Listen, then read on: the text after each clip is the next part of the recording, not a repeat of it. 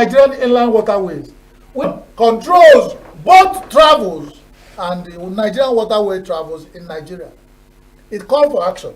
Because if we are talking about the next day, you have another report and it will fade. People will mourn for 2 minutes. In Nigeria now, people don't mourn anybody for more than 1 minute. It's like, hey, may so rest in perfect. Even when they say, let's give the dead a minute silence, some people will not have enough, that patience to give a dead man in Nigeria. So, life of people in Nigeria has become useless. These are another number of people that have wasted.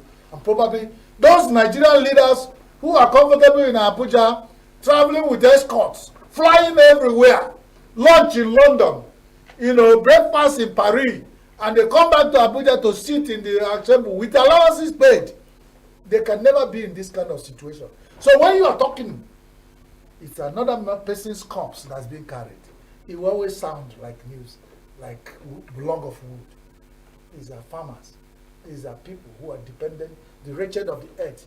Imagine what it's doing. And Nigeria will losing the wretched of the earth, people who are even trying to produce this food. When the thing accumulates, we still find Ewa and Abadu to buy. Yeah. But when they keep dying, if it's not by insecurity, it's by mishaps, it's by flooding, it's by nobody. The people in Abuja are not counting it as anything. They will just know, sorry, and they pass on. How many times have you had anybody moving in National Assembly, in the Senate and Federal House of Reps on issues like this? Let there be regulation. If you buy boat, let nobody load more than the capacity. Even if it's local canoe that they load and they put engine on it, there must be a body that is satisfying how it moves and the way. Some kind of regulation. Even if those regulatory bodies eventually become corrupt, subsumed, but at least when issues come up, they say there is a regulatory body. But in Nigeria now, so many boat mishaps, but we have never had that the regulatory body of our transport is done in Nigerian inland waterway. I don't know what statute that established them. But when you say you are traveling by boat, you cannot escape the regulation of Nigerian inland waterways. And they will even tell you the areas that have been dislocated. Some people, they say they have made some parts in River Niger where the boats with such weight can pass. Because if you are traveling and then suddenly the panel, the roller that moves the boat goes stuck in sand, the thing will somersault and people will die. So, Chris, I know once you start doing your mouth like yes. this, I know. So no problem. It's okay. I'm happy for the much we have done today. So, as you have watched us today, happy independent Nigeria. Uche and Lilia were saying they are coming out of the euphoria of independence, and they still say today we'll continue with the drops. Yes. Happy independent Nigeria, and for the lovers of Nigeria across the world, and for all of you that have joined us on Signet TV this morning, we say may God bless you, may God bless my little angels, bless all of you who have watched across the world, and Nigerians particularly. But remember, that God's blessing are for those who deserve to be blessed. We are learning your pay offline. Of course. All right, Chris Maduka, we are always delighted to have you in the studio. And we have come to the end of our newspaper headlines and reviews. Stay with us. We'll bring you update from our Abia correspondent concerning the celebration of Nigeria at 65. Stay with us.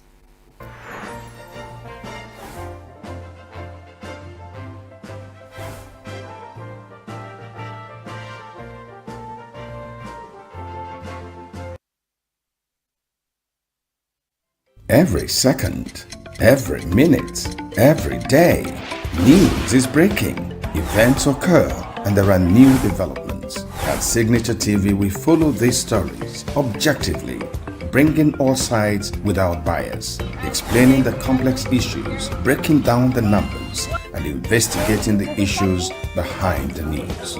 Anywhere and everywhere, near or far, wherever the news is, we will be there. Signature TV. News in your pocket.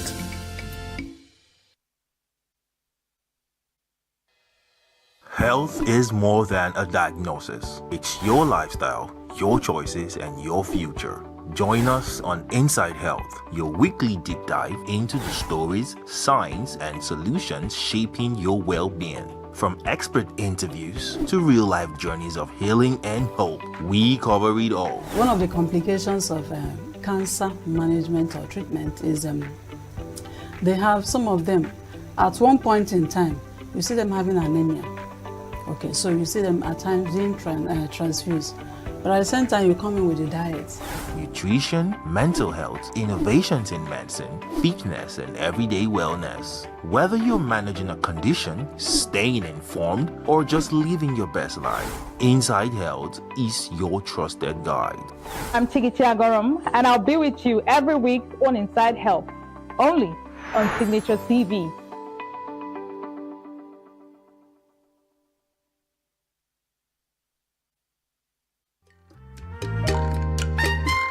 The way we see the world shapes the way we change it. Gender isn't just a checkbox, it's a lens, one that helps us understand the world more deeply and act more fairly. Gender Perspectives, a program for those ready to see more, do more, and be more. Designed to challenge assumptions, ignite conversations, and build inclusive solutions across every sector of society. We are not, fighting the men. We are not saying we are equal in terms of rights. We're only asking they should recognize our existence. Join us on Gender Perspectives, showing every Saturday by 4 p.m. Repeat every Wednesdays by 5 p.m. and Thursdays by 3 p.m. Change begins with perspective. Let's widen yours.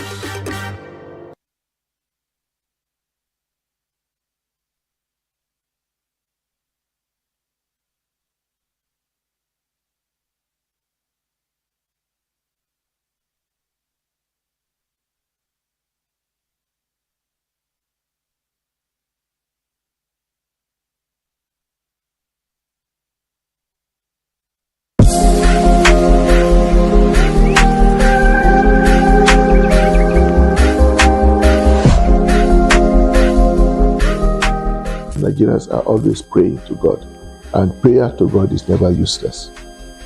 And that as Nigerians keep praying that God will save us from chaos, anarchy, and doom, it will happen. And how it will happen, maybe that's when we will see the hand of God. It can happen with a military coup, but it can also happen with a civilian ruler who suddenly turns things around, decides to turn things around. We shall see.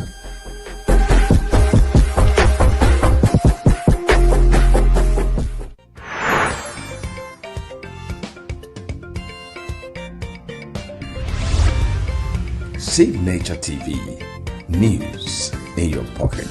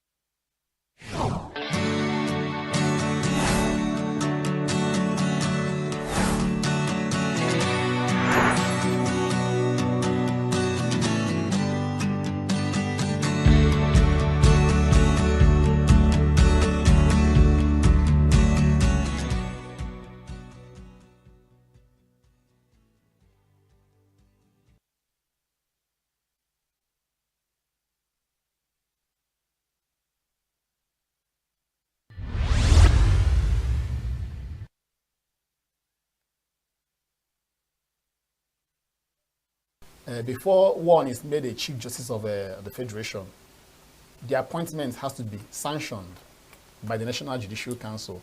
And for that to be done, the person has to be deemed to be qualified to occupy that position. For instance, there is a particular number of years, because in as much as it is conventional for the Chief Justice of the Federation to be appointed from the serving Justice of the Supreme Court, there is no law that also prohibits the president from even going outside the confines of the Justice of the Supreme Court to appoint a practicing lawyer. For instance, a practicing lawyer who has practiced law for at least up to 10 years in the country is also qualified to be a judge, in which case the president can go outside, the shores of the already existing Justice of the Supreme Court to appoint. So if, for instance, the person you are trying to put forward is not qualified constitutionally to occupy that particular position, then that would be a ground upon which the Senate will say no, that you have forwarded this person's name for us to give our stamp of approval, but we will not do that. Secondly, prima facie, the candidate may be qualified, but there may be an allegation, a very fundamental allegation against that person. Let's say allegation bordering on corruption.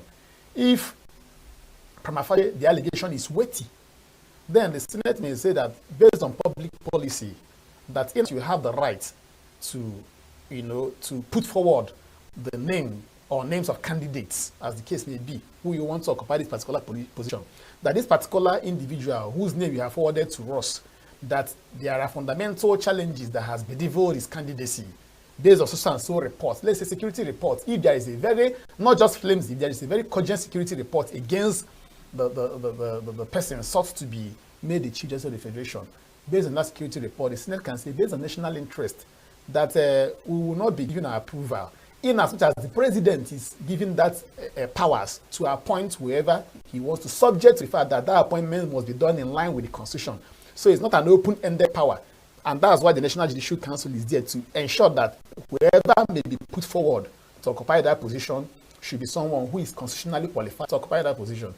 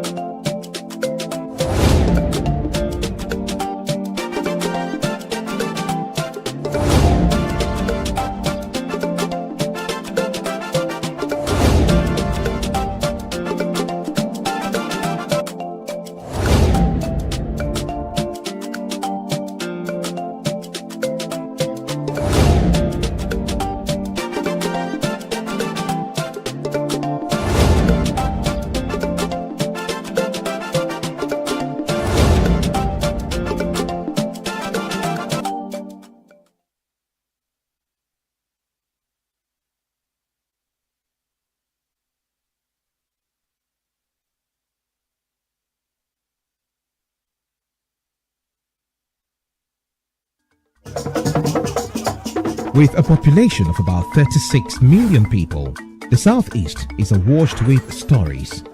Every day on Southeast News, we tell the peculiar story of the Southeast and her people. Our Southeast should be the Silicon Valley of Nigeria. Their successes, achievements, and daily challenges. Do you have a Southeast story to share? Community achievements and challenges, completed and uncompleted projects, bad roads, water scarcity, erosion, flooding, insecurity, or even disagreements? Bring it on to Southeast News. On Southeast News, no story is too big or too small. Southeast News. Let's tell our story.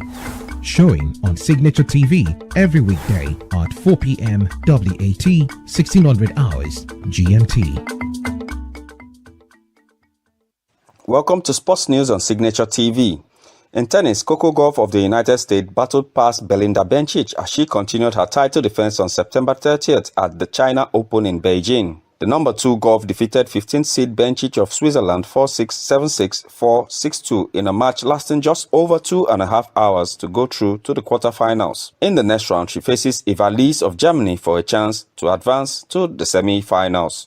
In football, Victor Osimhen scored an early penalty as Galatasaray beat an error-prone Liverpool, who lost goalkeeper Alisson and striker Hugo Ekitike to injury 1-0 in a Rakos Champions League clash in Istanbul on September 30th. The Max Nigerian striker blasted the ball past the diving Alisson when he stepped up in the 16th minute after Baris Alpha Yilmaz went down on being swiped in the face by Dominic Szoboszlai. Liverpool made 3 changes to the lineup that suffered the first league defeat of the season by Crystal Palace at the weekend, with Mohamed Salah on the bench along with record signing Alexander Isak. Both came in the 62nd minute when Liverpool made a triple substitution, with Salah replacing starter Jeremy Frimpong on the right wing after Alisson had gone off injured and was replaced by Giorgio Mamadashvili in the 56th minute. Kylian Mbappe scored a hat-trick as Real Madrid cruised to a 5-0 victory over Champions League debutants Kairat Almaty on September the 30th. Fresh from a 5-2 loss to Atletico Madrid in La Liga, Xabi Alonso's side responded emphatically in Kazakhstan, with Mbappe leading the charge. The French forward opened the scoring in the 25th minute from the penalty spot and doubled their lead from a quick counter early in the second half. Mbappe completed his hat-trick in the 73rd minute with a stunning effort from the edge of the box, with Eduardo Camavinga heading in Real's 4th goal. Brahim Diaz added the 5th in the stoppage time, pouncing on a loose ball inside the area. Al Ittihad suffered a second straight defeat in the Asian Champions League Elite on September the 30th when Iranian midfielder Saeed Ezzatullahi scored to earn Shabab Al Ali a 1-0 win over the struggling Saudi Pro League champions in Jeddah. The loss for a side featuring Karim Benzema, N'Golo Kante and Fabinho came with the interim boss Hassan Khalifa in charge after Laurent Blanc had been fired following Friday's loss to Cristiano Ronaldo's Al Nassr in the domestic league. Ezzatullahi netted the game's only goal 5 minutes before halftime when he emerged at the far post to nodding Federico Catabia's corner from the right. The result leaves Al Ittihad in the 11th place in the 12-team West Asian League phase standings after 2 matches, with the first 8 finishers qualifying for matches knockout rounds. And that's a wrap of sports news on Signature TV. I am Raymond Ken Mbata.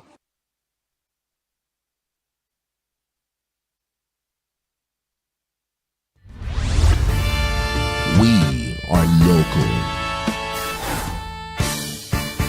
International communities observing just finished the game. Why the main market is in chaos.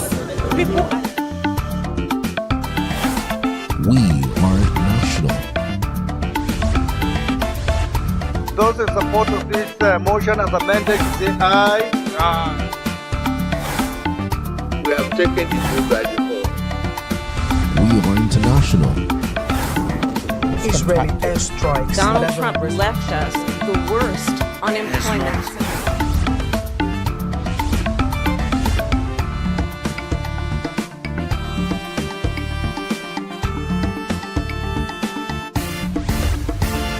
Signature TV, news in your pocket.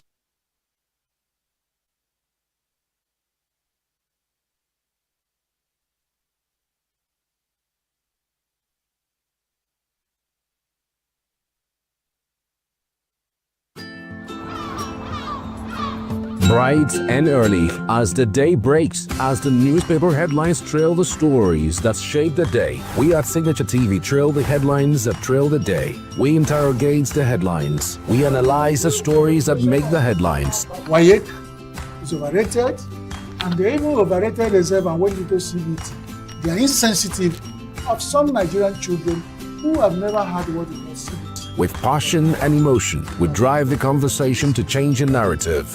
Let nobody be deceived by Nigerian high level of performing in agriculture export. We are still where we are. Newspaper review on Signature TV every morning on Signature Morning, weekdays, and Signature New Day, weekends. Newspaper review on Signature TV. We do not just review the headlines, we make the headlines relevant to our daily lives.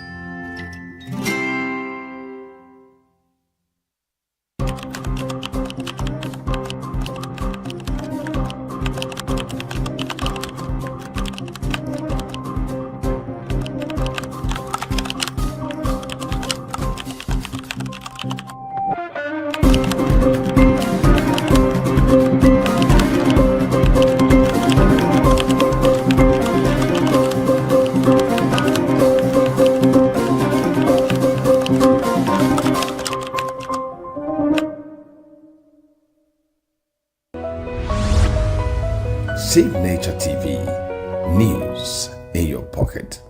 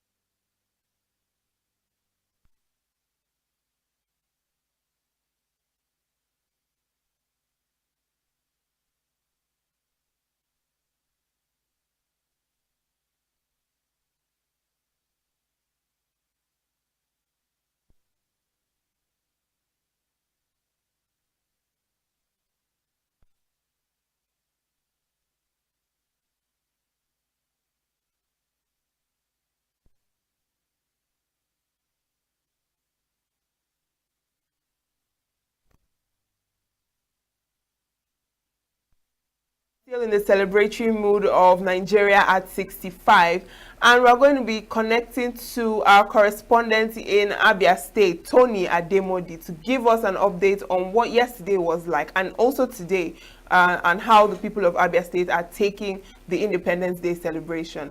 Good morning, Tony. How are you doing? Well, good morning, and feels good to be with you guys on the Signature Morning Show today. Good morning. Good morning. So tell us, how was yesterday like in Abia State? What was the celebratory mood like? How did people see the Independence Day celebration? Well, it's Nigeria 65. A whole lot of Abians, are reacting. It's been a mixed reactions from Abians as Nigeria celebrated its 65th independence anniversary yesterday. A whole lot of people still feel that the country hasn't really progressed in the last 65 years. Majority of the people I spoke with, I did say that they expected so much from a country that is 65 years, especially in so many sectors like the issue of insecurity. They did talk about how the country is passing through insecurity issues right now, especially in the southeast region, which Abia State is also part of. A whole lot has been happening as far as insecurity is concerned in this region. A whole lot of people also did talk about the issue of inflation within the southeast region and the country at large. Listening to the president's speech, yesterday, where he did say that he's trying to build a Nigeria that will have a great future.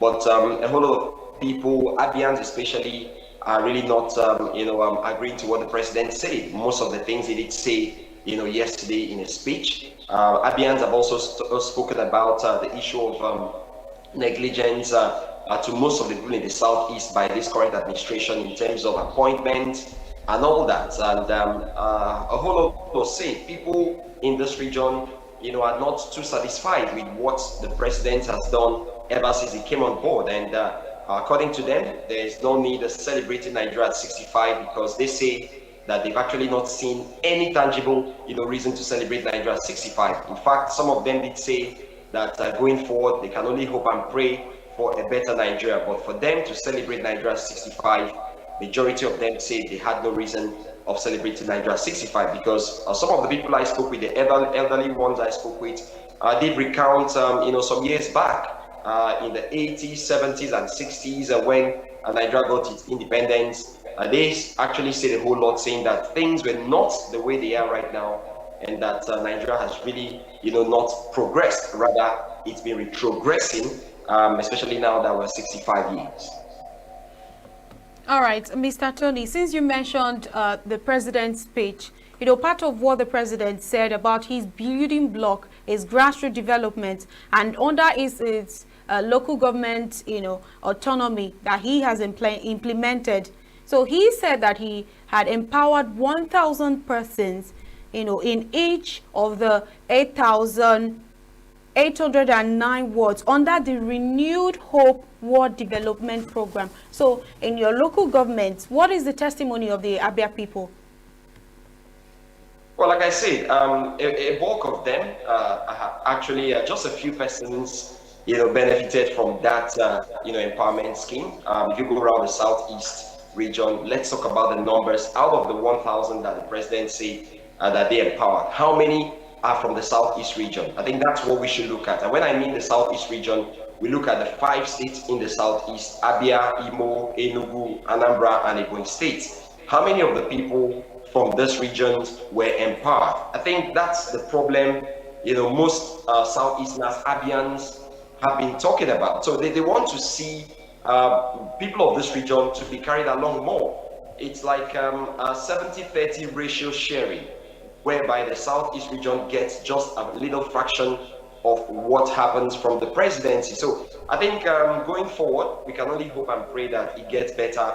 But then the truth is, most Abians, and I'm sure most Southeasterners, you know, would definitely tell you that they are not really happy with what, you know, the presidency is doing in terms of what happens in the Southeast region. Let's take a look at some sectors in the Southeast region. Now look at the federal roads that we have in the Southeast region. How many of them are in good conditions?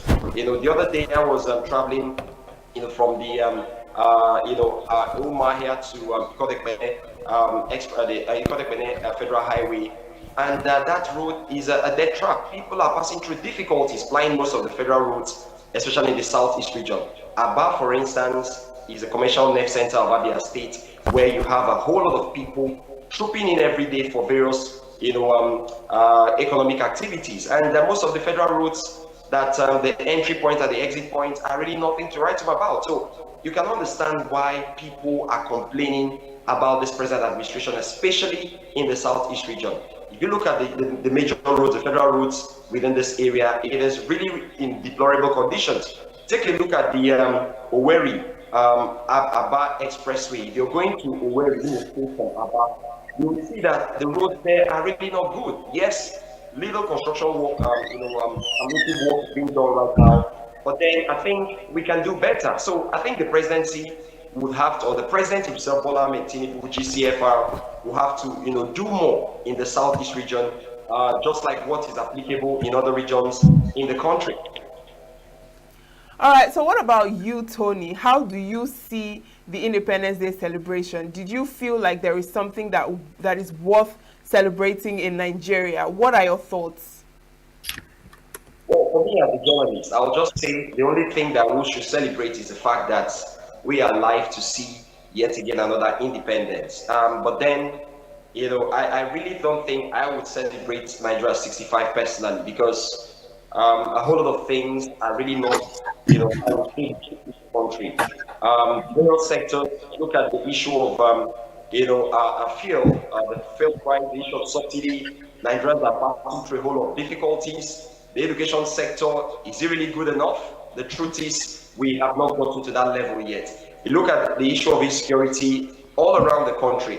Just before now, we used to talk about insecurity in the northern region of the country, but today there is insecurity everywhere in this country. Southeast, the south-south, the southwest, and other parts of the country are facing insecurity. You talk about electricity. Is it very okay in Nigeria? Can we boast of 24 hours electricity in Nigeria?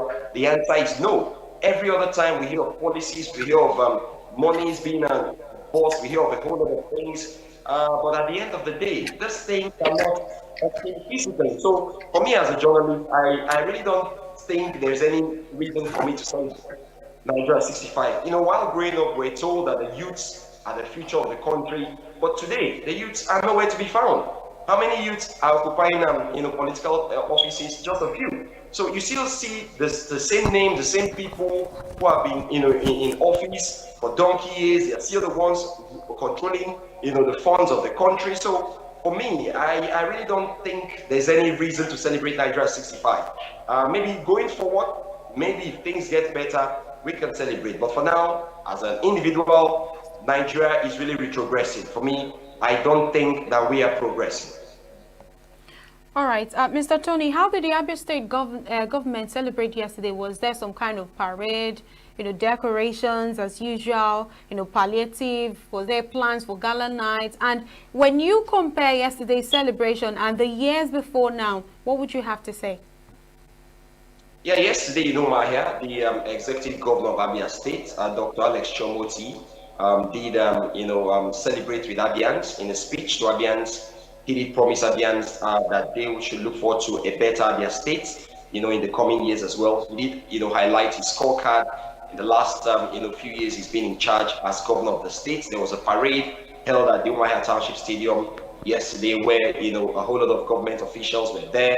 The various ministries were represented as well, school unions as well, market groups, a lot of people came, to celebrate with the governor and people of Abia State yesterday. The government of Abia State is assuring Abians all over the world that they may not have been where they want to be, but the governor actually stated that clearly that Abia State is no longer where it used to be before. That going forward, that he's promised Abians that Abia will keep getting better and better. And also he used that opportunity as well to remind Abians and to remind them as well that the president, Bola Ahmed Tinubu, will be visiting Abia State tomorrow to commission a couple of roads, in the state. So I think Abia has moved forward a little bit. People are talking about Abia State today because of the good works the governor is doing.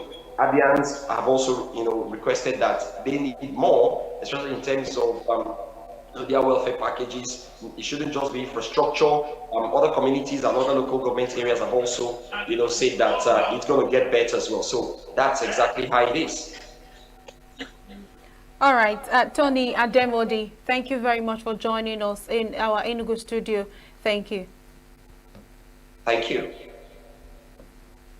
All right, that is where we come to an end to that conversation with our Abia State correspondent giving us update on Nigeria at 65.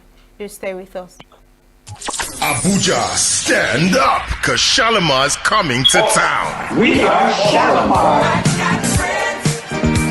We will be performing all of our hit songs at our show at the International Conference Center in Abuja on October 4th. Powered by Classic FM, the station that plays every song you know. Make that move right now, baby.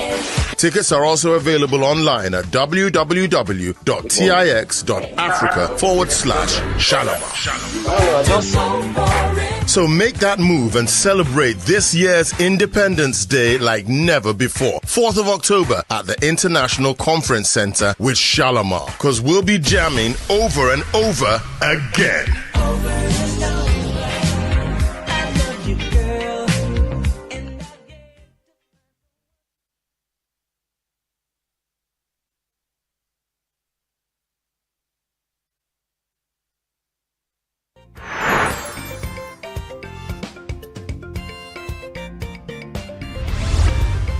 Signature TV, news in your pocket.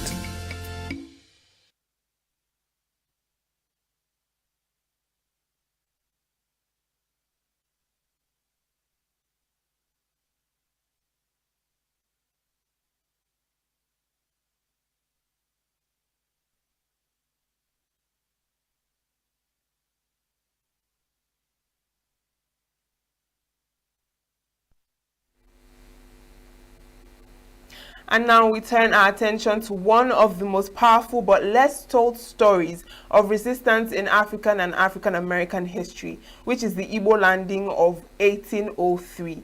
Now we're going to be looking at Igbo landing, revisiting diasporic heritage of Gulagichi ancestors of Georgia, USA, with Ifeanyi Igwebike Mbanefo. He is a veteran journalist and a digital innovator.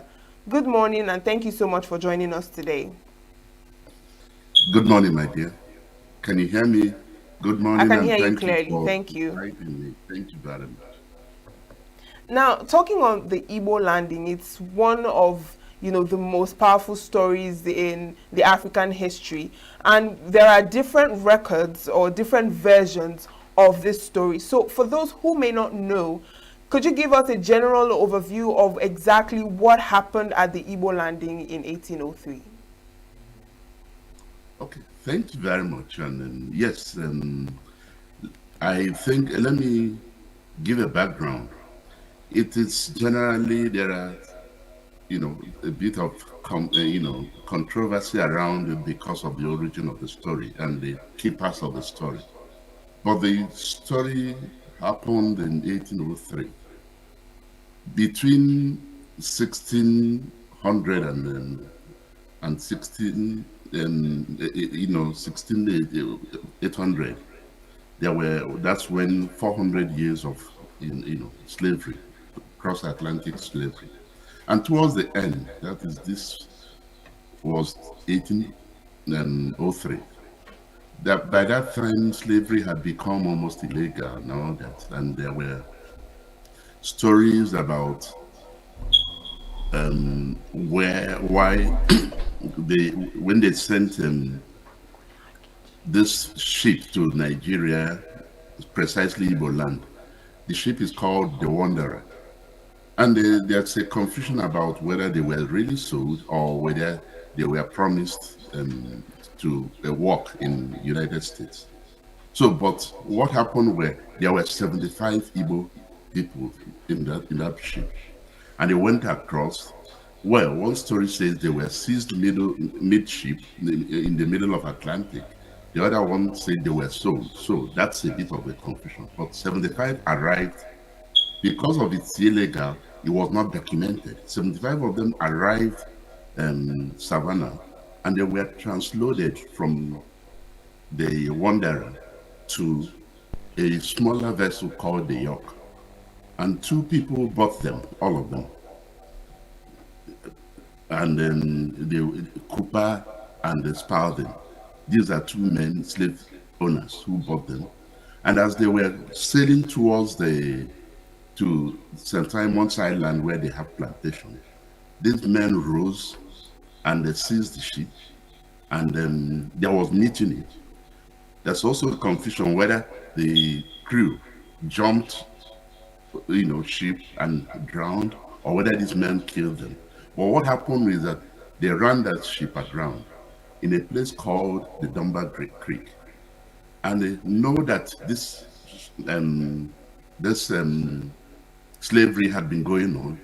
And as 1811, the owner of that plantation where this happened, called P.S. Butler, had 638 slaves already. So these were witnesses.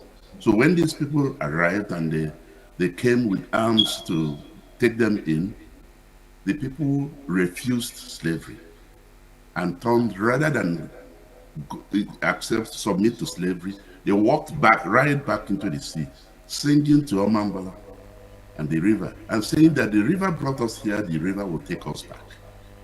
So, of course, some of them were rescued, but they drowned. And they were rescued. So, how, for 200 years, the white owners of this slaves Mr. Mbanefo, if you can hear me clearly, I apologize for interrupting your thought flow. Right. But we'll go on a quick break, and when we return, we'll continue the conversation. Please do stay with us. All right, thank you. Get plugged into the heartbeat of entertainment on The Hub, your ultimate show on eVibes. From trending stories and social media drama to top charting music, must-watch movies and exciting moments from the world of arts, we've got it all. Join us for unmissable conversations with your favorite entertainment personalities, plus fun segments every week. So I should try harder, so... Okay, I don't know that one. Outfit of the day. Oh, I don't do that. That's some Gen Z stuff. Oh, now you say it's a Gen Z stuff. It's everything you love about entertainment, served fresh every week at 1 p.m. with weekend repeats just in case you missed it. The Hub's on eVibes, where the vibes never stop. Only on Signature TV.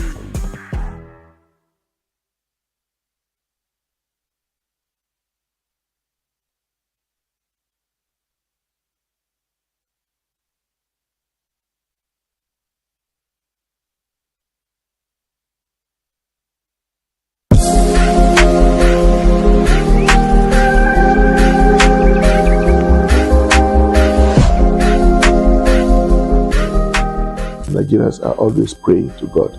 And prayer to God is never useless. And that as Nigerians keep praying that God will save us from chaos, anarchy, and doom, it will happen. And how it will happen, maybe that's when we will see the hand of God. It can happen with a military coup, but it can also happen with a civilian ruler who suddenly turns things around, decides to turn things around. We shall see.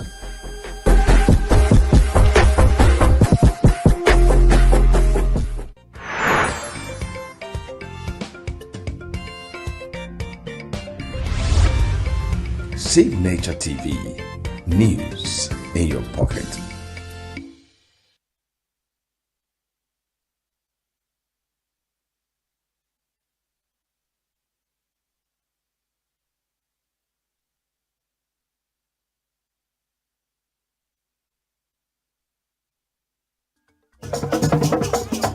With a population of about 36 million people, the Southeast is awash with stories. Every day on Southeast News, we tell the peculiar story of the Southeast and her people. Our Southeast should be the Silicon Valley of Nigeria. Their successes, achievements, and daily challenges. Do you have a Southeast story to share? Community achievements and challenges, completed and uncompleted projects, bad roads, water scarcity, erosion, flooding, insecurity, or even disagreements? Bring it on to Southeast News. On Southeast News, no story is too big or too small. Southeast News. Let's tell our story. Showing on Signature TV every weekday at 4 p.m. WAT, 1600 hours GMT.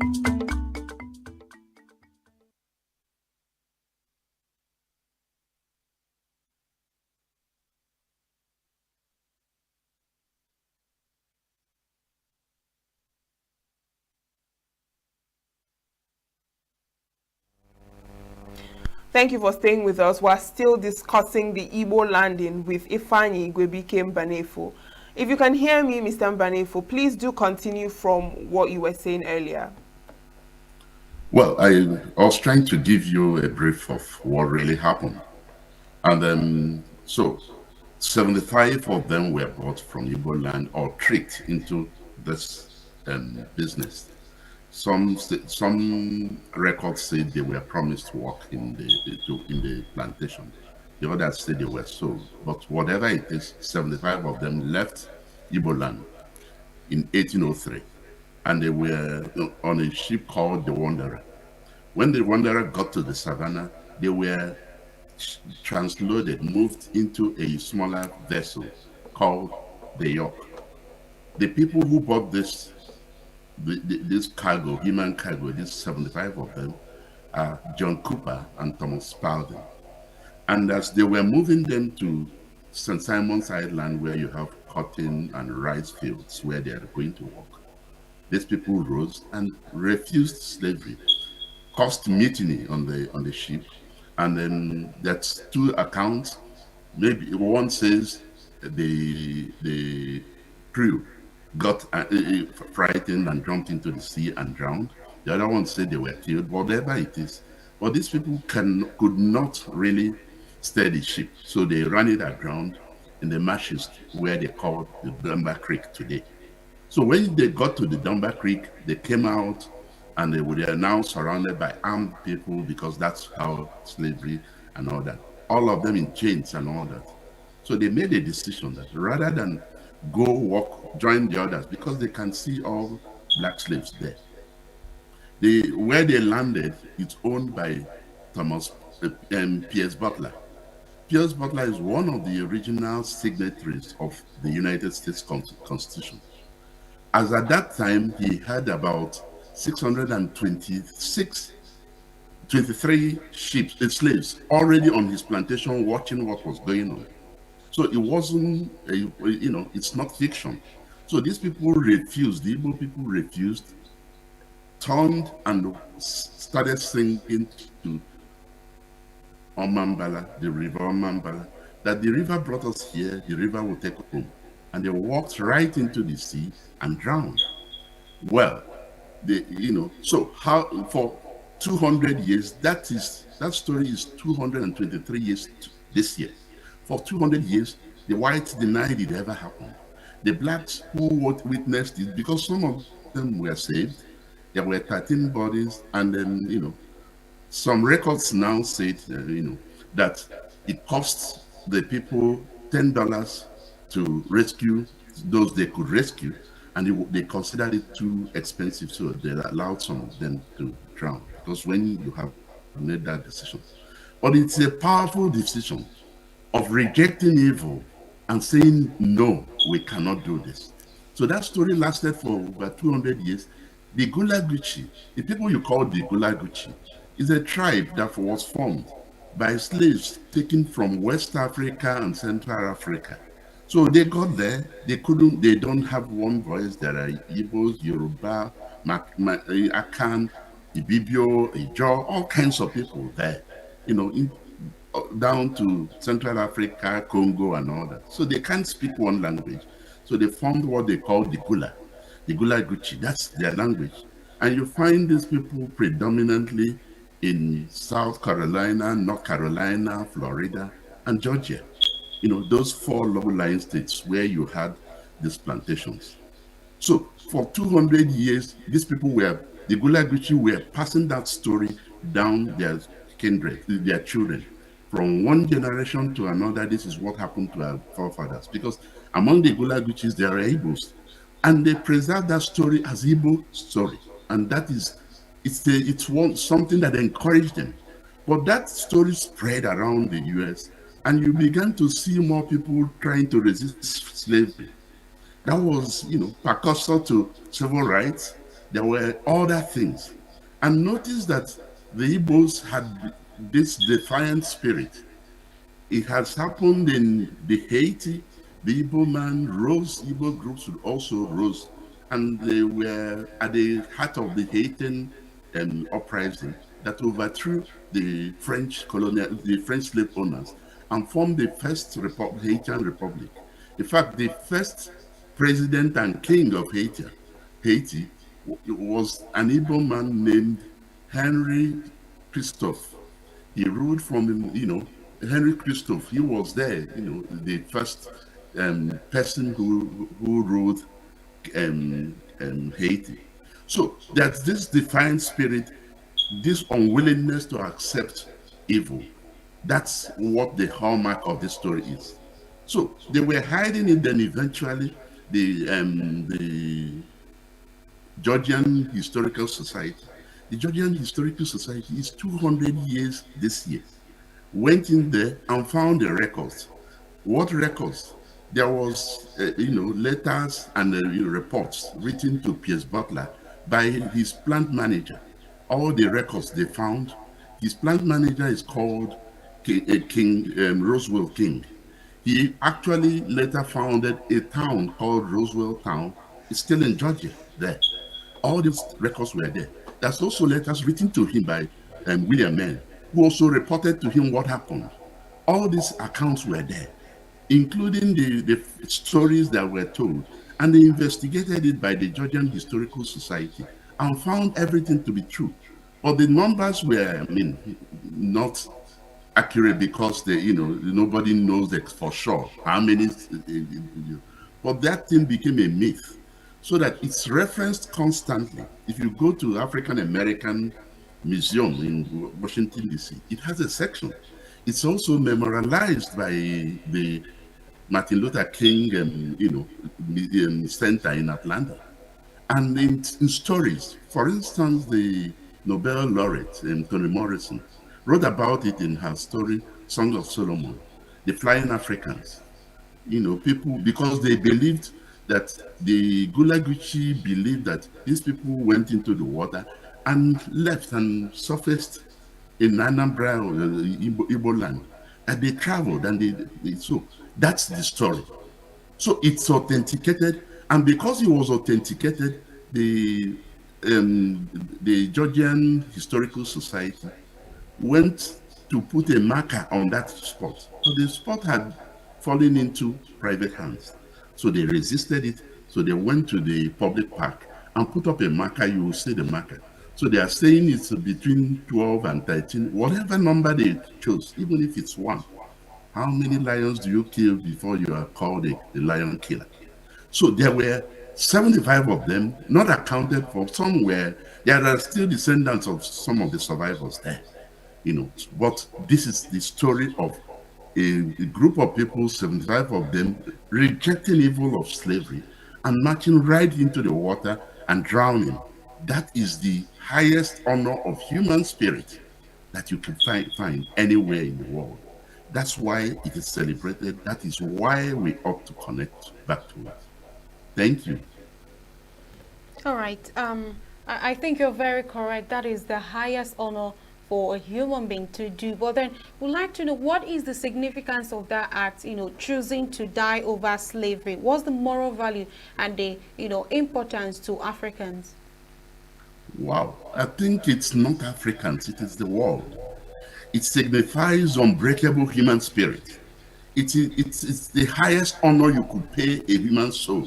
When a human soul defies evil, it doesn't matter, he's not waiting to fight it. He knew that this thing outnumbered him. They had no guns, they were in chains, but he refused to submit his spirit to this. He said, this is evil, I will not submit to evil. That is the highest honor you could pay a human soul anywhere in the world. That is the significance. And it's also because it happened, it sparked the spirit of resistance. This is the precursor, this is the catalyst to civil rights movements in America.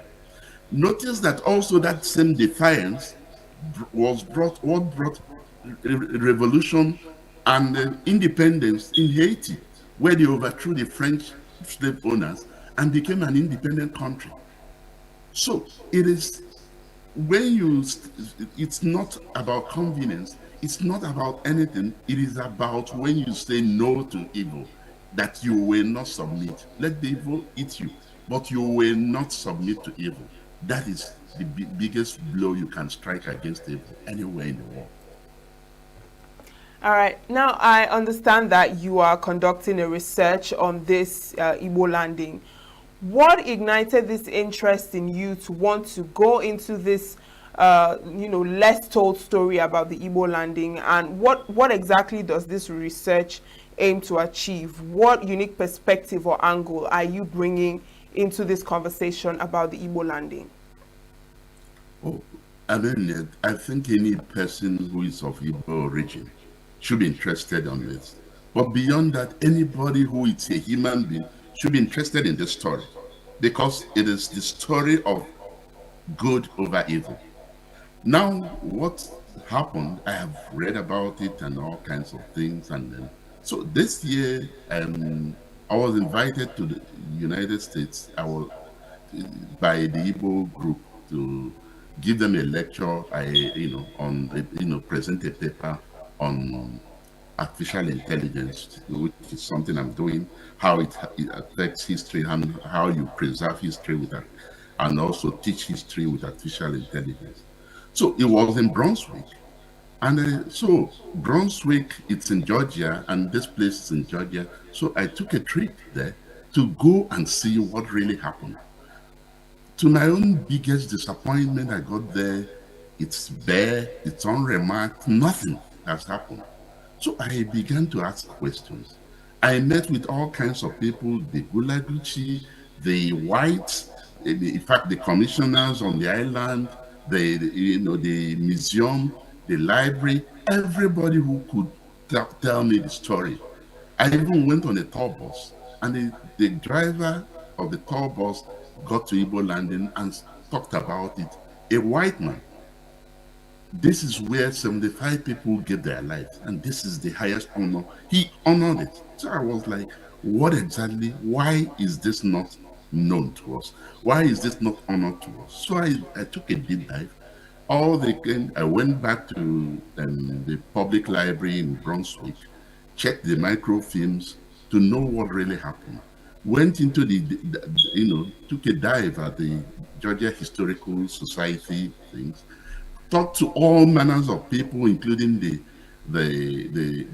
museum. In the museum, there's a poster there in the museum that captured when Dr. Ikedife, Dozie Ikedife, who was Ohanese president, visited the island 2017. And they all sat down there and poured libation and talked about it. There were also somebody, Chukwuemeka Onyesu. They have these photos there of Igbos coming to pay homage. But we all go there and we leave not honoring this, because who are we waiting to bury our fathers? Who are we waiting to bury our ancestors? Not honoring them, it's another selling them away, giving them away for slavery. And I thought it touched me. So I began to make appeal. I wrote letters, and I got all those facts stated. But there are facts you can't get. Because the ship that brought them was illegal, you couldn't find the manifest and all that, but it's all stated in the letters, who the contract, how they were bought and all that. Those facts are known, and how they were transshipped and how this happened. Now I've written the governors of Southeast. I thought we need to mark it, because these are our ancestors. We need to have some memorialization of that site. I spoke with the Gulagichi.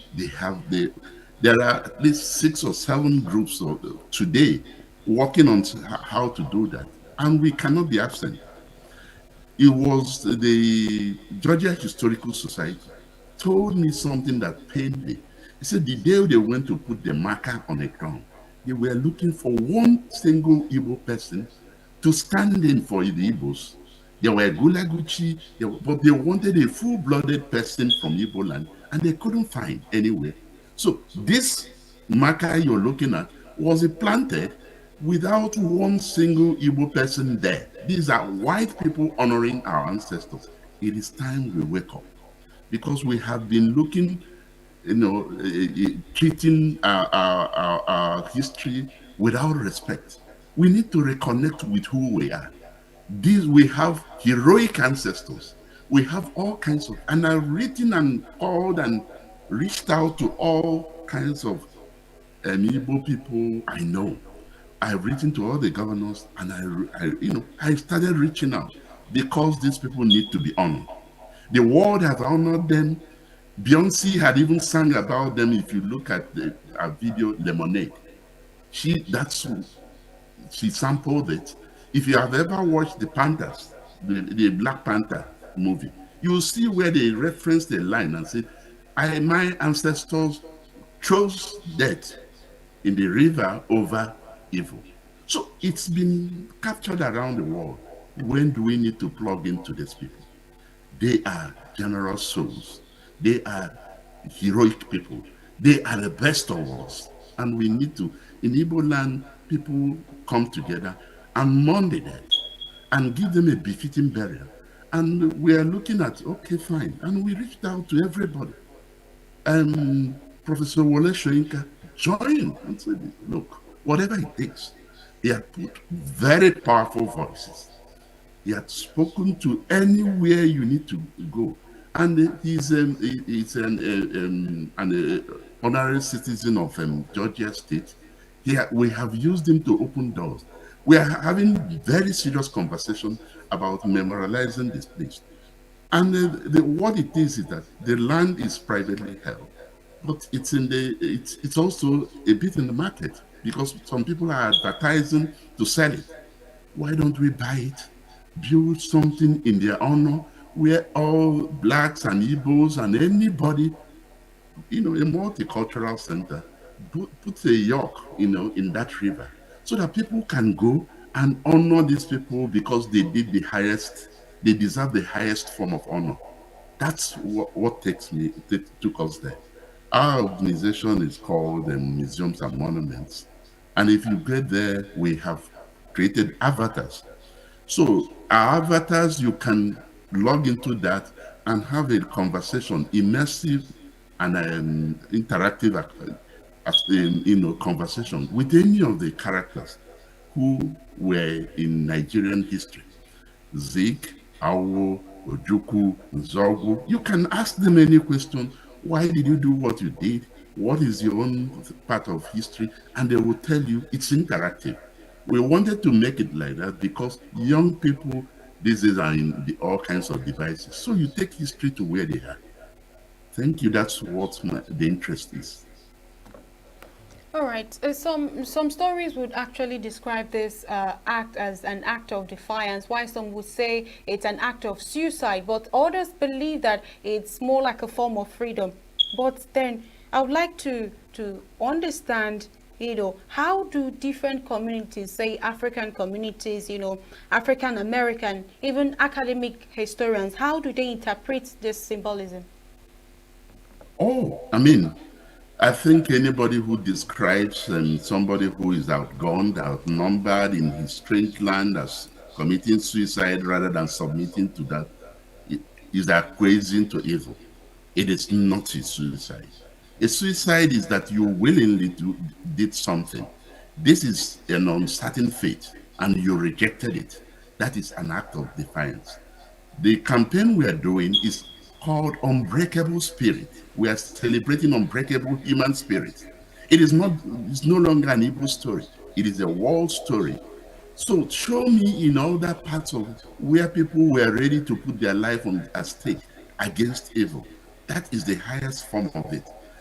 Suicide does not arise.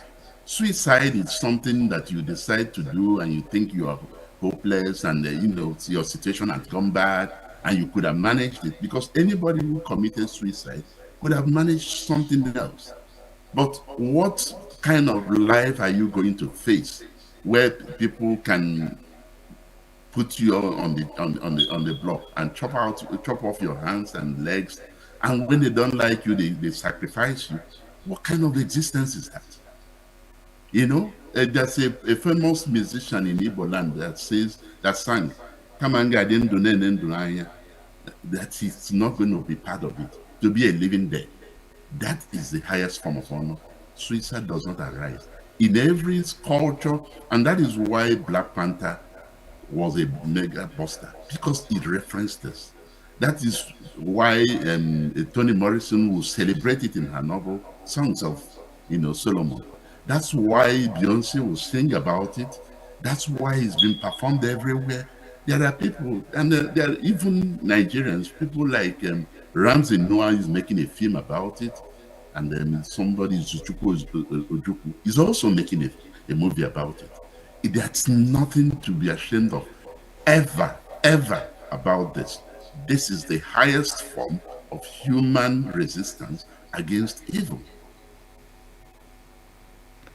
Now, just like you mentioned, the Gulagichi oral tradition preserved this memory, the memory of this event. And, most of the things that occurred at that time seem to have one or two things with the Igbo cosmology. Some people refer to this story as a myth, and some of the things, just like you mentioned, something about the water bringing them and the water will take them home, as well as some other things that highlight the Igbo worldview. You also mentioned that choosing death over enslavement resonates with African philosophies and of dignity and the likes. So I would like you to tell us, how do you think that this story of the Igbo landing identifies with Igbo mythology and cosmology, and what role does it play? Oh no, it's obvious. If you take Nigerian history, let's start from Nigeria. The colonizers came, and because of the feudal nature of the north, when they got the emir, they got the north. When they got the Oba and some of that, they got many parts of the southwest. It is in Igbo land that they fought in every village because of that resistance. They don't give up, because they saw colonialism as evil, and they fought it. And that is why the whites never loved the Igbos. And that is also one of the things that affected the Igbos while, when they were trying to do the independence.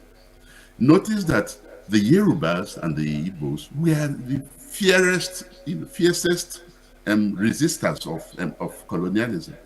And that is why South were punished and power handed over to the North. Because these are the people who rejected it. Who started all this? Saimodu, Michael Imodu, Nnamdi Azikiwe, and Herbert Macaulay. You will see everybody who resisted it. People do not acquiesce to evil in Igbo land. And that is why it's difficult to keep them, quiet. That is why you see them fight a civil war against Nigeria. That is why you still till today the robustness of resistance in their clan, in everywhere, against whatever they think it's not right.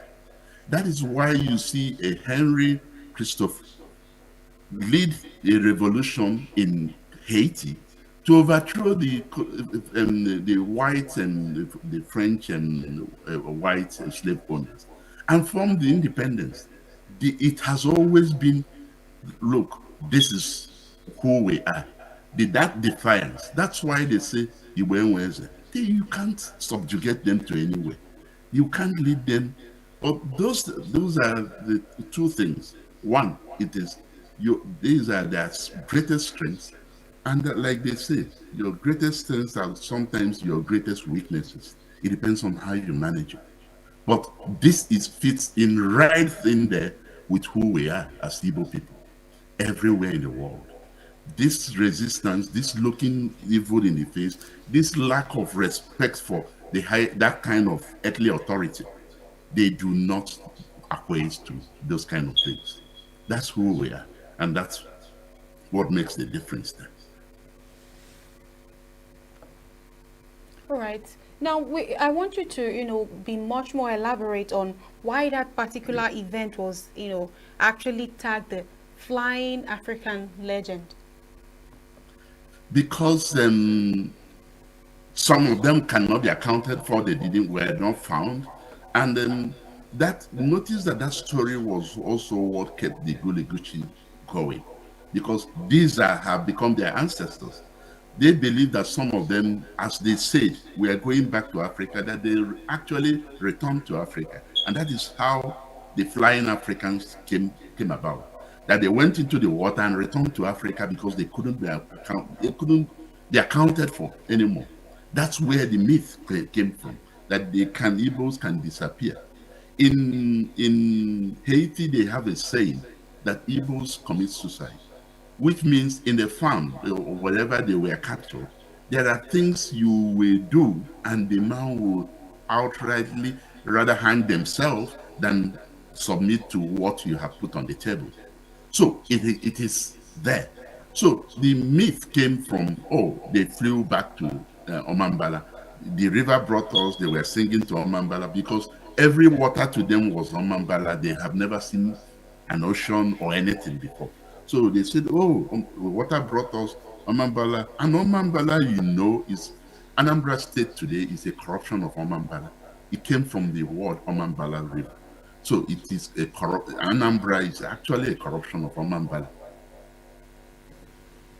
All right, like you said, you just mentioned about the Omambara, but then there is a claim that there are, spiritual things that are tied to that single act. People, in diaspora or even in Nigeria, some say that there are spirits there, and when people go close to that particular river, that they hear voices, things come up, that even spirits are moving there. So I would like you to be much more, to tell us the spiritual connotations or the spiritual interpretation of what went down there. Look, it's beyond human comprehension that 75 people will hold hands and walk into the river and drown.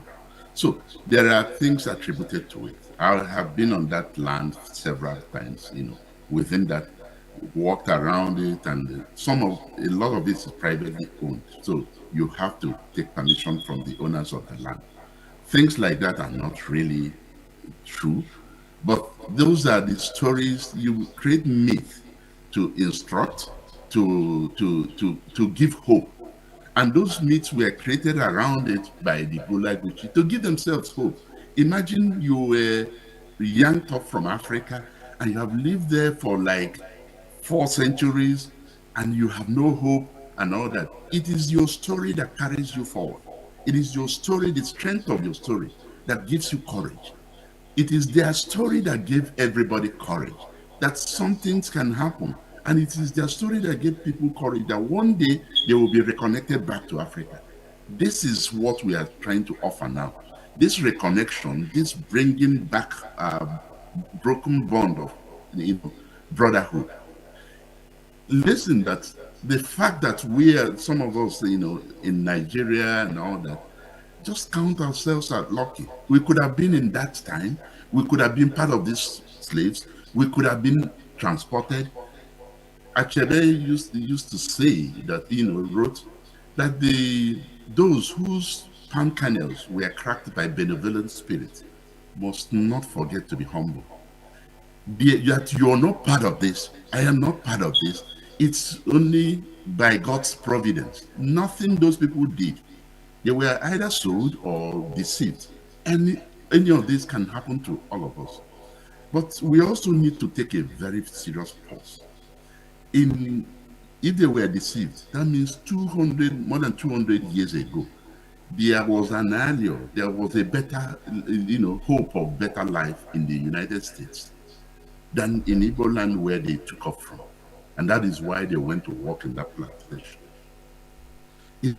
Imagine 200 years after, precisely 223 years after, if you bring a ship to Igbo land or to Lagos or any of those seaports and say, people, if you want to go to United States without a visa, without payment, enter the ship. I can bet you that ship will sink right there with human cargo because everybody wants to escape. Does that give you a pause? At 200 years after, we are still where we were. We haven't improved ourselves. The things are getting worse. When are we going to do things and begin to pay attention to who we are? Have we betrayed our race? It is time to take a pause. This story asks you to take a pause. That your ancestors moved from here to there for a better life, and today you are seeking the same journey for a better life. How long, when will you reverse this thing? If we have done better in 400 years, probably we reverse the trend and the Americans want to come to Nigeria. It's not going to happen soon. So we need to sit down, all these things. And also we need to connect back to our history. One of the biggest, shame we have in Nigeria is that every government, every regime, every governor that comes on board thinks history starts with him. Nobody connects with yesterday. I am from Anambra. Badiniju left, Ngige came, as if Anambra started on the day Ngige came. Ngige left, Peter Obi talks, it looks like Anambra started from the day Peter Obi came. Peter Obi moved. Obiano started talking as if Anambra, everybody starts afresh. So we have spent 65 years of nationhood laying foundation. When are we going to build on this? Everybody's gone. But we have heroes. We have had heroes. People like Louis Ojukwu, people like Michael Opara, who sat down and said, everybody sit down. And they designed a model, an economic model for the Eastern region, which gave it the fastest growing economy in the world. We have great men.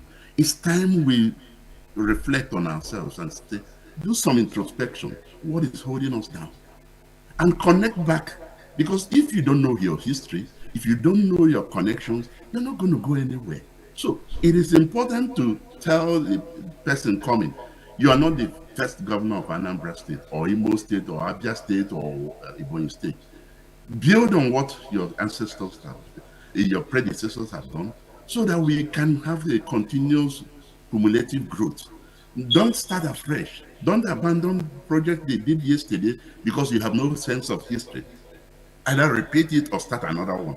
No, it is time we connect. Does it not bother you that another slave from Igbo land was captured in Amiibo and sold to Bonny, and he rose and fought the Amanaba of Bonny, and eventually went and created Opobo? And we say Opobo, we don't make the connection. He's the that's Kenjaja of Opobo. He's an Igbo man from Amiibo who created Opobo. Today they say Opobo is an Ijo town. Nobody mentions the progenitor, the man who created it. How does it happen that an Igbo man creates a town and it becomes an Ijo town? Or why is the connection frayed? No, because this, you go to Amiibo, you go to his father's house. That's the kind of history we have hanging everywhere, hanging loose. We don't pay attention. You cannot start the world afresh. You must connect the connections, bring it together, and make it holistic so that your children will know where you're coming from and where you're going. Achebe says, if you don't know where the rain started beating you, you will not know where your body got dry. But most powerfully, Professor Shoyinka said, the man dies in awe who keep quiet keep silent in the face of tyranny. It doesn't matter whether the tyranny is his own or your own or everybody's own. Tyranny is tyranny, and people should speak up. That is why he's one of Africa's greatest living human beings. It's very interesting. We need to do that.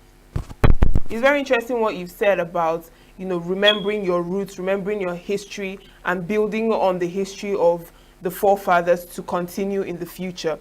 Now, you've met the Gulagichi people, and you've interacted with them, and just like you mentioned earlier, they are descendants of the Africans and the Igbo people who were part of that incident that happened back in 1803. Elements of language and food and music and spirituality, I believe the Gulagichi people still carry these Igbo and West African influences in what they do in their daily lives. So could you highlight some of the specific cultural practices among the Gulagichi that may have roots in Igbo tradition? Oh, the food, the music. I mean, they play the same instruments we play. Their worship, for those who do traditional belief, they believe in our gods.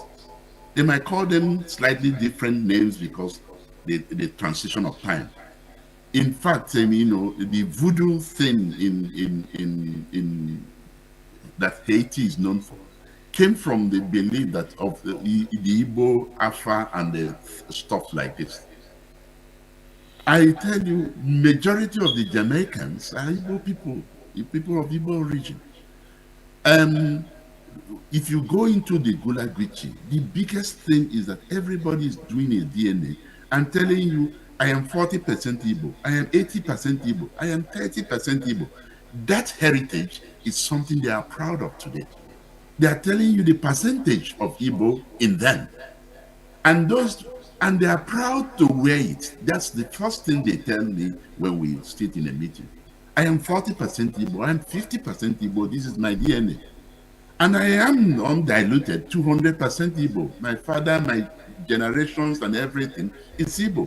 And I haven't got the same sense of pride, which is a shame that they have, the same level of patriotism, the same thing. And they are looking forward to this connection with Africa. In fact, the Sierra Leonean group, we got all the manifest of the chiefs. I can give you the website. It's all published in the website. But for people who were people in those chiefs and all that, it's available from the historical society. But who cares about them in Igbo land? Yet we contributed in transatlantic slave trade. The Bight of Biafra, now known as Bight of Bonny, contributed 15% of the slaves, and they, that were shipped to Americas. And over the 400 years, the estimates are about 10 million people shipped. So you know the enormity, and most of them that left from Bight of Bonny or Bight of Biafra, whatever you choose to call it, are Igbos, are Akans, are Ibibios, are Ijos. It's a cosmopolitan thing, you know that, and all of us are involved. But you go to America, you go to Gulaguchi, and people are telling you proudly, wearing it, I am 10% Igbo, I am 50% Igbo. It is mind-blowing. All right. Do you think that the act, at the Igbo landing actually has a message for Nigerians today, particularly, looking at what is happening in the country, the hardship, the hunger, the insecurity, but then particularly in relations to unity, resistance, and cultural pride, what message does it have for us? I mean, it's that's a popular saying in Igbo land that Onya Turinu Kaware Barulu. When you see the highest form of example and you do not want it. For instance, I mean, the young people have resisted, done answers, done all kinds of things, and our political leaders are living in affluence, and they don't have a shop anywhere. They don't have any business anywhere apart from our common business. They are living in affluence, and people are kowtowing to them in the churches, in public spaces. Have you ever attended an Igbo or a Nigerian event? It takes 30 minutes to introduce one soul who had never done anything in his life anywhere, who you can't. And that is why everybody who thinks he has become somebody in Igbo land walks around with a mopo, walks around with army following him, because that is the only thing that he needs to make himself feel important.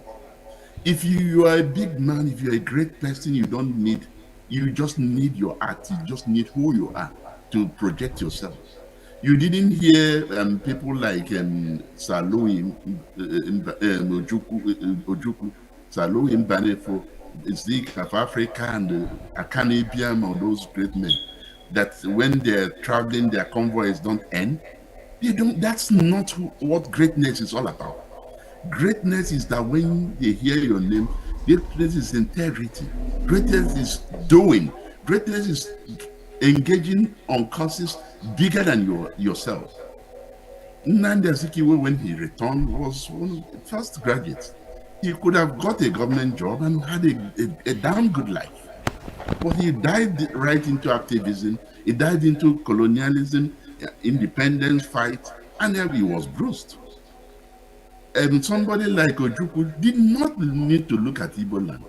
He was one of the richest in Africa, Salou Ojukwu. But he came, went to the United States, brought Atodi Leto, and groomed young economists, and created that robust economy. And those young economists that worked with Atodi Leto, you can find them, people like Uku Ayoko, people like Dr. Chuokongu and all that. Those were people groomed from that thing. Who have you made? Who became somebody because you existed? Whose life was better because you existed? It's not how many people you intimidate off the road. That's not greatness. Greatness is looking at this, and also greatness is saying, look, I don't have anything, but I do not acquiesce to this. That is the measure of greatness. That's the lessons we can take from this. Now, would you say that there are misconceptions or some things that are being misunderstood, or even some, false or not completely true information surrounding this event or this story about the Igbo landing that people need to understand and get right? I think remember that at some point, Nigeria even yanked history of our curriculum. That is how stupid the whole thing had become. Because you don't want to know your history. We are very uncomfortable with uncomfortable history. And that is what drives you. Have you ever seen an event or anything where people say, do a proper analysis, root cause analysis, look at it and learn a lesson and say never again? Because unless you look at an incident of something and say, yeah, look, we can't go this again, never again. But you have to understand what happened. Now, those who are pretending it didn't happen, it's their problem because their sons are going into slavery. Imagine you have children and they're all Americans and they're all Canadians and they're all UK people. You have Amagechigo, that's nobody who's going to come back. We are repeating the same thing. But if we understood it and understood what happened and understood that this happened because of ignorance on our own part, this happened because of the evils that existed in our society where people could sell people, we could have begun to see this, begun to re-educate ourselves, begun to rearm ourselves morally and say, not enough is enough. Notice that today in Igbo land, there are still places that they have Osu, they have slavery, Ohu, Osu, Ohu. It is an abomination. It is scandalous that the people who were actually sold are free in America, and people who were not sold are still walking around with stigmas. We should be ashamed of ourselves on those counts. And this is how we put the whole thing together. We have to come together, put our story together, and look at it. Asina Ijesiano Ubi, Chinata Jigi, Imanandega Banoba, Manandega Banal Eku. You know, when you harvest, you finish harvest of your yams, you now select the ones you keep in your barn, the ones that go to the kitchen. You must do an analysis, you must look at it and inspect it. What we are doing today, from here, I'm in Montreal. I connect to governorship fight and campaign in Anambra State, and I'm hot when people leave issues where we should and begin to discuss who sleeps with who or who has what certificate. Those things are nothing. It does nothing to anybody. If all of them have PhD, if all of them are professors and nothing has happened in Nigeria or in Anambra State, it's a shame because your knowledge was not working. I think it's time they pay attention to the issues we have and see where we can move. In Igbo land, the Southeast, we can become California, like California of Nigeria. You can become anything if you sit down and say, look, this is the problem, and this is the solution, and this is the pathway. It calls for reflection. We are too impulsive, we are too unreflective, and we do not pay attention to our history. And this is what our history is staring us in the face. Are we waiting for the world to also come and bury our ancestors? It is not good. If you can hear me, we want to apologize. This is where we'll have to cut you short on that conversation. Thank you very much. I appreciate my invitation. Bless you. Thank you very much. Bye. Now over to you, Uche. I really enjoy that conversation on the Igbo landing. It's very, interesting hearing about our history and, going in depth to actually understand what went on at that time. Did you enjoy the conversation? Yes, I did. Even the significance, the imperative, I was wowed. Yes, of course. Well, that is it for our morning show this morning. Thank you so much for staying with us, for starting your day with us. And make sure to keep watching as we have more packages coming your way. I am Uchenna Chimdi Oluoha. And I am Lilian Wale. Do stay with us.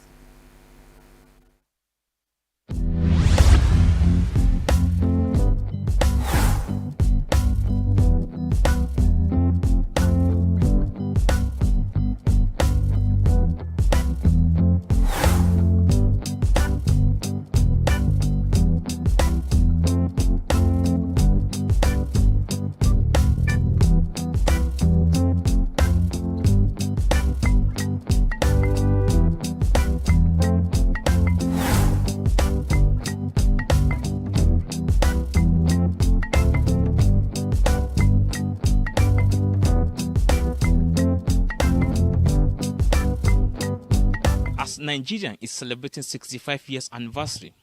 There is a saying by the Nigerian police that police is your friend, but how true is it? Today, we are on the street of Abuja to ask Nigerians, how can we ensure trust between the police and the Nigerian citizens? Actually, police is not our friend at all. Yeah, I have my reason for saying that.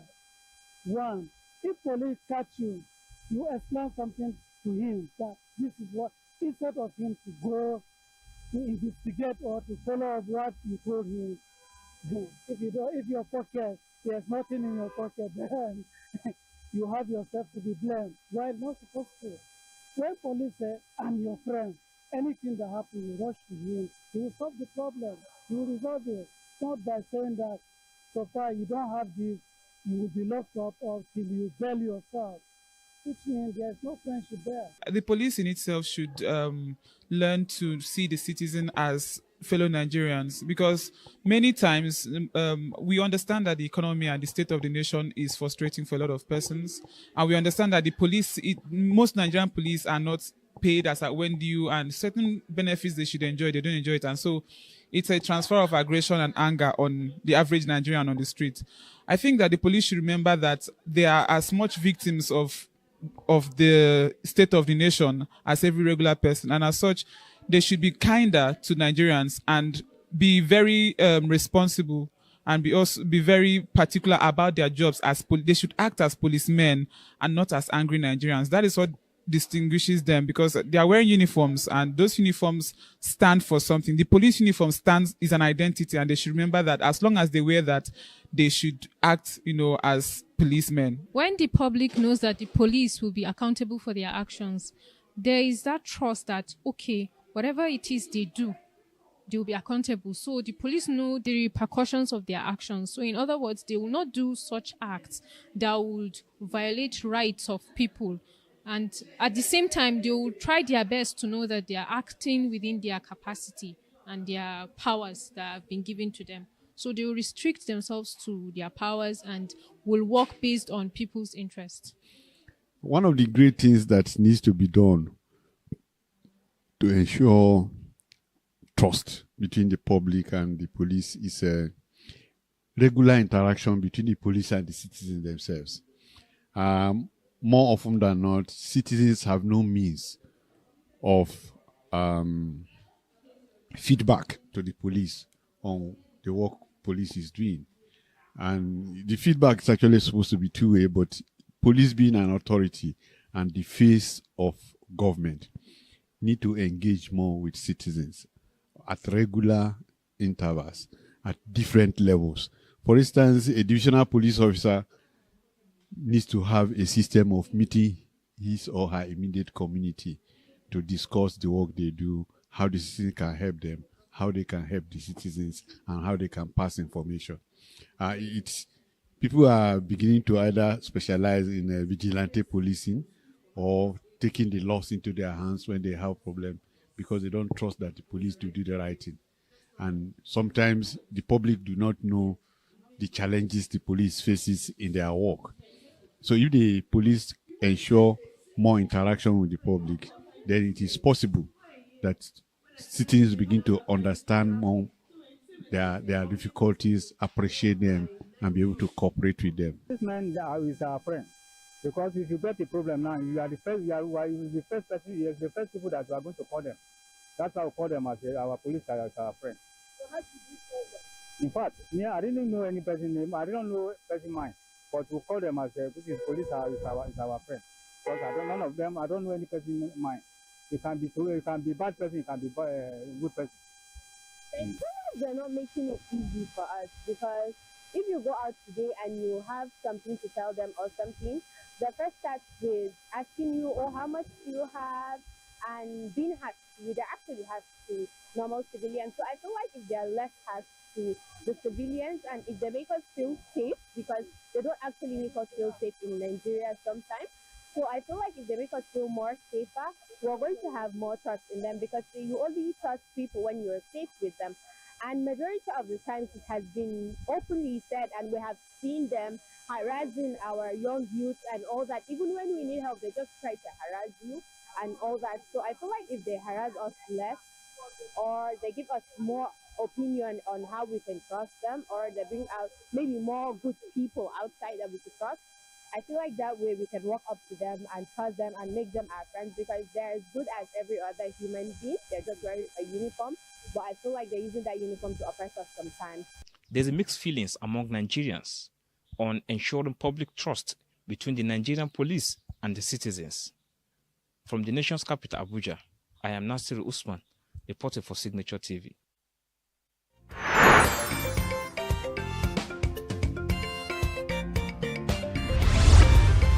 Signature TV, news in your pocket.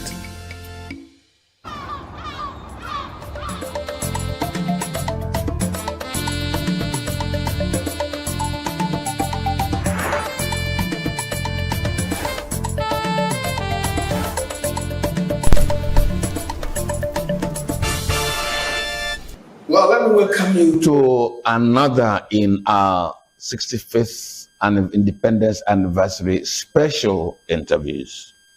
And we are in the office of the Academic Staff Union of Nigeria University, the national office indeed, here in Abuja. And our guest this morning is Comrade Christopher Pawuna. He's the national president of ASU. By the way, if you want to know, Dr. Pawuna is a consultant psychiatrist. Dr. Pawuna, yeah, welcome to the program. Thank you very much. Let me just ask a psychiatrist, would you want to determine whether Nigeria is going crazy or not? Well, yeah. Or even public officials, when you look at them, do you determine which of them is going mad? You know, in the 70s and 80s, there used to be this famous psychiatrist, Professor Ade Lambo. Yes, Lambo. You remember, who had prescribed a psychiatric evaluation for all our political leaders. And if we would follow from what Lambo said over 50 years ago, and the kind of leaders that we have now, perhaps what we should be doing now is to determine how many of them should be on admission, not just to make a diagnosis, but how many of them have such serious mental health conditions that would need admission in our psychiatric hospital. Is it looking at where they're heading us to? Maybe, you know, if a madman is leading you along, we don't know when he leads into the fire. Maybe being leading into the swamp. Maybe leading to where his mind talks to him. If you look at the Nigerian situation, do you think that we'll be heading to the swamp, being led by those that you need to evaluate? I think we're already in the swamp. That's what I think. I think we're already in the swamp. What we need to do is to find how we can get them treated so that they can take us out of the swamp. Okay, 65 years of independence. Dr. Pawuna says we're already in the swamp. Please, I think when we leave this office, I will request him to set up a committee for the evaluation of the heads of those leading us, who have led us into this swamp. All right? But let's get serious. Dr. Pawuna, first of all, let me congratulate you for your emergence as the ASU president. Thank you very much. What was in your mind really when we were determined, when you were elected to be in the leadership of this community of intellectuals and academics? Thank you very much for having our union speak on this very important anniversary of our country and our independence. ASU has a principle that we operate with. You don't tell people that you want to lead them. People should be able to tell you they want you to lead them. And so for years, that was what we inherited. That people, our members, will say, oh, this person sums up our aspirations as a union, and that because he captures those aspirations, he's in the best place to lead the union. So we don't go around canvassing for support or voting. You know, we don't produce posters. We don't produce leaflets. We don't produce handbills. We don't do that, you know, as a union. And so my emergence as president of the union followed substantially those principles that, you know, we always have produced previous presidents.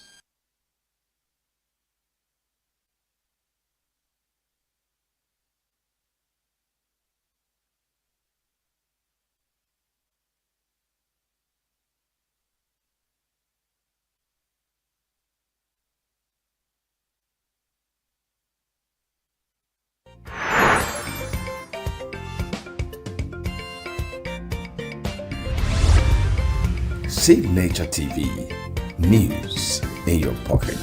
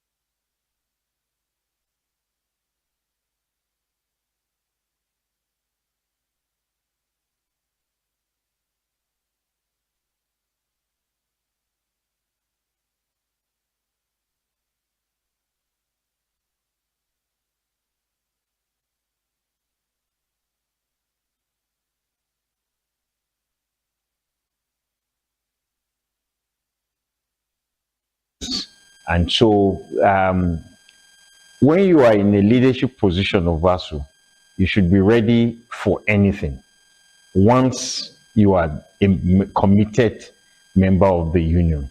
So while I personally appreciate the burden, the enormity of the things that needs to be done, I'm very confident that our members are also able and capable of making sure that we do not get into the swamp ourselves.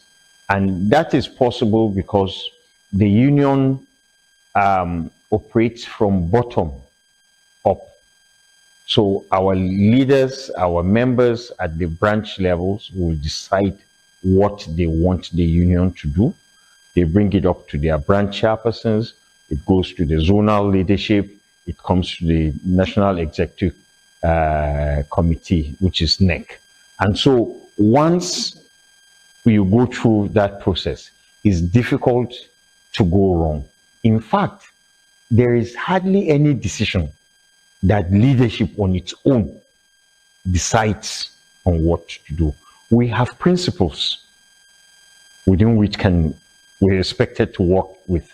And so because of those principles, you can hardly go wrong. You think, the government just took this decision. You don't have a knee-jerk response to it. There's nothing new, really, under the sun. Anything that the ENUGU government is doing was done by Shagari, probably, was done by Babangida, it was done by Abdusalam Abubakar, it was done by Shonikon, it was done by Obasanjo. So there's hardly anything new. All you need to do is to make sure you stick by those principles, and you'll find yourself commenting or taking decisions that are not out of place for our union. Now, in other words, the ASU national leadership is a sum of the positions and understandings of the function of ASU and how to relate with government from bottom across universities. Will I be right to say so? Very correct. Okay. Very correct. Let me ask you then, and therefore ask the entire university community, academics, what does ASU want out of university education? We have a constitution, and every union, every labor movement sets out to look after the welfare of its members, to care for them, their promotions, their salaries, their conditions of service generally. It is one of the key things that the union, tends to achieve. And that has been captured in our constitution. But in addition to that, is that we would be able to use our knowledge, our skills, our intellect to ensure that there is even progressive growth, development of our country, socially, culturally, and economically. So that is the trust of our union in terms of nation building, that we will use our knowledge, our skills, everything at our disposal to ensure the progressive growth of this nation, economically, socially, and culturally. Does ASU believe that education is central to national development?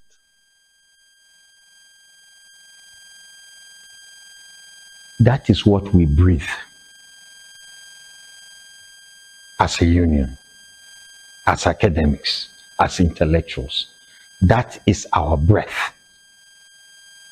That education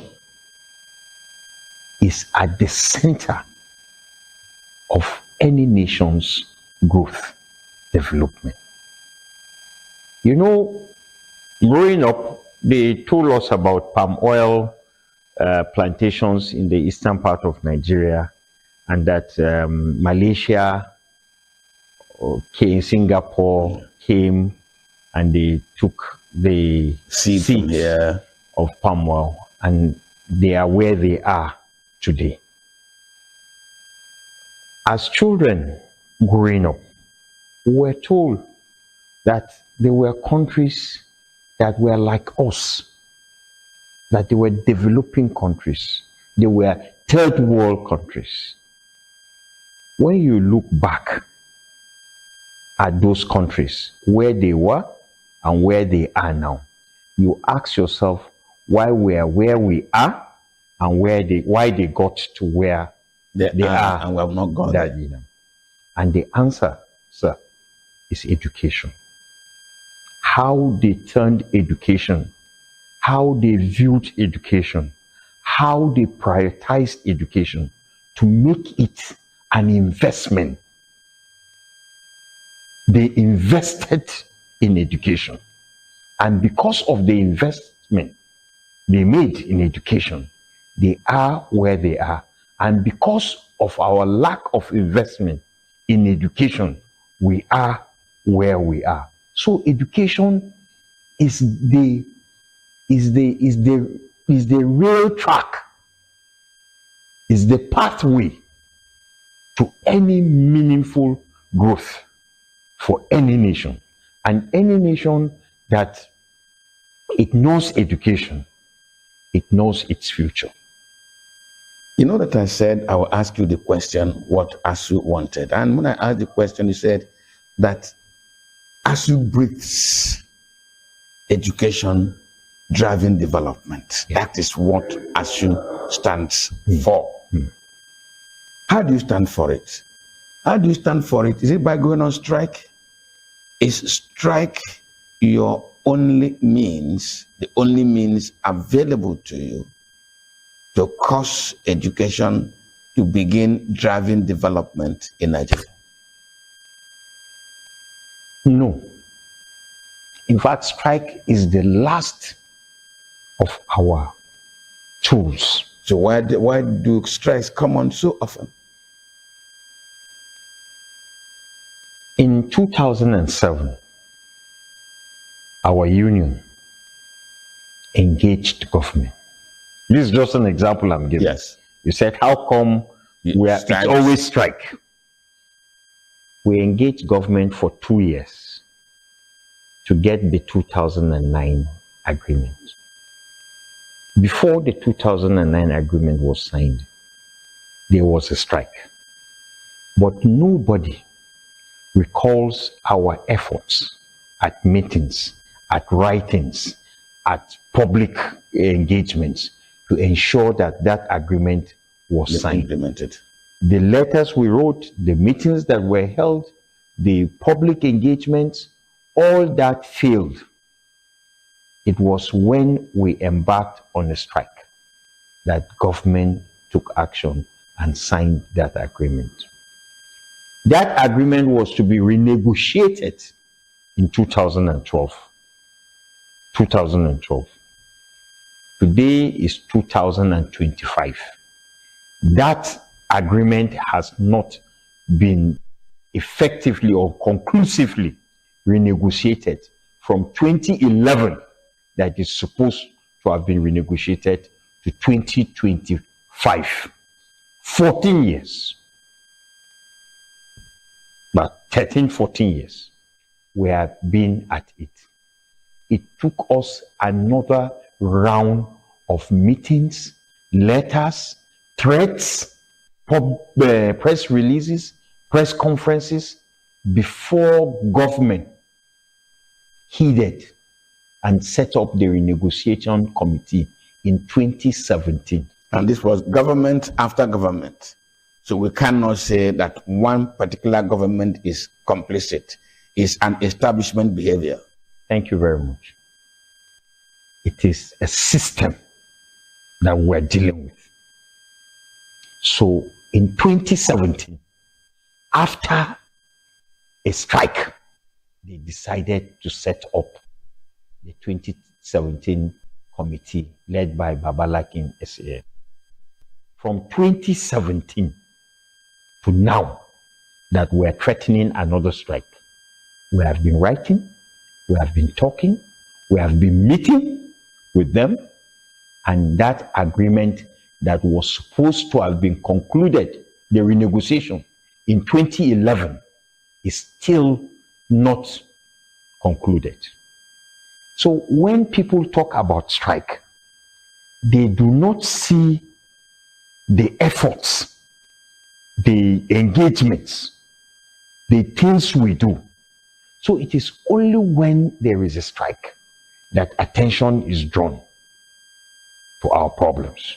But it's not because we don't engage. In fact, sir, strike, the process of strike, even within our union, is a very complex one. Like I said earlier on, there is this bottom-up approach. So before a branch, sir, a branch just want to endorse for a branch to get permission to embark on a strike, they have to meet. Let me explain this. They will have to meet as Congress, decide that items A, B, C needs to be addressed by their universities. They make a resolution. The chairman of that branch takes that resolution to the zonal level. The zonal level reviews those demands and say, no, you can't ask for this one now. And they are already doing this one. No, they haven't done this, but we can pursue it. So step down the issue of strike. Let's go back. The zone now engages either the visitor or the pro-chancellor or the vice-chancellor, as the case may be. If it fails, that zone brings that matter to neck of our union. The neck of our union reviews it again and say, oh no, these demands are legitimate. Let us send a team to the branch to confirm further what the situation is and report back to NEC. This takes about 3 months or so. Report back to NEC that this is it and these people will need permission. Or the NEC decides that, oh no, these issues are not one that you will go on strike for. Go back and continue discussing it with your vice chancellor. Let this zone and that zone join you in the conversation. So going on strike, even within our union, is not a straightforward thing. It takes time. It's democratic. In fact, when I was shocked when I became chairman of my branch, ENUGU, back then, and I brought a demand for a strike action to NEC. I didn't get a chance to comment on it. All I did was to present it, and other chairmen castigated me for bringing these, frivolous demands that I can handle at my branch. I should not waste their time with it here. Others. So I just sat down and my matter was being discussed and decided by my colleagues. So going on strike is not a very easy thing, even within the union. But like I said, we engage the public, we come to people like you, we go to the Sultan, we go to NIREC, we go to other traditional rulers, we go to very influential Nigerians who are pro-chancellors, who have a name and a reputation, and ask them to intervene on that. We do all of that before it gets to a strike action. And unfortunately, the person that should listen, which is government, never listens. Let me just digress a little bit. The person who ought to listen, which is government, does not listen. I want to just think of how those people in government are produced. They are products of you and your colleagues. They have been certified in character and in learning.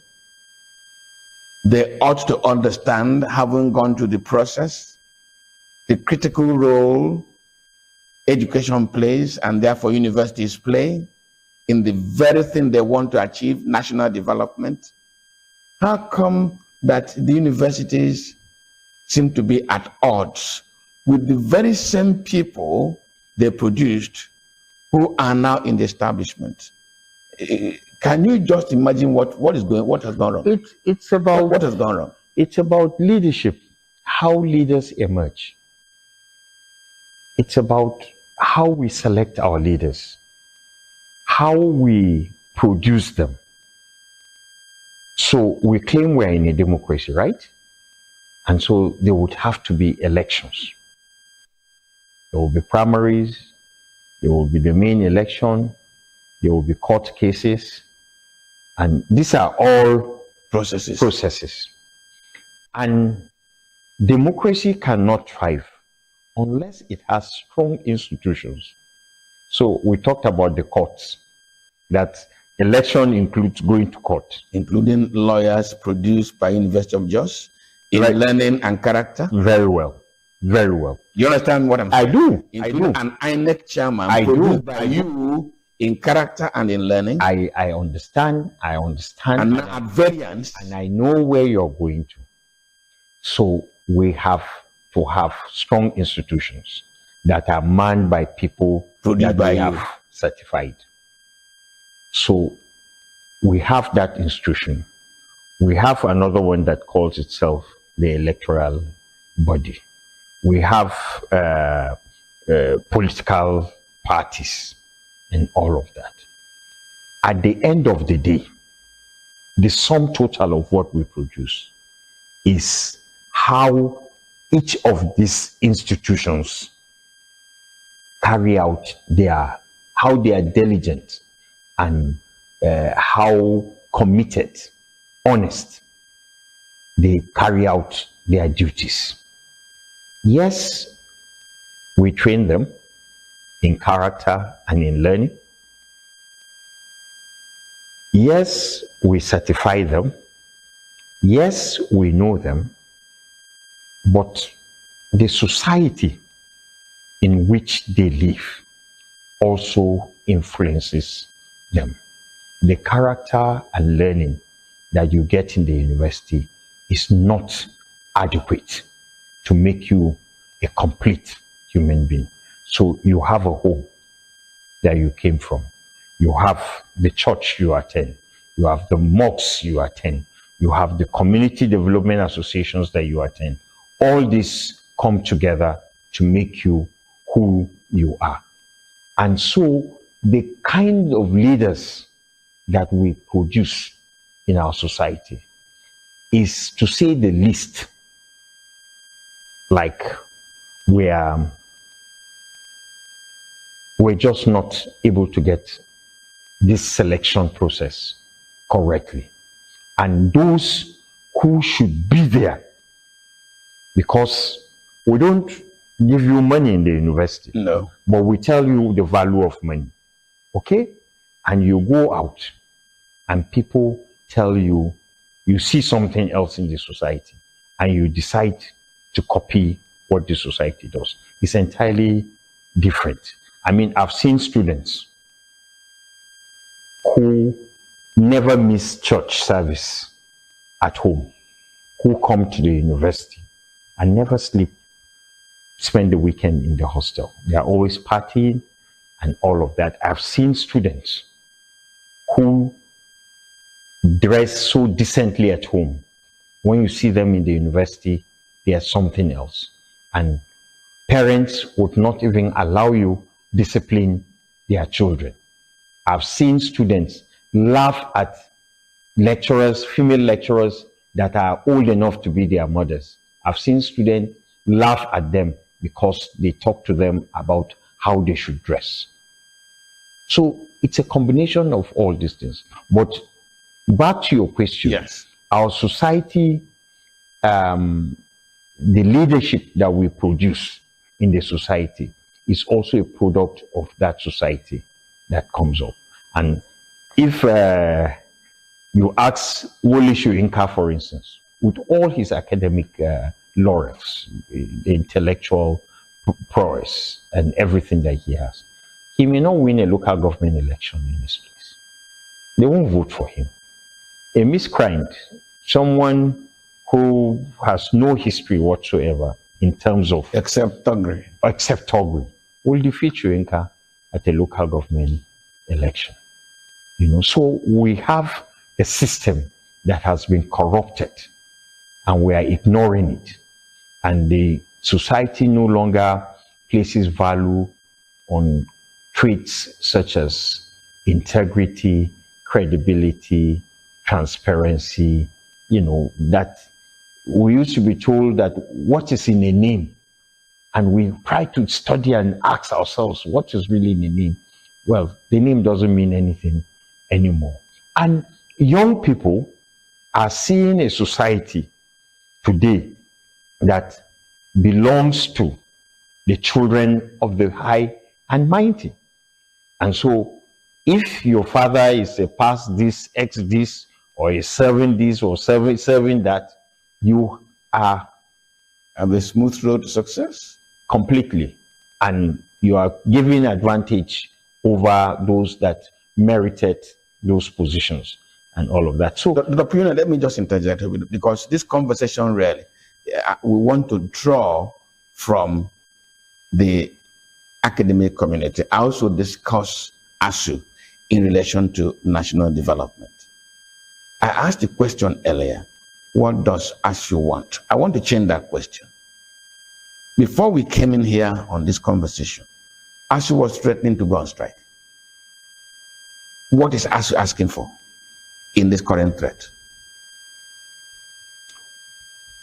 We want our educational system to be raised to a level that it can compare favorably, compete with universities, the best universities in Africa, and perhaps the best universities in the world.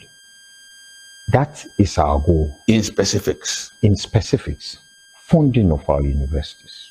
We are asking that if we are going to be a globally competitive country, nation, then we need to have all the tools, all the education, all the research outcomes that countries that are ahead of us have. And that can be done through proper funding of our educational sector. Can you imagine that if I want to carry out a research to publish in a Q1 journal, say, I may not have any laboratory, not just in Jos or Plateau State, but in the entire North Central Zone. There will be no lab that can help me analyze data or the blood samples or whatever I need to analyze to be able to publish in journals that would see my work as something worthy to be published. Okay, you write papers on prevalence of people who wear red cap or prevalence of people who wear t-shirts, while your colleagues globally are writing about the ingredients that were used to make a red cap. So there is that huge gap. And so for us in this current struggle, we hope that funding can be improved. And you know what? It is not as if we're just asking for funding. We have suggested ways to pass and present governments in which funding can be done. For instance, we have suggested to government that we need a consolidation fund that will constantly be there to help improve on facilities. We have suggested to government funds for restoration of certain facilities in our universities. We have suggested to government that we can tax GSM calls. Okay? That we can also raise funds through research and consultancy by our as researchers. Right? The outcome, research outcomes. Yes, we've admitted that the research is poorly funded. But there is always a query that the Nigerian academic, the Nigerian research intellectual, does his researches on already completed thought. I'll give you an example. A professor of electrical engineering begins a research on this light we are using. He's not researching to expand, extend the bounds of what was already established for using this light. He's researching to help his students understand how this came about, how we came to this light now. In other words, that research is recycling and established knowledge so that your students understand how that knowledge came to be. That does not expand the bounds of knowledge. It recycles for understanding what is already established. And when you make this kind of presentation, they'll ask, do you expect us to reinvent the wheel? If the Nigerian intellectual academic scientist is not inventing the wheel and making the wheel more than the wheel, is he thinking, is he researching, should I invest money in it when I can as well call an Australian and say, bring me a wheel? You know, that was what I was saying about a cap and a t-shirt. Yes. So let me even give you a more grim picture of what you said. Kindly. The Nigerian researcher is not researching or teaching students, or researching to show what made this light and how we can improve on this light. He's probably researching to say how many of these lights are in this room, how many are in that room, and he brings out that, oh, this room has 5, that room hasn't. That is what he's writing on. But I'm saying that he's writing that way because government is not investing enough. It's not because he's not competent. It's not because he doesn't know what he needs to do, how he can expand the frontiers of the research on electricity. He does, but the funding is not there. And let me give you some figures to support this. In 2015, globally, in Nigeria, we had just 18 scientists that were into research in engineering. 18 per 1 million Nigerian citizens. For every 1 million Nigerian citizens, we had only 18 science researchers that were into, engineers that were into research. India has, for every 1 million number of Indians, India had 158 research engineers. China had about 500 research engineers for every 1 million Chinese people. United States of America had 4,029 research engineers for every 1 million population. Nigeria had just 18. How do you want me to come into scientific research when the things that are needed are not in place? And guess what? If you go to America, you find Nigerians, more than 18 Nigerians in that 4,000 of America. If you go to China, you will find Nigerians. If you go to India, in each of these populations, you find Nigerians there involved, whether remotely or settled in India or China. But here, we have just 18 for every 1 million Nigerians. That tells you how much we're paying attention to research in this country. And so one of the key things that we are asking for in this current strike that we may embark on is that funding for public institutions should be improved upon. Let me just ask you as a Comrade President, does Nigeria have too many universities? Yes, we do. And it was confirmed recently by the Minister of Education himself when he said access to education is no longer useful and they had placed a moratorium for 7 years. And this is something ASU has been asking previous governments, not this government alone, previous governments. In fact, at the onset of our dispute with this government, one of our key demands is the proliferation of universities. So we certainly have more from data, private universities, public universities, states have universities, some states have 3 universities.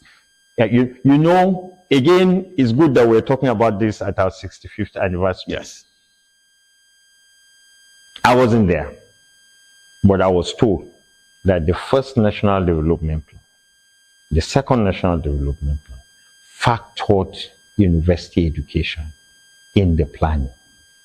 In fact, it is the third National Development Plan that was to run between, I think, 75 and 80, that when it was being written, that envisaged universities like UniJos, University of Ilorin, University of Maiduguri, University of Calabar, all these universities, Sokoto, all these universities that are about 50 years old now. It was part of the National Development Plan. So you ask the Manpower Board that in the next 10 years, how many journalists do you think we need in this country? You ask the Manpower Board, in the next 10 years, how many doctors do you think we will need in this country?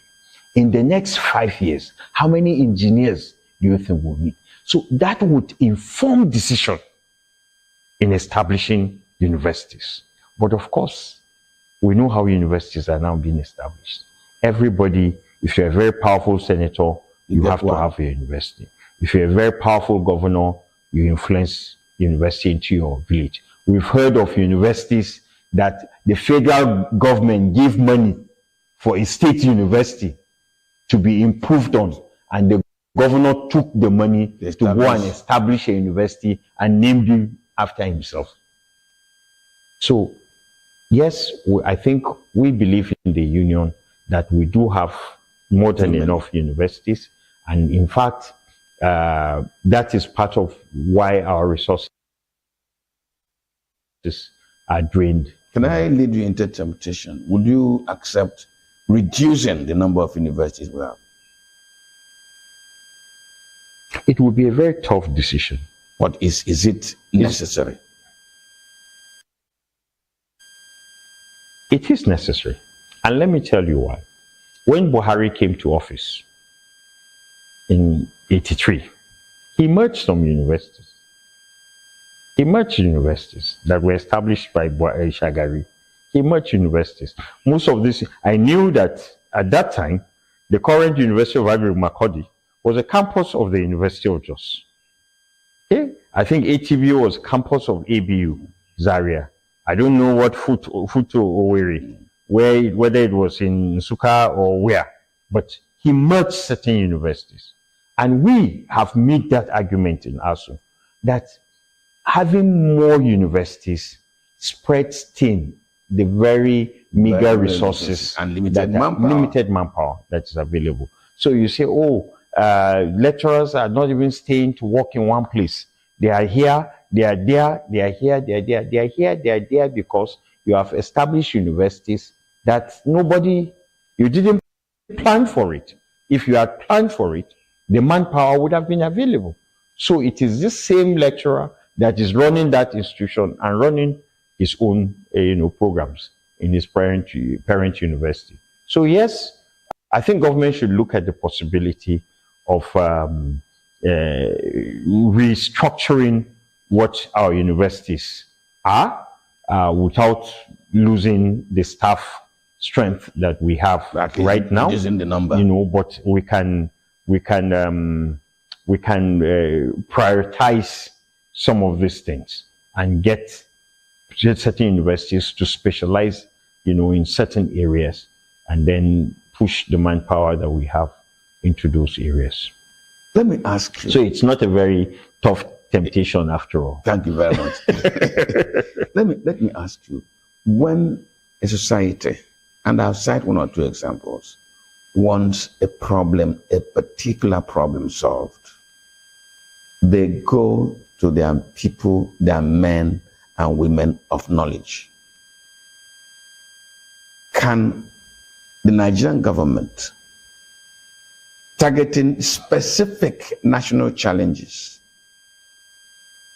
depend on our universities the way they are now, provide answers to those challenges?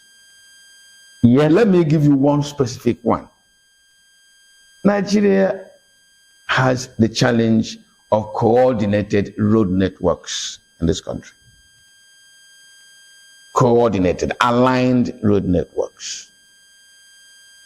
Road infrastructure in Nigeria is a political favor and not an economic consideration.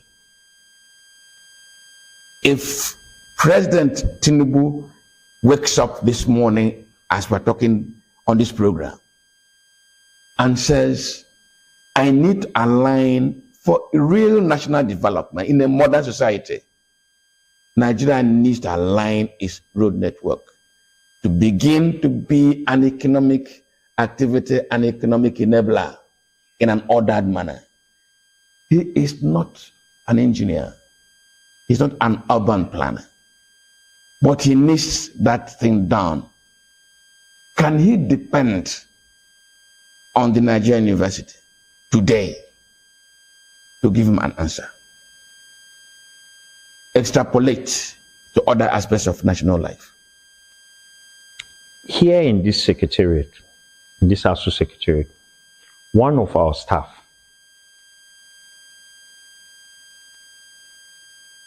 conducted his master's thesis is on the soil in roads, patches of roads where there are potholes perpetually, year in, year out. So he carried out a study to find out why those potholes are bad in those places. And he came out with a solution on the content of the soil, what it contains, what can be done to ensure that these roads, no longer have potholes at this point. He's a staff today in this secretariat. Nobody has listened to him. No, can I stop you, Mr. Comrade President? Nobody has listened to him. No, I can't listen to him. I don't know him. I don't know what he has done. Is there a relationship between the gown and the town? Well, let's start from where we were. Let's continue from where we were. Thank you. So he carried out the study. It's FEMA that does roads, isn't it? Yes, it does. So FEMA is the town. He is the gown. He has presented his study to FEMA. He has at the state where he carried out that study. So there is that interaction. And that applies to other special areas of economic growth. Okay? I like what you said about building roads, not for economic, but for, religious or cultural or whatever reasons that are. If a governor, let's say governor of Edo State, will drive by road from Benin, Ekpoma, Irua, coming down to Opela, Kogi axis. If he could drive through that road once, he will appreciate what you're saying more. you will see trailers upon trailers upon trailers. The longest stretch of trailers in this world, as if they are just parked, but they are supposed to be moving because the road has not been fixed, and economically we are losing man hours, finances, stress on business, everything. We are losing everything there. Nobody cares. So they are not building roads truly because such roads would have been considered economically viable routes to different, business enterprises, for different business enterprises. That is not being done. But yes, Nigerian universities have the capacity to provide that solution. I can answer to say to you, I just give you one instance. There are many in agriculture, in medicine, in communication, in theater, all of this place, in history, archaeology, things that we can provide answers to get us, solutions. We have the capacity. But let me tell you why it's not. I don't know whether you asked this question, but I'll try to answer it. Whether it is possible for us to engage in this town and gown relationship. I have my doubts whether we can do it. And my doubts are based on the fact that in government today, all or virtually everything is outsourced to consultants. Who are the consultants? The consultants are the government people, their lackeys, their relations, their wives, their children. They are the consultants. We have read in the pages of newspapers in this country where the daughter of a very big man will go to a minister to be introduced to. These are things. Get the contract, even for surgery. Everything. So whether that town and gown relationship can blossom depends on government. But I think those of us in the academia, we know that we are ready for it. In fact, one of our key duties in the university is community service. And so we are willing, we are ready, we have the capacity. Even with the lack of funding, I can tell you, if government can just look at what we're saying. You should know this more than me. We told government about SAP. We told them what would happen. There was that book by Professor Adebayo Adedeji, The Alternative to SAP. And the Adebayo Adedejis of this world were never listened to. We still have them. Okay? We suggested to government what would happen with SAP. Even Babs Fafunwa, the famous Minister of Education during Babangida's time, he told government, even though he was a sitting minister, he said, if you think education is expensive, try illiteracy. They tried it. They didn't listen to him. They tried it. And where are we today? Insecurity, poverty, unemployment, crisis everywhere, kidnappings. Someone will kidnap someone and say they must give him $1 billion naira. From where? So they have tried ignorance, and it is paying now. At least paying, they can see the outcome. So we are always willing to engage with government in that town and gown. It used to work in the past, but now we have a society that has produced our leaders, even within the university, that have nothing near patriotism in their hearts. They have nothing near service in their hearts. They have nothing near sacrifice in their hearts. And so we have what we have. There is a Nigerian challenge, Comrade President, which I do not know whether the university community could think of an answer. If you are willing, if the university community, where our best knowledge-based, knowledge-driven people reside, can give us solutions. Nigeria has the challenge of this solution, give it to University of Potopoto because Potopoto is in region A. Give the other solution to university in Biribiri region because we want to spread solutions, social solutions. But the intellectual community does not work like that. The intellectual community works where the competence resides. Suppose a national conversation begins to get government to realize that the nation is missing opportunities on a daily basis unless it begins to look at its intellectual community. And the government said, look, please come find solutions for us. And the debate of where the solution resides. And some people begin to say we are educationally advantaged. I didn't say disadvantaged. We are educationally more mature. Take the answer from us. Can you conjecture that kind of situation and what else you should be thinking? Because I can tell you, the dawn of what you are saying will soon be here. Well, you know, we can go on. Is this something to think about?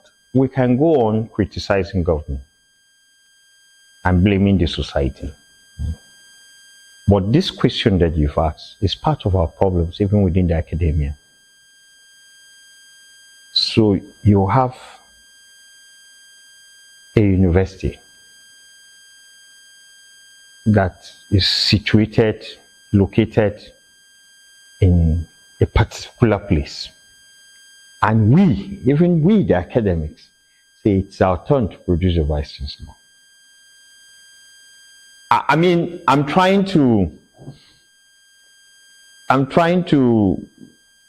want to pretend to be objective, to be honest. I'm not a god, a saint. But the truth of the matter is that even while we continue to blame government and the society, I think there are some of these things that even we, the academicians, would have to look inwards and say to ourselves that we need to reflect a light to a larger society. And in some of these things, when it comes to ethnicity, religion, certain sentiments, primordial sentiments, I think we are also culpable. I think it is an area that we also as academics, and I hope every academic staff, as a member that is listening to me in this program, would also reflect on this. Yes, we have terrible people outside that propagate, ethnicity, religious sentiments, and all of that. But even we, within the academia, we need to also cleanse hold up the mirror and look at ourselves. yourselves. I think that we've seen quite a lot of this. I mean, as president of ASU, sometimes maybe my knowledge of Nigeria is not very broad, and I think a certain region of this country has one tribe. So in my head, I just think all of them are this tribe. And only for me to find out that this one tribe that I thought, they even have divisions, and they say a vice chancellor cannot come. You are seeing them as one, and they are telling you that we are not one. So I think that even we within the university, we need to work on ourselves. We need to show the light. Not everybody will be vice chancellor. Not everybody will be deputy vice chancellor. It's not everybody that will get a position, but everybody can work to make the system better. And if the system is better, all of us will benefit. All of us will gain. Comrade Christopher Piwuna, National President of the Academic Staff Union of Universities. Can you give me your 65th Independence Anniversary message? Nigeria will be great again. That's very optimistic. In the last edition, the interview before this one, I was speaking with Professor Ihechukwu Madubike, the former Minister of Health, himself an academic. He says he's an unrepentant academic. He's not even tiring at 80-something years, still writing books. He was about to say something when NEPA took the light. And when we came back, he said, Mwaboze, we're not going to Hades, we're not going to hell. We'll come out of it. And now, Comrade Christopher Asu, President, says Nigeria will be great again. Optimistic. Good message. Take it away from them and have a wonderful 65th Independence Anniversary. Comrade, thank you very much for coming to the program. Thank you very much. I really want to thank you for this honor, for this very special occasion to have our union in the program. Thank you very much. My name is Mwaboze Njoko. Please go out there and celebrate and have a wonderful 65th Independence Anniversary. Bye-bye. Yes.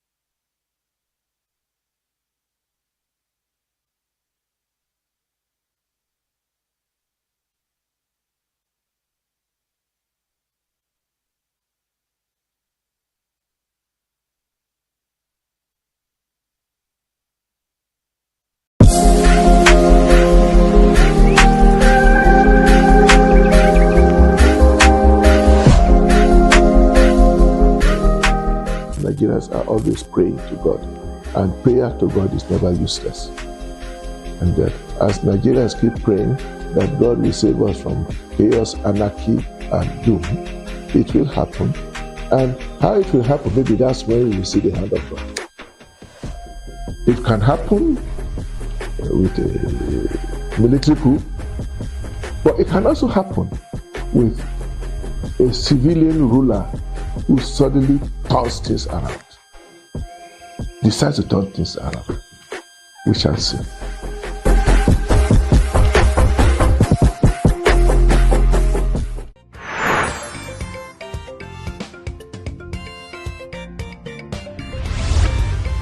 Signature TV, news in your pocket.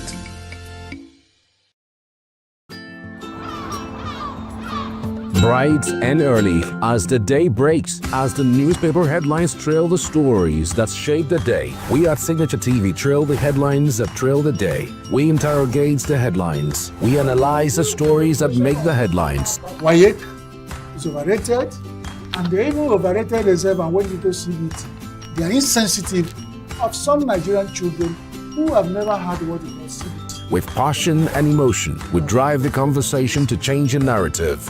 Let nobody be deceived by Nigerian high level of performing in agriculture export. We are still where we are. Newspaper review on Signature TV every morning on Signature Morning, weekdays, and Signature New Day, weekends. Newspaper review on Signature TV. We do not just review the headlines, we make the headlines relevant to our daily lives.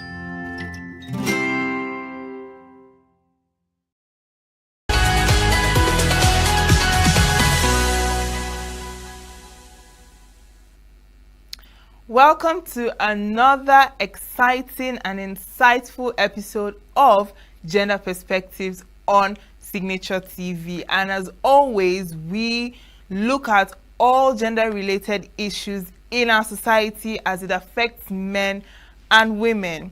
And as always, we have an interesting topic for you today. But first, we will go on a short break, and when we come back, we'll talk about that. Don't forget, I am Uchenna Chimdi Oluoha. Stay with us. Every second, every minute, every day, news is breaking. Events occur, and there are new developments. At Signature TV, we follow these stories objectively, bringing all sides without bias, explaining the complex issues, breaking down the numbers, and investigating the issues behind the news. Anywhere and everywhere, near or far, wherever the news is, we will be there. Signature TV. News in your pocket. Welcome back. You are watching Gender Perspectives on Signature TV. Well, our topic today is going to be bordering on traditional gender roles and stereotypes. And of course, we know that gender roles are social norms that are deemed appropriate or desirable for individuals based on their gender or sex. And gender roles are usually centered on conceptions of masculinity and femininity, and the specifics regarding these gender expectations may vary among cultures, while other characteristics may be common throughout a range of cultures. And in addition, gender roles and perceived gender roles vary based on a person's race or ethnicity. So let's get more information about this from the background reports. Traditional gender roles and stereotypes are deeply ingrained societal expectations that define how men and women should behave based on historical and cultural norms. These roles have been shaped by centuries of social, economic, religious, and political influences, often dictating career choices, family roles, and personal behavior. While some traditional gender roles are evolving, stereotypes still persist, affecting individuals and societies in profound ways.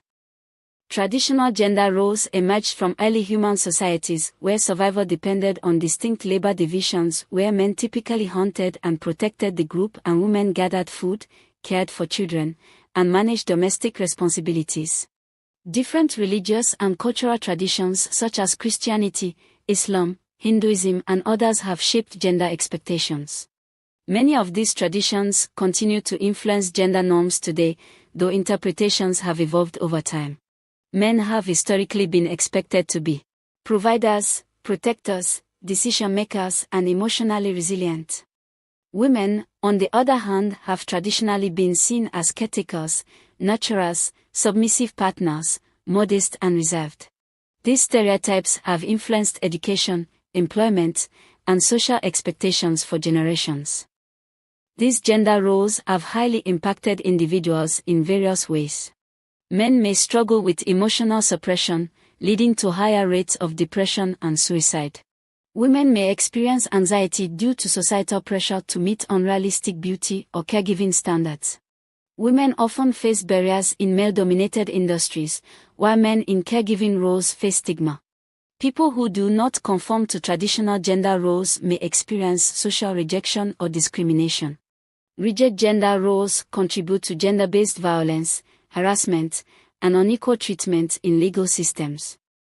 In recent decades, social movements, legal reforms, and globalization have challenged traditional roles. Women have gained more access to education and employment. Men are increasingly involved in parenting and household duties. Traditional gender roles and stereotypes have deep historical roots and continue to shape societies worldwide. While some norms are evolving, stereotypes still create barriers for individuals and reinforce inequality. Addressing these issues requires education, policy changes, and cultural shifts to create more equitable opportunities for all genders.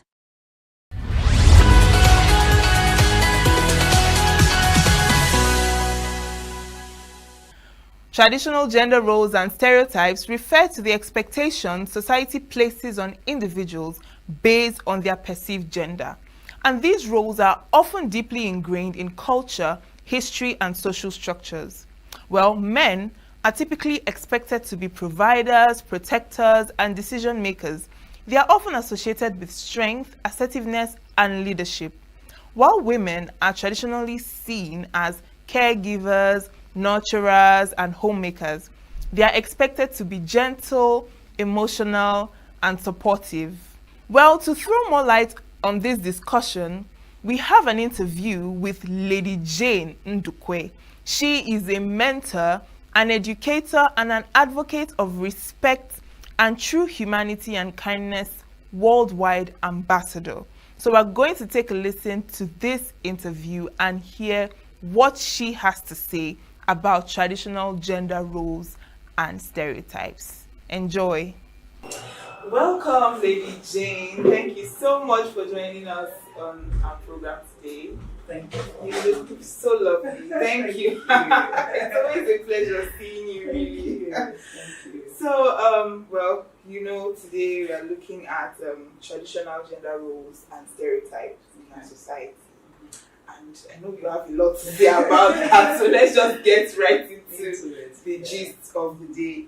So first of all, what do you understand by traditional gender roles? Like, what does it mean to you? Gender roles and stereotypes. Okay, so gender roles, to me, traditional gender roles means that there are roles that are specific to a gender, okay, you know, traditionally. So traditionally, we're looking at culture, religion, what society says the man ought to do and what the woman ought to be doing. And then stereotypes are the ones that, you know, when you have a bias, you know, against maybe a gender or how something is done or perceived. You know, so then you have this stereotype that, for instance, that says girls are maybe inferior, you know, to men. You know, that's a stereotype. That's a belief that isn't right. Yes. So, yeah. And can you like walk us through the various types of gender roles and stereotypes that society has for men and women, and like how this has shaped, you know, expectations, like how what society expects from both genders?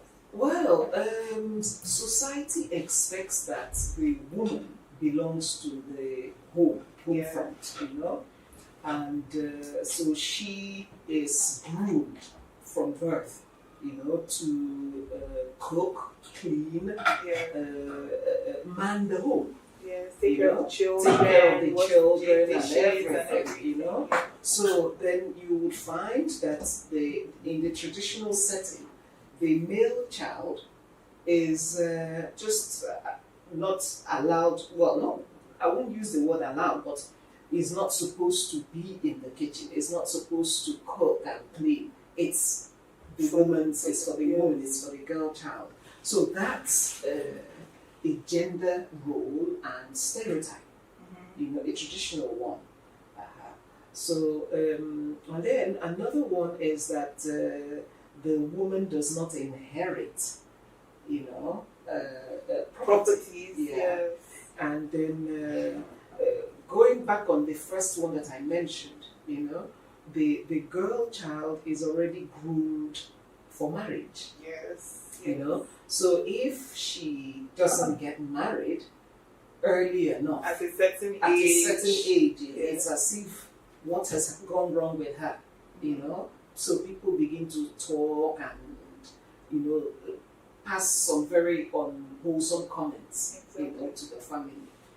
And another one is education. You know, I mean, back in the days, it was like, you don't really need to educate the girl child. I mean, why do you bother? You know, she's going to be somebody's wife. And we still have these days. So those are the things, you know, when you talk about, that's how tradition perceives each gender, the girl and the boy, you know.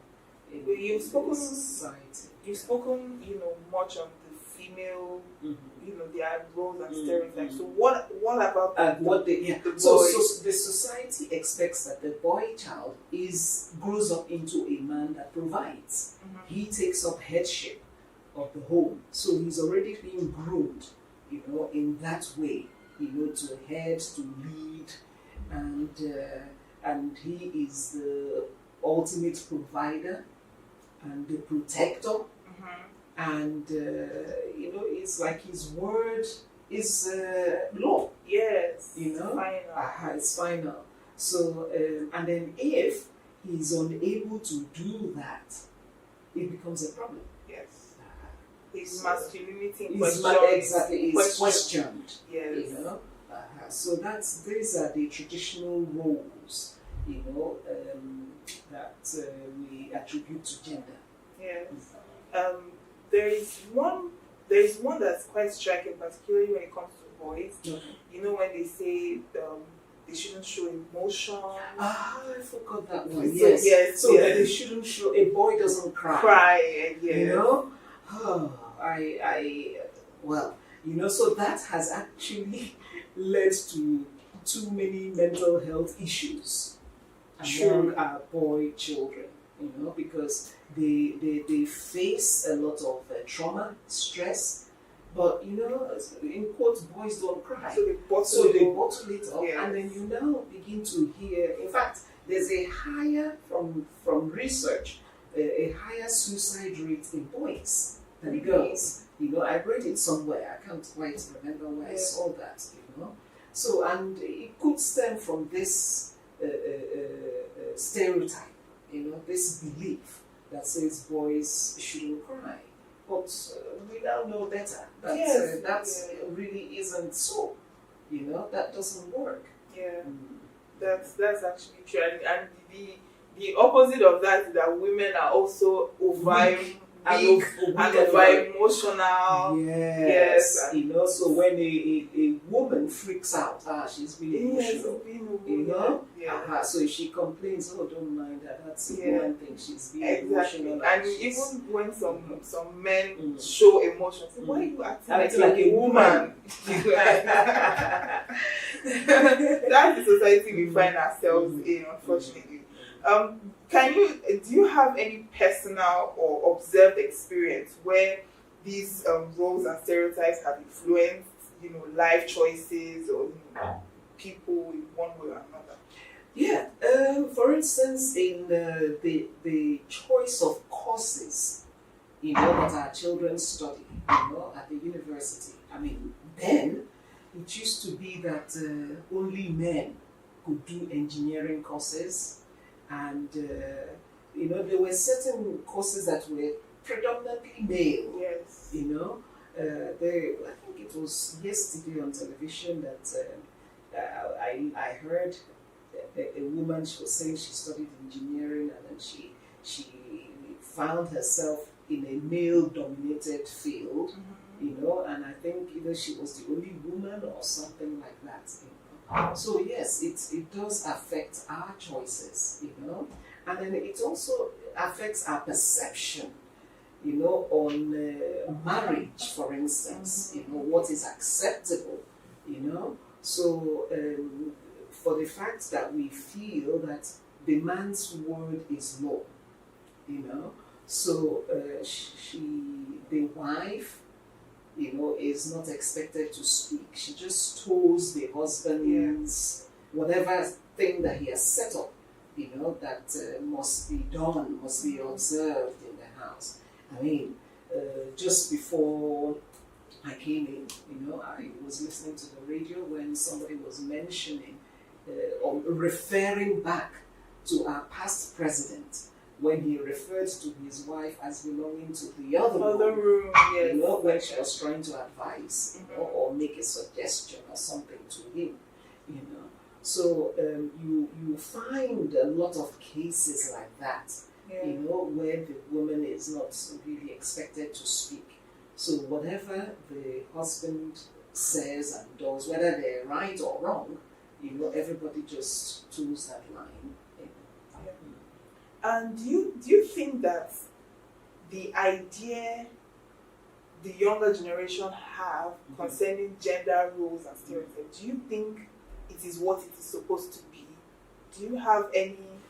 What is your thoughts or your thought process as to the idea of gender roles and stereotypes and how the younger generation perceive it to be?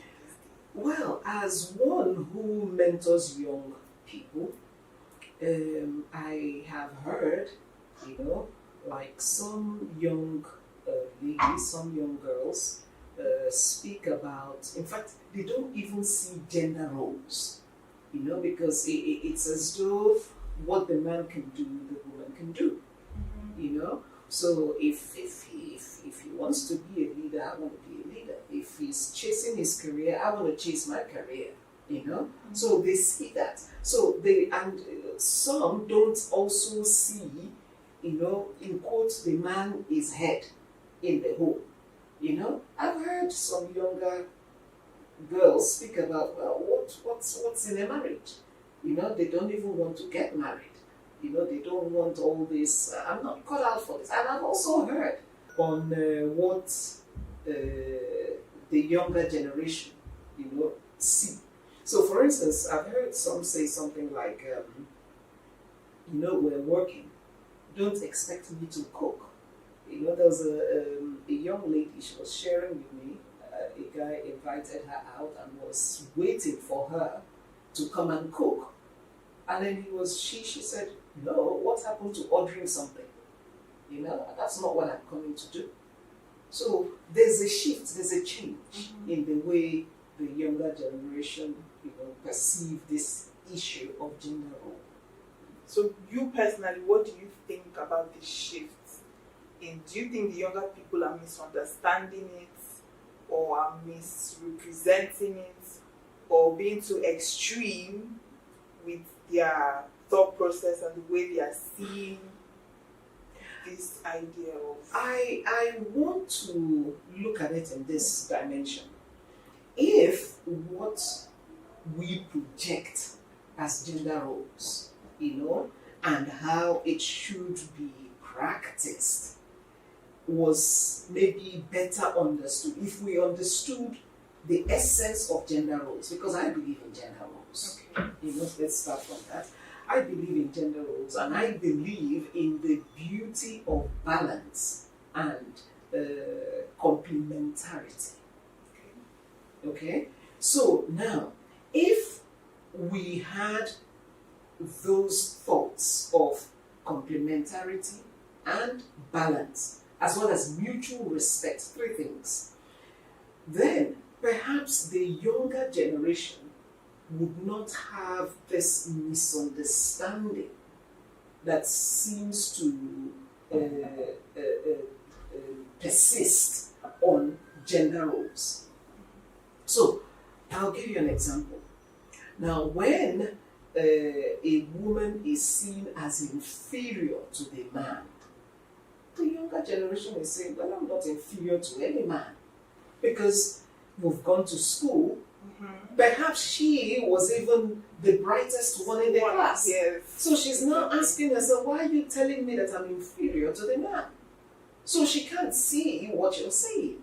Yeah. When I was a young girl, there were certain things that my grandmother and other older women, said about what is acceptable in a marriage. I mean, you will be so surprised to hear, they told me that it's acceptable, for the man to just whip the woman to shape, to control her. Really? Yes. Wow. So, and they accepted that as the social norm. So they didn't see anything that was wrong with it. But you cannot say that to the modern generation, that just slap her and whip her up to shape. And even I, as old as I am, I frowned on it when that was being told to me. Not to talk about, like my daughter's age mates and, telling me they can't see such things. Exactly. So, now, if you permit me to just speak on why I say I believe in the beauty of balance, complementarity, and mutual respect as regards to gender roles. Of course. Now, I like to go back to inception, the way our Creator ordained things. I wasn't there, but I read a lot, and I observe, from what is happening in my community. I experience, and I can come up with something that says, now the man, was formed. He is the closer one to the woman. The woman was made to be more delicate, okay, and with what I call the intuition, finer intuition. The man also has it, but it's a rougher intuition. So now, with the way the man was factored or formed, just like any machine, and you configure it for a function. So he was configured, if I may use that word, for leadership, for roles that are hard, that are strong, for protection.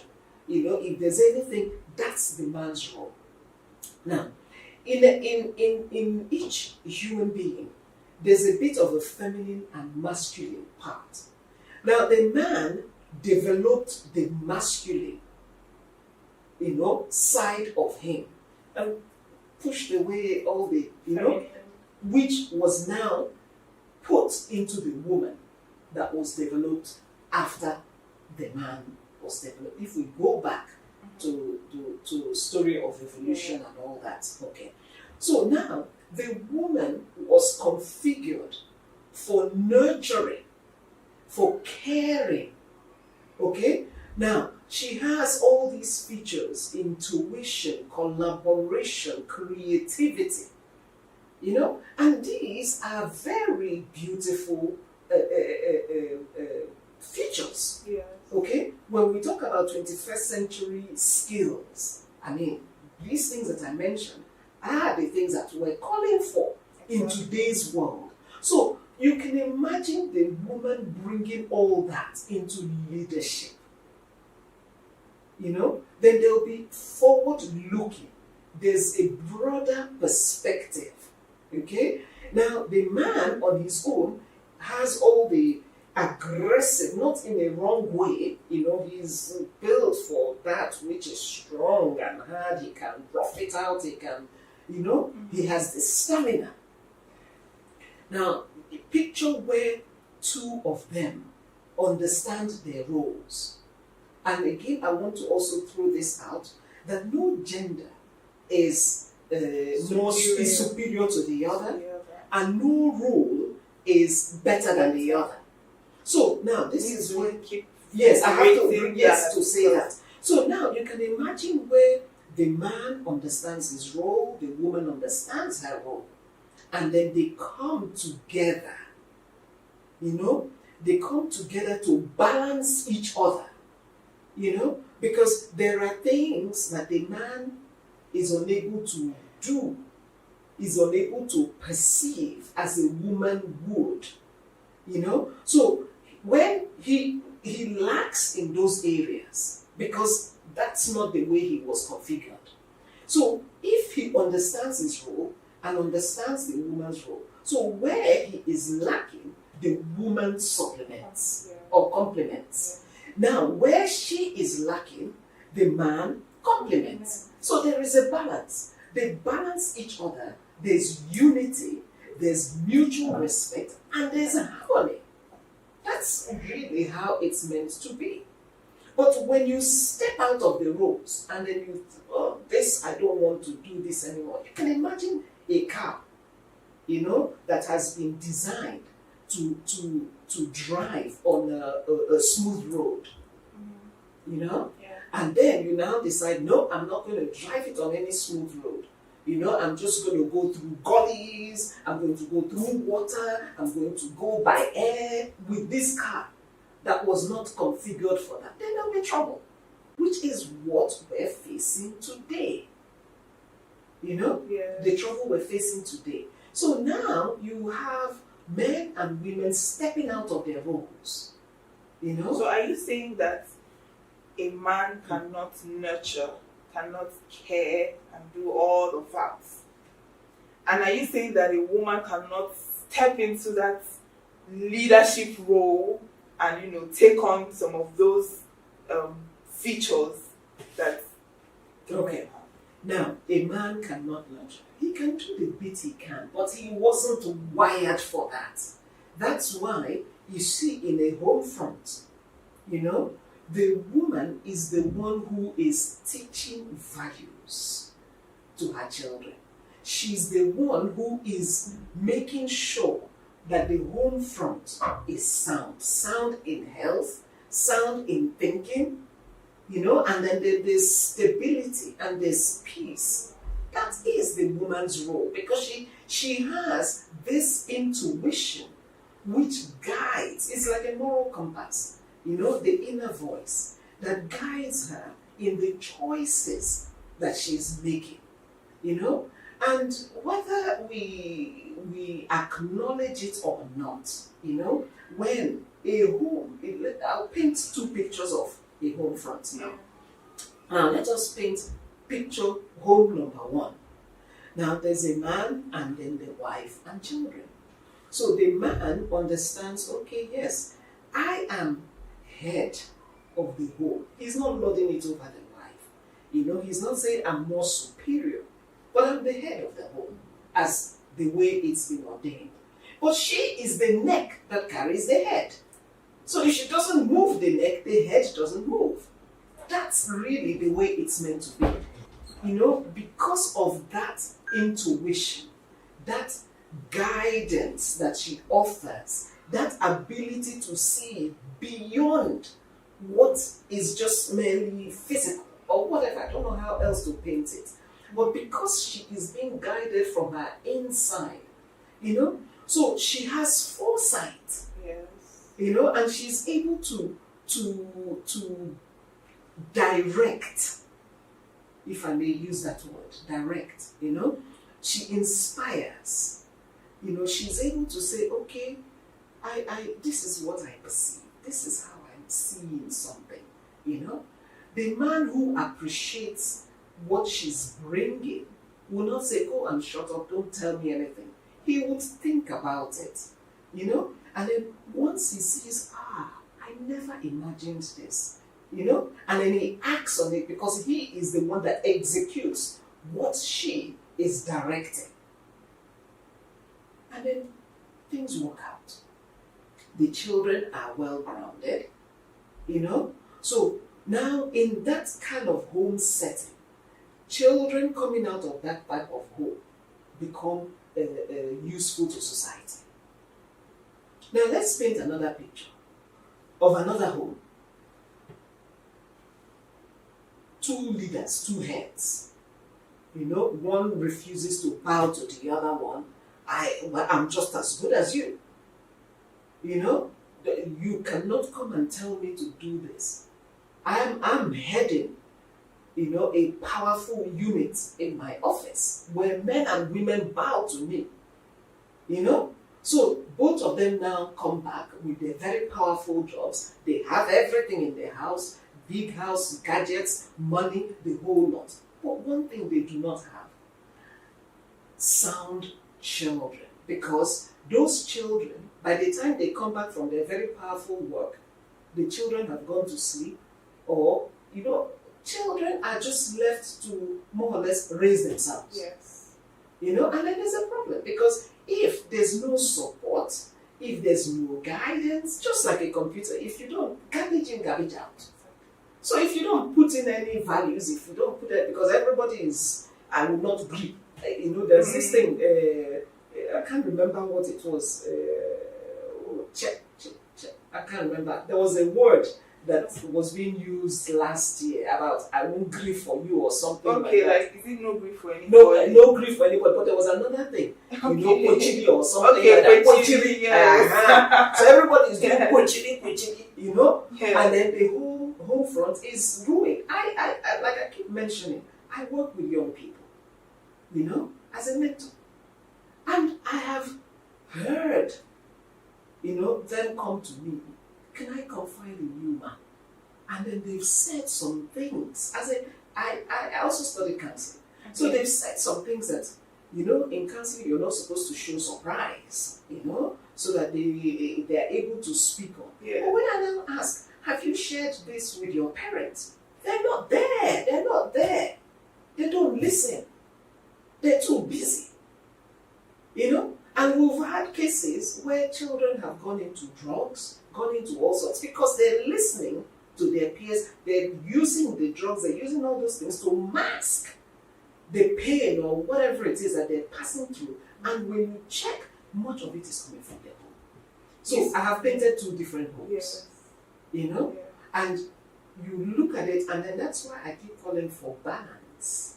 I'm not saying that the woman should not work. By all means, work.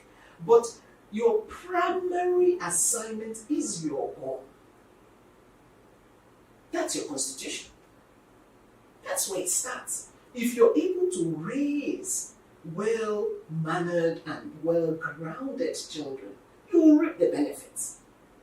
Just to understand you better, you're basically saying that it is primarily the woman's job to do the raising of the children. Okay. In the home. Mm-hmm. That's basically, yes. The man also helps. Can you see where the balance now comes? Okay. Helps. Yes, it helps in the home. I'm not saying he goes to go and wash plates. If he wants to wash plates, there's nothing wrong with that. Yeah. If your wife, maybe you've seen there's some cases where husband and wife, it's just that they don't have helpers. So the man also, maybe she's cooking and he's helping to wash the dishes or get the children ready or help with homework and all that. That's the balance we're looking for. You spoke about mutual respect when it comes to acknowledging the importance and the beauty of this gender role. Yes. I would like to know, what do you think is the role or the influence of religion and culture when it comes to this particular thing? Because it is something, people always refer to it in our culture, women, the religion, women or men, and it can lead to this idea of superiority, like you said, of feeling like one person is better than the other. So I would like to... Okay, I'm going to say something. I hope they don't have my neck, but I'm going to say something. You mentioned culture, religion. Now, this culture that we talk about, set up by human beings, and I'm sorry to say, some of the things that we refer to as culture were set up to put control, over certain things, and especially the women folk. Yeah. Okay? So now, culture is good, but it evolves. It should evolve. There are certain areas of the culture that were set at times when people maybe didn't have quite as much knowledge as we have, and exposure as we have now. And you cannot continue to carry that into today's world when today the children don't even understand what you're talking about, and then imposing it on them. Some areas of our culture, yes, culture should evolve. Yeah. Really. That's how it's meant to be. Culture should evolve. But certain things don't seem to be evolving in our own culture because it helps to put a check, put control. And who are the people who actually set up the culture? I don't think it was the women. Of course not. Yeah. Well, back then it was more of a patriarchal society, so it was more of, like I said, the superiority factor. Yes. So and that was set because of lack of understanding. Because if we had a better understanding, especially in the religious setting now, because you would hear when there's a problem, and a woman raises an issue, that she's passing through in her home, the first thing she's told, go and be submissive. Yes, that word has been used, and even in religious circles, it has become a mantra. Do you know it will shock you that if I say this, because I do not belong to the traditional religious setting, you know? Submission is not of human beings. Submission is actually of the animals, not human beings. That's why even in slavery, it was difficult to get the people to really, truly submit. It was beaten out of them. Because a human being has free will. Yeah. And that's the way God ordained it. So because of that free will, it's difficult to now beat in submission into a normal human being. Whether male or female. Yes. You know? So when we continue to misunderstand creation, you know, and the roles of man and woman as it's meant to be, then we have problems. So we use our intellect to figure out, okay, you know, this is how it should be here, this is how it should be there, you know. But if we listen to the voice of conscience, then you will now begin to see that, this thing I'm doing is not really right.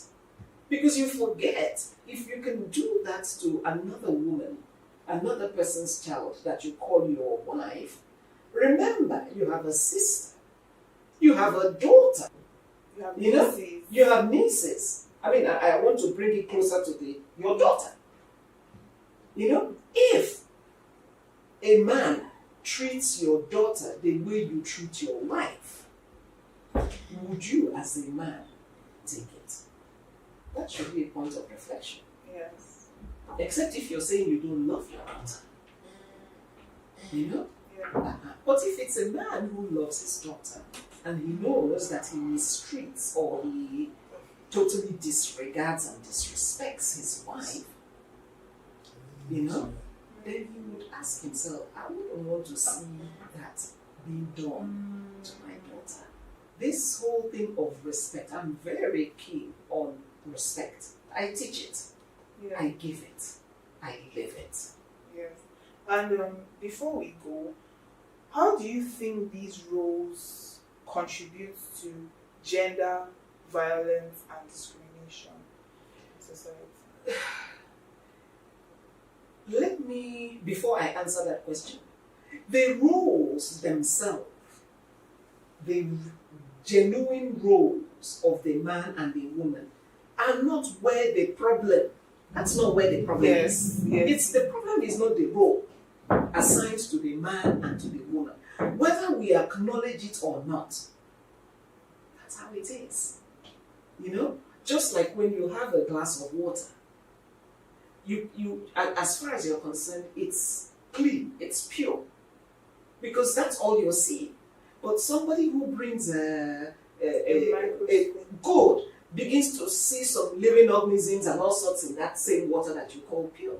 So whether we like it or not, those rules are there to guide the way we relate with one another, you know, to bring about unity, to bring about togetherness, that's harmony, you know, and growth. Because you don't, one person, like I said, there's no man without woman, there's no woman without man. It has nothing to do with marriage, you know, because every man has a womanly influence. It could be a mother, grandmother, sister, friend, whatever, you know. So, back to your question, how misunderstanding these roles have led to gender violence and discrimination. You know, because we have not understood those roles and they're rarely spoken about and the benefits, and we have not, because if you don't understand something, you can't practice it.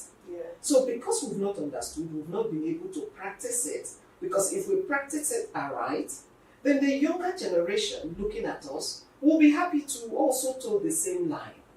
But because we've not practiced it the way it should be, then instead what we have done is the way we raise children, the parents already make the boy to know you're the superior one.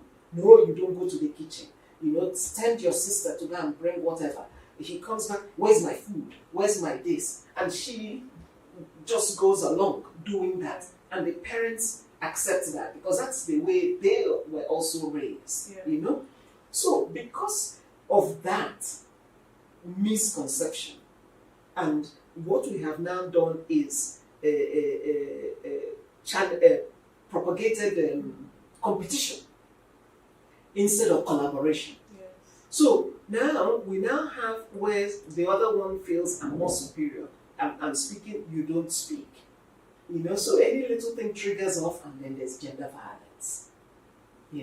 But if we truly, I keep going back to this same point, if we truly understand gender roles the way it ought to be and ought to be practiced, and ought to bring about balance and bring about collaboration, then there will be mutual respect. And where there's mutual respect, there's no abuse. Yeah, so we're running out of time, but I want to just note that because of all of this starts from the home, and it spills over into the workplace, the schools, just society in general. Because when this mentality of superiority comes in, even in the workplace, you find the man looking down on his female counterpart. If he has a female boss, he looks down at her like, why would you be telling me what to do? And it also goes, the other way around as well. So just some final words. What are your final words to our viewers as to how to change their perception and their ideas surrounding gender roles and stereotypes? Okay, with the little that we have shared, I'm hoping that the people listening to us would rethink in the way children are being raised. Like our final word would be, no gender is superior to the other, and no role is more important. So even a stay-home wife, I'm giving an example now, a stay-home wife that you think, okay, what is she bringing? She's just cooking and cleaning and raising the children and keeping it. The day she stops doing that, that man will not function. He will not function. She's preparing that home, making it livable, making it harmonious, making it a sanctuary. That's the only way the man is able to think clearly and take good decisions when he goes to work. So he has to respect her and appreciate what she's bringing on board. I'm just giving an example of a stay-home wife, and then they are the ones that, people would say, we don't even regard. Why can't you go and get a job? You don't know that what she's bringing on is a full, making sure that he is healthy, she's making sure the meals are right, the everywhere is clean. She's bringing it just like on our streets. The day the cleaners, the sweepers decide, okay, we're not doing it, then we would now know the importance of those sweepers. So we need to be able to appreciate one another. And I keep saying, there's no man without woman, and there's no woman without man. So let us appreciate what each one is bringing and respect. Because when we have that mutual respect, then we have peace, then we have harmony, and then we're happy.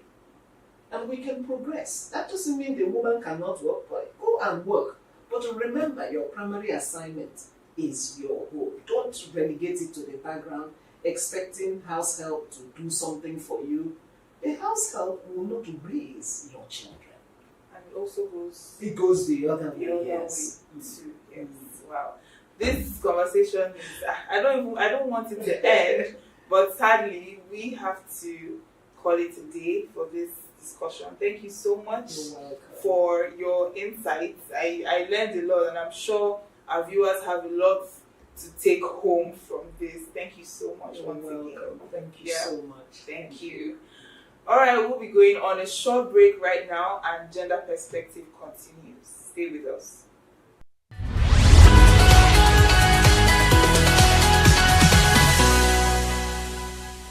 Wow, that was a very interesting conversation we had right there with Lady Jane Ndukwe. And like I said, I hope we all have something to take home from her opinions about this discussion. Well, gender roles and stereotypes have shaped societies for generations, influencing how men and women are expected to behave, work, and interact. But in today's world, are these traditional expectations still relevant, or are they changing? We hit the streets to hear what people think about gender roles, the stereotypes that come with them, and how they impact our daily lives. Do people still believe that men should be providers and women should be caregivers? Well, let's hear what they have to say. To my own knowledge, gender role and stereotypes are those expectations that the society and the people, family expect from men and women, to carry out in any situation. It can be from the woman or from the man. In the case of the woman, a woman is expected to be the one to nurture a home. A woman is expected to take care of her family. A woman is expected to take care of her husband without complaints. And you are expected to look good from beginning to the end. You are expected to look classy. You are expected to, represent. Do you understand? So a woman also is expected to, in the olden days, when women were not even allowed to go to school. You remember when women were not even allowed to go to school? There is a popular saying that says, education of women ends in kitchen. I don't know how to put it together. In the traditional version, women don't have a say in a cabinet meeting where chiefs are gathered. Women don't have a say to change any rule in a family. Women don't even have the right to give her daughter out in marriage. A woman cannot go to the farm in the traditional aspect. You cannot go to the farm and start cultivating and harvesting. It is a taboo in some parts of Nigeria. You cannot carry what is it called, a hoe or a cutlass to start digging. You want to make ridges, make your crops grow and every other thing. And then a woman is supposed to be so submissive to the husband that when your husband says sit down, shut up, you will sit down and shut up. The stereotypical aspect of men, a man is supposed to be the sole provider in every home, every organization. You're supposed to be the head, the shoulder that women lie on. We are supposed to come to you for everything. And then a man is not supposed to be a nurse. You're not supposed to be a nurse. When people see a man that is a hairstylist, I've seen so many men that are hairstylists, most of them start behaving like women. It's stereotypical, even if they are not gay. Do you understand? And some of them, they are nail technicians, they are into different things. Traditional roles and gender stereotypes are the roles that male and female members of any community are being established to perform concerning the society that they belong to. Yes, those roles are important for the sustenance of the society. The male have their particular roles that they play, mostly in rural societies, is very amplified. And the females also have their roles that they also abide by to make sure that the smooth running of the society and the family in particular is sustained. Okay, how it affects men and women is mostly amplified in urban areas. In the urban areas, mostly in the cities, gender roles are being merged in workplaces, in residential houses that people live in. Most of the men that are there don't even stay with their families. They are workers. They stay alone most of the time. Then they go and visit their relatives back at home or their families. So some of the men do not play those kind of roles that traditional men in the rural areas play. Something like some of the men go to market to go buy things to cook for themselves. Some of the men wash their clothes. And some of the men, even maybe if they have one or two kids that are staying with them in the city, they do take care of the kids without reaching out to the female gender to assist. And the women too, you find out that some of them are even breadwinners in the cities. Some of them also take on jobs that are traditionally meant for men. So jobs such as working in industries, working in heavy duty occupations. And some of the women also decide not to even get married and have children. And so gender roles are being, most of the gender roles are being diluted in urban areas. So that's where I think that it affects the genders is mostly in the urban areas that gender roles are being rubbed off and merged per se. I think even like now, before, men are supposed to be like the sole breadwinner of the family, but now it's not even that way, because most times things are very difficult. If they allow only men to provide for the family, it's not going to work. So now women bring, men bring, and they join it together. Even like this Gen Z and 21st century generation, men now help out in the kitchen, help out in raising children, help out in like so many other things that they feel like it was women's duty before, like, and other things. For me, I feel like it is a good thing. I think it's helping the society positively, because now, as I said, the cooking part now, men are now chefs, and then they're using it to get money to provide for themselves, provide for their families. If it was left for women, now they will say, oh, it's women's duty. No, but because men are now doing it, they are already providing. And also the parts where women don't have to stay at home to now be taking care of children or stay at home and be doing house duty. It is also helping families. Maybe if they're supposed to be eating 1 square meal in a day, but because the wife is providing and the husband is also providing, it will make the family increase to maybe eating 2 or 3 times in a day.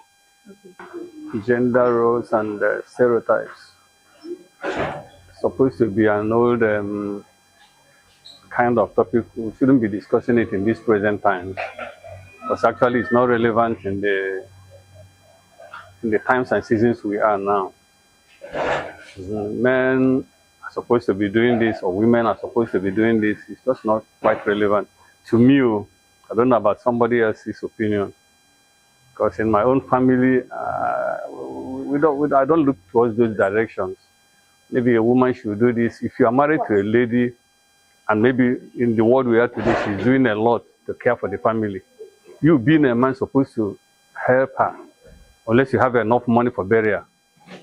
You're supposed to be helping her to do a lot of house chores and things like that.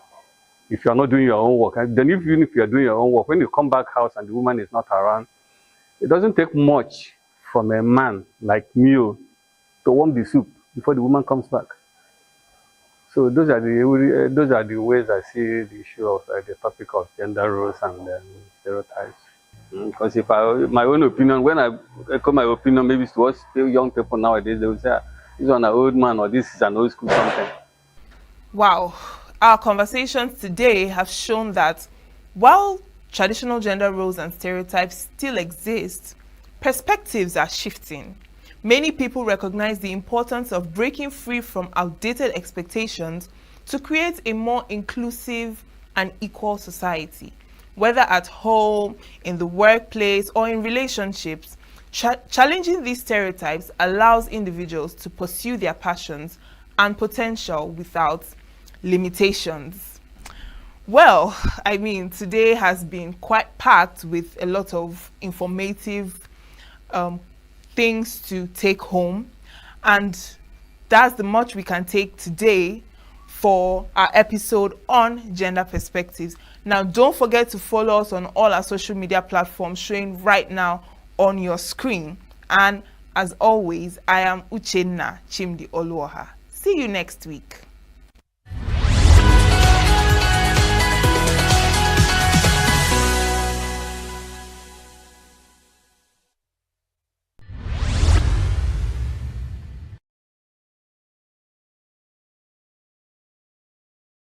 We talk of subsidy. Why subsidy? A lot of Nigerians should know that subsidy came in place in the first place, in the petroleum sector, to cushion the fact that the federal government has failed to refine oil locally. That's why subsidy came. In the 80s, there was nothing like fuel subsidy because the refineries were working, Port Harcourt, Warri, so that we get crude oil from the Niger Delta there. We move it to these refineries. They now pump up north also to a refinery in Kaduna that services the whole of the north. And outside these refineries, we now have depots, fuel depot, tank farms and fuel depots, like we have one in Mosimi, we have in Ore, we have in different places, we have in the north, we have in different places. These refineries also pump to these depots. Then the trucks now go to the nearest depots, lift for petroleum products, then go to the filling stations and discharge. So you find out that trucks don't need to travel far. All the ones from the north just go to Kaduna, and Kaduna already have also some fuel depot where they pump all these things to. So it was well regulated. Fuel was selling because we're producing locally, we sell locally. So we're producing in Naira, we're selling in Naira. So there's no need for fuel subsidy. Then Babangida all of a sudden embraced IMF, International Monetary Fund recommendations to devalue our Naira. They started devalue our Naira. They now brought a policy called Structural Adjustment Program, SAP. And that was where Nigeria's, they said they brought in the regulation of the Naira. That means the Naira should not be as powerful as it is. Because even as at in the late 80s, late 70s, Naira was stronger than the dollar. And as of 1983, we're still going to return tickets to the UK with 17,000 Naira. Return tickets. So what we are now saying is that they saw that the Naira was a threat. And of course, people who don't know anything about the currency came in. Babangida bought into the idea and it do structural adjustment program. From the day he took over that structural adjustment program, Nigeria economy went downhill. That was where all our factories run by government. They brought in, apart from that, they also brought in the issue of, they were not using the regulation that time, they were using privatization. That government has no business, they should sell off government enterprises and conglomerates. So they didn't even allow government to sell it. The government started allowing them to die. The Nigerian Sugar Company died. We had two sugar companies that were servicing all of us in Nigeria. Nigeria was even exporting sugar. We had a sugar plantation. We had a factory. We had a raw material. Sugar has no waste product. All the waste products of sugar are used for other things, like the molasses is used for ethanol. So Nigeria opened another company called ENUGU, Nigeria Eastern Alcoholic Manufacturing Company, where they produce ethanol. Pharmaceuticals come there to buy. The back of sugar, the fine grains of the back of sugar waste products is used to manufacture paper.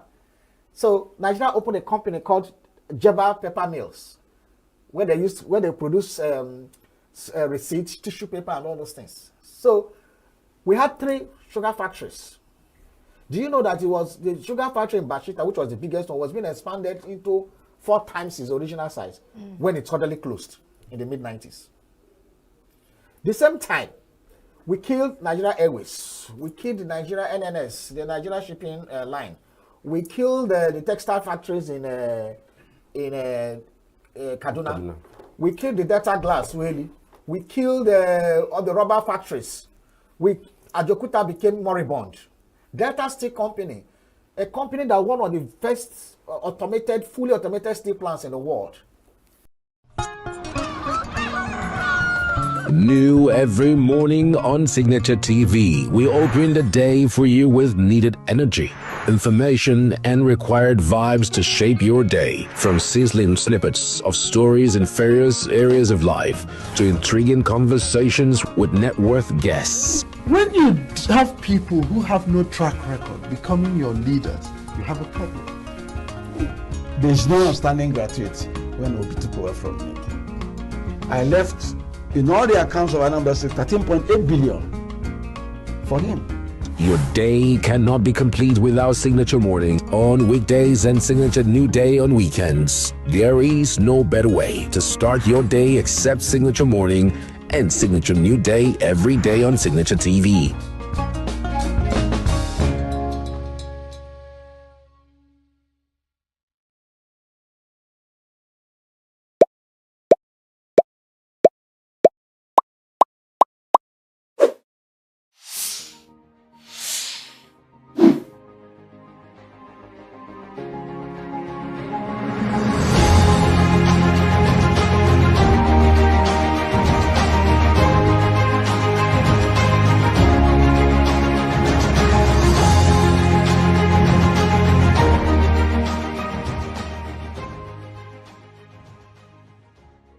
Okay, ladies and gentlemen, welcome to Development Discuss, where we ideate for Africa's development. My name is Patrick Okibo, founding partner Next Year. Next Year is a multi-competency advisory firm focused on solving Africa's complex problems. Nigeria, like many African countries, has had decades of civilian rule, yet political power lies in the hands of a select few. This challenge reflects in the development outcomes across the continent. Approximately 40% of Africans live in abject poverty or extreme poverty. The total number of Africans living in poverty has increased due to rapid population growth in the region. Sub-Saharan Africa, in particular, is home to more than half of the world's extreme poor, with significant challenges remaining in achieving poverty reduction across the continent. How can the people influence the state without succumbing to a free-for-all anarchy? How can the people get the state to deliver sustained improvements in quality of life? My guest today is Professor Oke Ikechukwu MNI. He's a polymath and distinguished scholar with a broad and impressive portfolio. He holds a bachelor's and PhD in philosophy, metaphysics, and has built a career that spans over 30 years in academia, media, government, and consultancy. He currently serves as the Professor of Strategic Management and Human Capital Development at Nnamdi Azikiwe University and a visiting professor at Gregory University. Oke is a much sought-after public intellectual known for his very clear thinking on leadership and governance, media, public communications, policy, and strategy. He's the executive director of Development Specs Academy, an organization that offers specialized courses in personality and character development, leadership, conflict management, critical thinking, emotional and cultural intelligence, parenting and mentoring, public speaking, and youth development. Okay, you're welcome. Is it okay now? Is it better? It is. It is. All right. Okay, let me start with a fairly simple question. The End Bad Governance protests are on. In your view, is this good for democracy at this time? Yes, it is very good for democracy because democracy is about self-expression without constraint. It's about taking positions in the public domain on public issues. It is about knowing that you have a right to challenge those in authority because that authority is held on your behalf. It's not a hereditary affliction that somebody clings onto and lives and others live at his or her mercy. So it is very good. The other thing that's good about it is that it came out structured as a list of demands. And those making demands, we are speaking as people who had the right to make those demands. That's another good point. There was no element of threat structured into it. We must dismiss the what you might call the later developments arising therefrom, wherein you had some people who got into opportunistic criminality in connection with the proceedings. That was not the intention. So it is good for democracy, it's good for self-expression. It's also a lesson for those who had never witnessed this sort of thing. We grew up seeing a lot of it. Patrick, you're very familiar with it. So if you like, this is the first time you're having demonstrations without quote unquote conventional arrowheads, you know, and before you speak of Femi Falana, Gani Fahimi, today it is young Nigerians informed about the environment, determined to have their voices heard, and they came out making that point. So it is exciting. It's good for democracy. It must not degenerate, and they must not lose sight of their demands. But also, as a philosopher, I'm sure you're aware of the works of various philosophers on democracy. And many have argued that it may not be the best form of governance for a people because of the risk of a degeneration to anarchy, which one can also argue that we're beginning to see with the protests. So it might start out as you have elucidated, but then it can be captured by certain factors or factions in government or in society. How do you debate against that there is indeed a clear and present danger in what we are playing with, given how precarious democracy is, even within our immediate neighborhood? Now, the danger is always there. Even in the most organized human settings, the possibility of rascality is unpredictable. So let's separate the principle from the possibilities that might arise from it. First, the democratic right is at two levels: the right to free, unforced, and unconstrained decision-making, the right to legitimate expectations, and the right to hold those in office accountable for the sovereignty granted them on behalf of the people. The second one is that you have what I consider the incidentals of democracy, which you can classify as maybe part of it will be what they call dividends of democracy in concrete terms, in terms of infrastructure. But more importantly and more critically, the incidentals include disruptions that might occur when the principle itself is stretched too far. I, for one, and I argue mischievously perhaps, that everybody on this discussion today is not a Democrat, and I'll tell you why. I am not a Democrat. This world is not governed by democracy, it's governed by elitocracy, and we'll come to that later. Patrick Okibo is one of the most erudite, informed, consistently untiring human beings I've met on public issues, on national issues, on human capital development. Now you call out for people to tell us steps we might need to take to get a better society, and Patrick takes a point of view, and some 19 people from Ojueleba, another 21 from Opiweka in Onitsha, 16 from Kano bus stop, and another 83 from Bauchi come and say, let's put it to the vote. And they vote out Patrick. That is their undoing. To that extent, knowledge places a certain measure of superiority and overrules the noise of the mob. And I call it the noise of the mob deliberately, because nobody on this panel is part of the mob. You're spending your useful time here to rack your head and spend an hour and a half on what will move society forward. 99.9% of Nigerians. So is this the kind of worry they have? So to that extent, and coming back to that question of incidentals of democracy, you're going to always have some elements of that. Democracy needs informed leadership, not democratic leadership, no. It needs informed leadership to warehouse some of the unassessed needs of the people, which they are not even aware of, in order to help them realize they need it. And if I'm not taking too long on this question, I'll quite cite a very brief example. A friend of mine who was a governor in one of the Niger Delta states, this was about 4 years. Well, he was having his first time there. Midway through, I came around and said, oh boy, look, there's something that you might need to just begin to do. Since you're preparing for the budget for your third term, go and consult the people. Let's have all the communities, find out what they need. On the basis of that, make a budget. So let's do a pilot. I'll go out to so and so community on your behalf. Long and short of story, I went, consulted with the community. They made about 3 or 5 demands on the table. They want an express road. The other group said, no, they want an international hospital, etc. My simple question, how many people in this community have cars? Not one. It's a fishing community. 3 members of the community have motorcycles. So even their perception of their need is scandalous.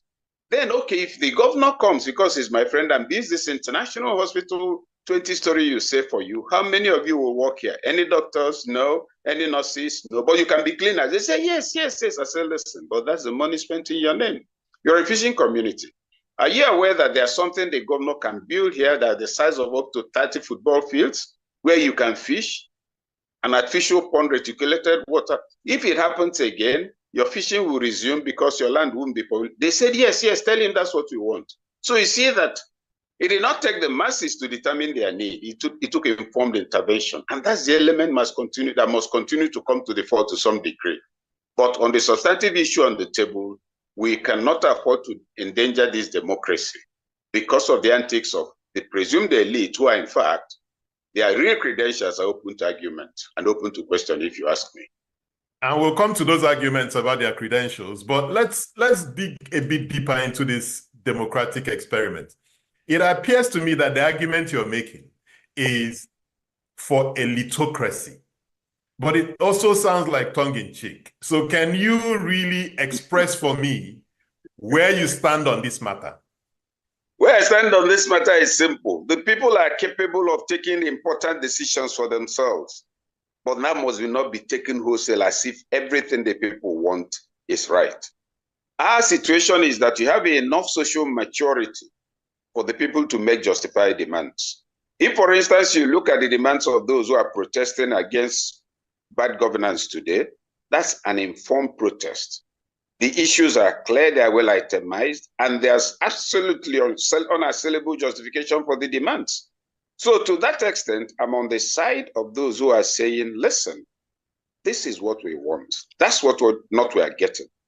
And we want it now with good reasons. So clearly and simply to your question, I'm on the side of those who are saying, look, you're not listening to us, and therefore you're not governing well. We have a point of view that's valid, and you'd better take it seriously. So I would define that as democracy by an informed electorate, right? Because if you look at the people who are leading the protest today, they're largely part of that disappearing middle class, quite educated, quite organized, using social media tools pretty well.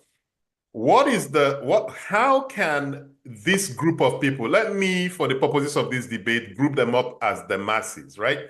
And how can you balance the needs of these masses for representative governance, call it by whatever name, and the challenges that a state faces trying to manage and juggle these multivariate demands coming from the masses, such that you can actually derive some level of progress?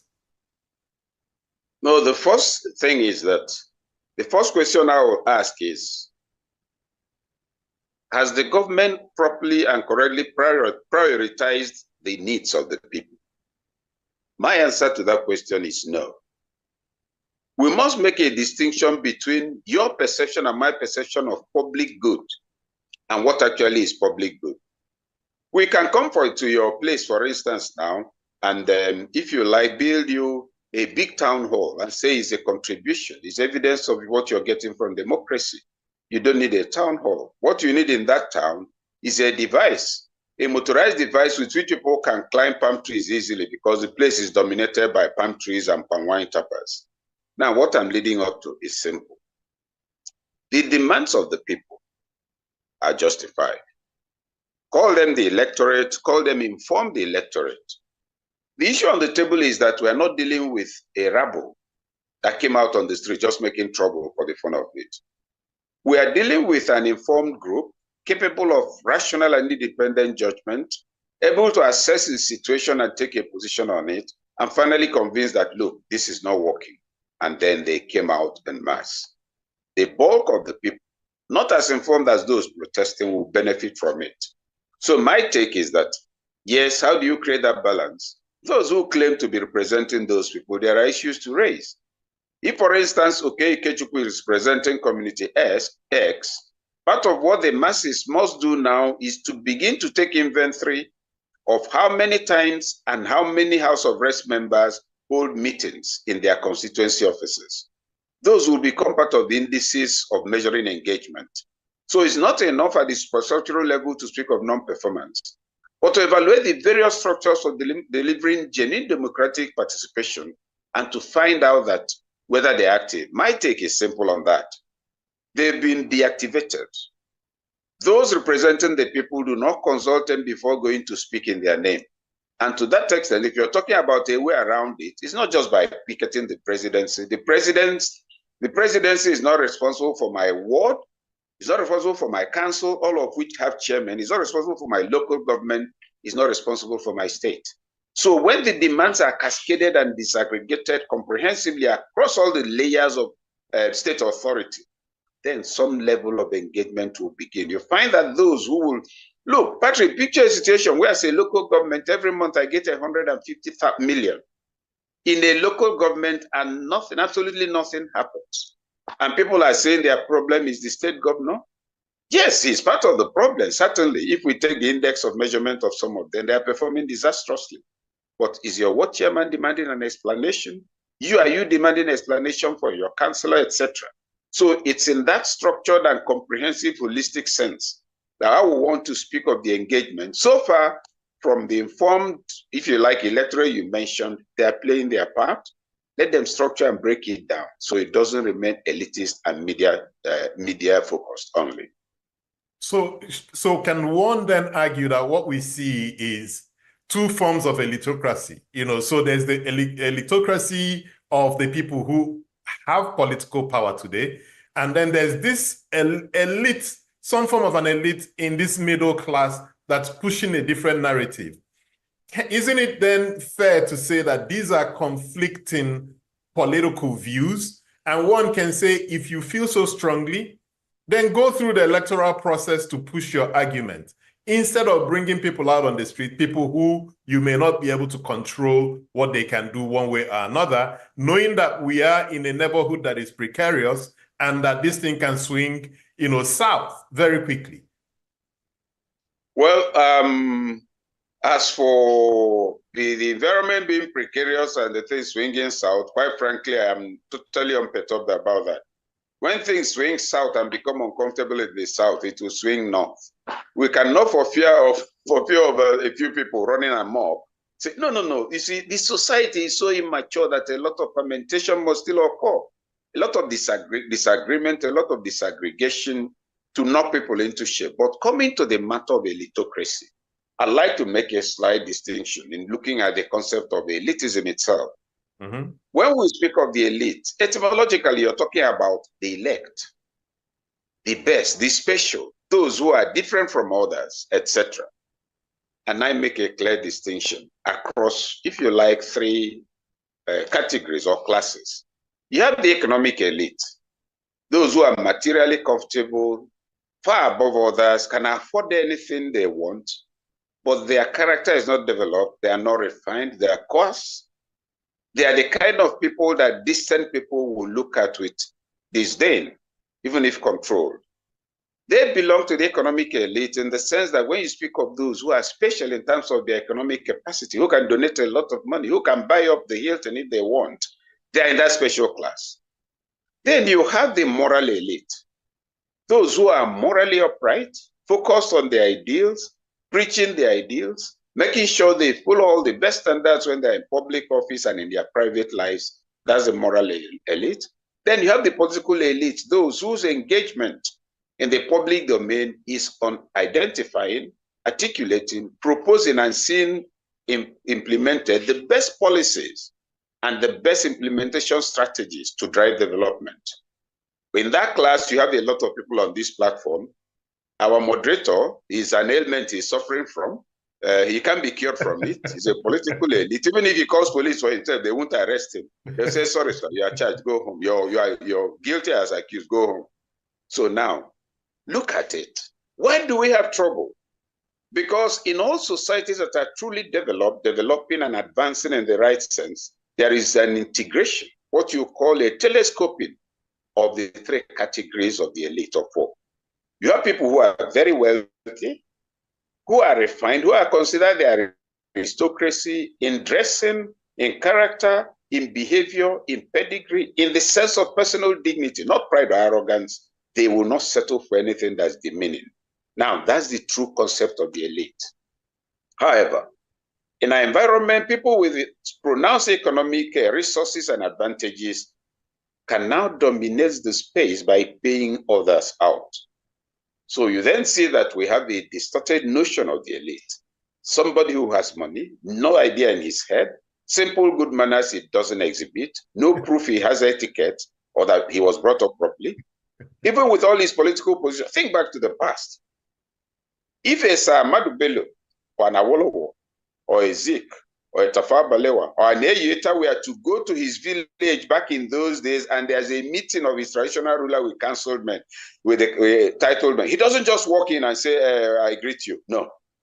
He knows that that's it. Yes, he has political authority, but that's a different level where he must accord it the dignity he deserves. Today, what do you find? A boy of 35 is elected, he drives in noisily with a siren, doing 150 on a village road and killing people's goat, raising a lot of those during the Hamatan, and when he goes, there are people with kata, and then he walks in with oversized clothing, among other things, and walks in where elders are meeting.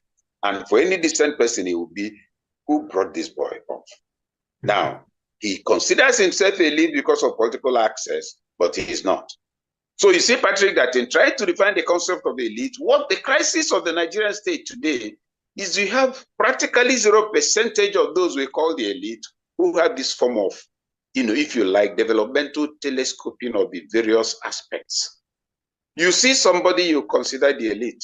He's not the form. He wears it. He wears a shirt, wear a good suit, not the tie. His courage gives him away. The turn of phrase gives him away, etc. So bringing back the issue, probably from a fundamentally challenging philosophical angle, given how far I've taken it, my point is this. Those we've come here to discuss today as the elite, the political elite, with all due respect to more than 90% of them, they belong to the dregs. They don't constitute the elite. They mistake political access and economic risk for excellence. And their opinion is mistaken for knowledge when they speak. When they tell you our Nigerians want this, it's not because they carried out any research. It's not because they understood the demands of the environment and the people. It's because that's what has just occurred to them. The crisis of the Nigerian state today is that we describe as elite people who, if we're really being honest, they're not the kind of people who even ask to serve us as SAs or PAs. And I say that at the risk of immodesty. People must not diminish themselves. You have on this platform the actual elite, those who could still have a sense of shame. Those whom, if you say, oh boy, let's go and do this, say, did you hear yourself? Now, that's at one level. Coming to the youth, if you like, Patrick, you describe them as the younger elite or whatever. I will make this distinction. And I'll go back to answers, where we are told, and all of us believe until tomorrow insist, that it was a very successful outing. It was the proof how that Nigerian youths can govern this country. They're intelligent, they're organized. By the way, let me apologize that my video keeps flipping because the original arrangement collapsed. So it's some kind of makeshift thing, and therefore the camera is mobile, etc. So now, my take, first of all, and this may sound astonishing, is that the NSAS protest was not by Nigerian youths. It was by elite Nigerian youths. You notice that all those who came for that protest, they were well dressed. Their t-shirts were clean. When food was served, they didn't fight, they didn't quarrel. Because the elite doesn't fight over food. They know if they don't get, another round will come. Nigerian youths fight over food. They fight even as it's coming in. They will see a trailer full of it. They know it, nobody considers that it will go around. What they consider is, let me grab mine.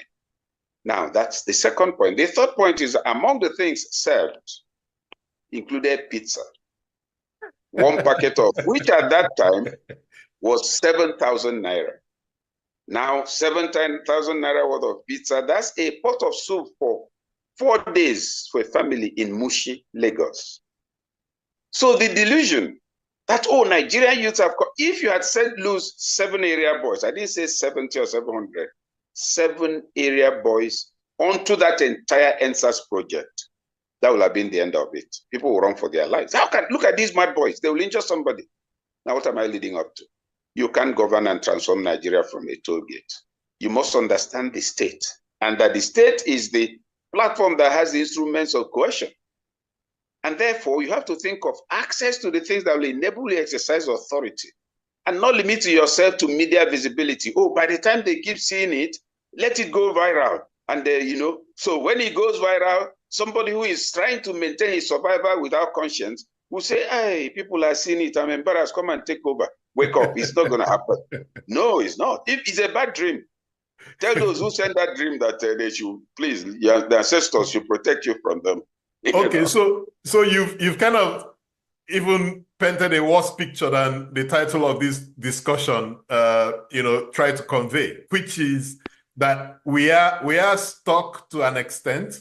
So how do we then navigate from where we are now to where we want to be? Yeah, if we have a young population that is really already disenfranchised, through poverty and hunger, etc., and you have a political elite, that do not even have the basic tenets, the basic ethics for governing a nation.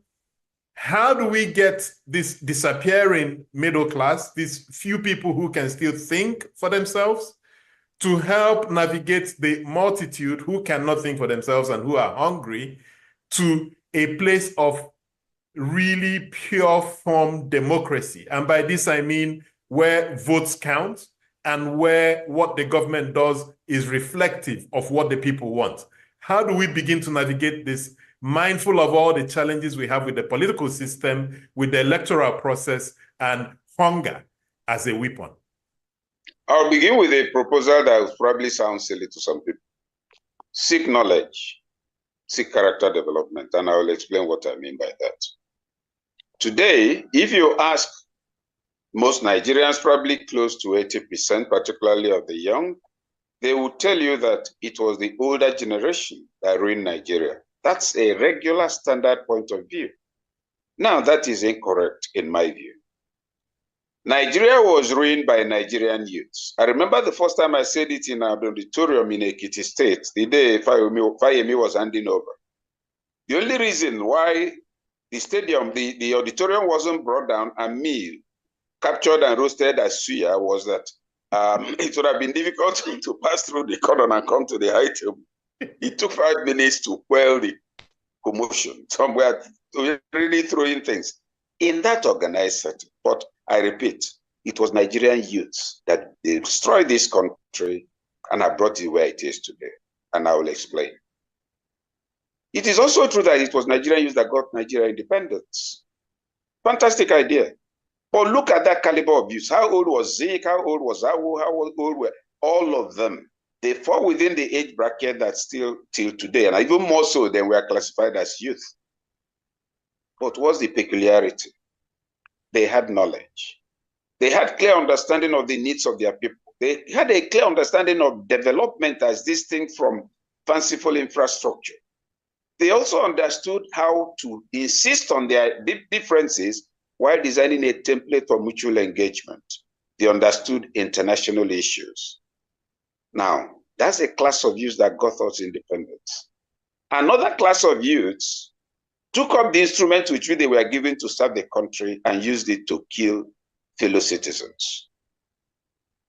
That second class of youths were guided by presumption, ignorance, limited exposure, lack of even professional discipline. Now, among those who carried out the first coup, how many of them were up to 30 years? The government that came after the second coup, which was not a coup, it was retaliation. Another set of young men were angry that you killed their brothers, and because they had guns belonging to the Nigerian state, they used the guns to kill others from other parts, took over the government, such that he had as head of state a boy of 31 who had to marry after being sworn in. The oldest among them, I think, was Ojukwu, was 32. Yeah. So now those are the boys who wrecked this country. Matters arising from that has been around this class of 66. And those mistakes they made as boys and girls, as young men, the multiplier effects of those mistakes have brought us well. So when we look and see that they are now 2 times the age when they caused what has brought, they say it's the older generation. No, it is one generation called uninformed youth. And are you suggesting that we have those uninformed youth today who may then lead us into another? I'm stating quite clearly that not that we have them today, that they are in the majority. And that's why I say seek knowledge. It doesn't condemn them. They need to know more. And that's why we must work closely with them to point out these things to them, to prepare them better. It would be wrong to be looking at them in context. Well, we don't know. Of course, many of them don't know what we're doing, just like we didn't know what we were doing when we were younger, but a supportive older generation that's able to lay some of these things on the table for them and tell them how to engage. Now, that's the way to go. So it is within the context of that I would want to see the struggle for genuine democracy to revolve around informed interventions. You've made your protest. Don't celebrate the appearance. Celebrate the insistence that these specific demands must be met by government. The president has said, oh, we want a meeting. Drop an agenda ahead and publicize it and tell him, sir, this is it. When are we? So that kind of engagement will deliver more than the mere visibility of saying it is trending. It has been shared. It's on all platforms. Another news item will take it over in 8 hours. Okay, so I understand that for the current protest, that could be a way to go. But you've touched on some very fundamental issues, which is an informed mind, because if the mind is not informed, the mind cannot create an enduring society, But that sounds like a generational journey. It takes time to educate the mind, right? So are there, and I hate to ask this, but are there shortcuts? Are there quick wins? Are there things that this current generation, with the level of information and knowledge and education they have, can be doing to then force some level of change, and then another generation can build on it? Essentially, what can we be doing today to move from the level where we are of what we call democracy to true democracy? What is it? Lay out for me some steps of what we can do, mindful of all the challenges that we have to contend with. Elections that, are not as free and as fair as they should be.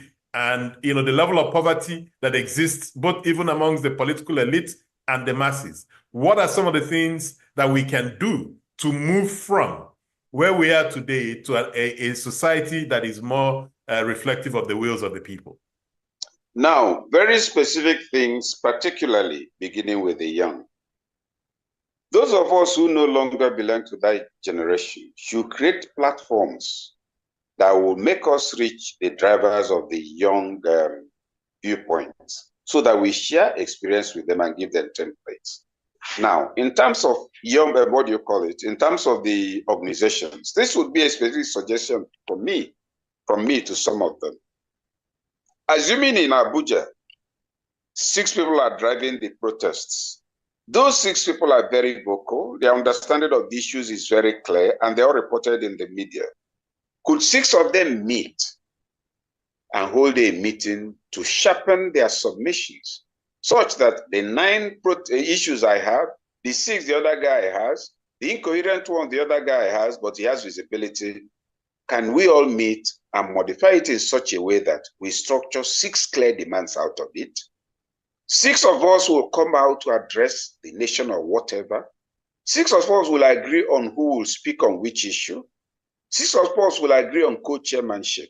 You see, part of the major crisis, in my view, and that this has arisen from sustained interface with a lot of young people, is that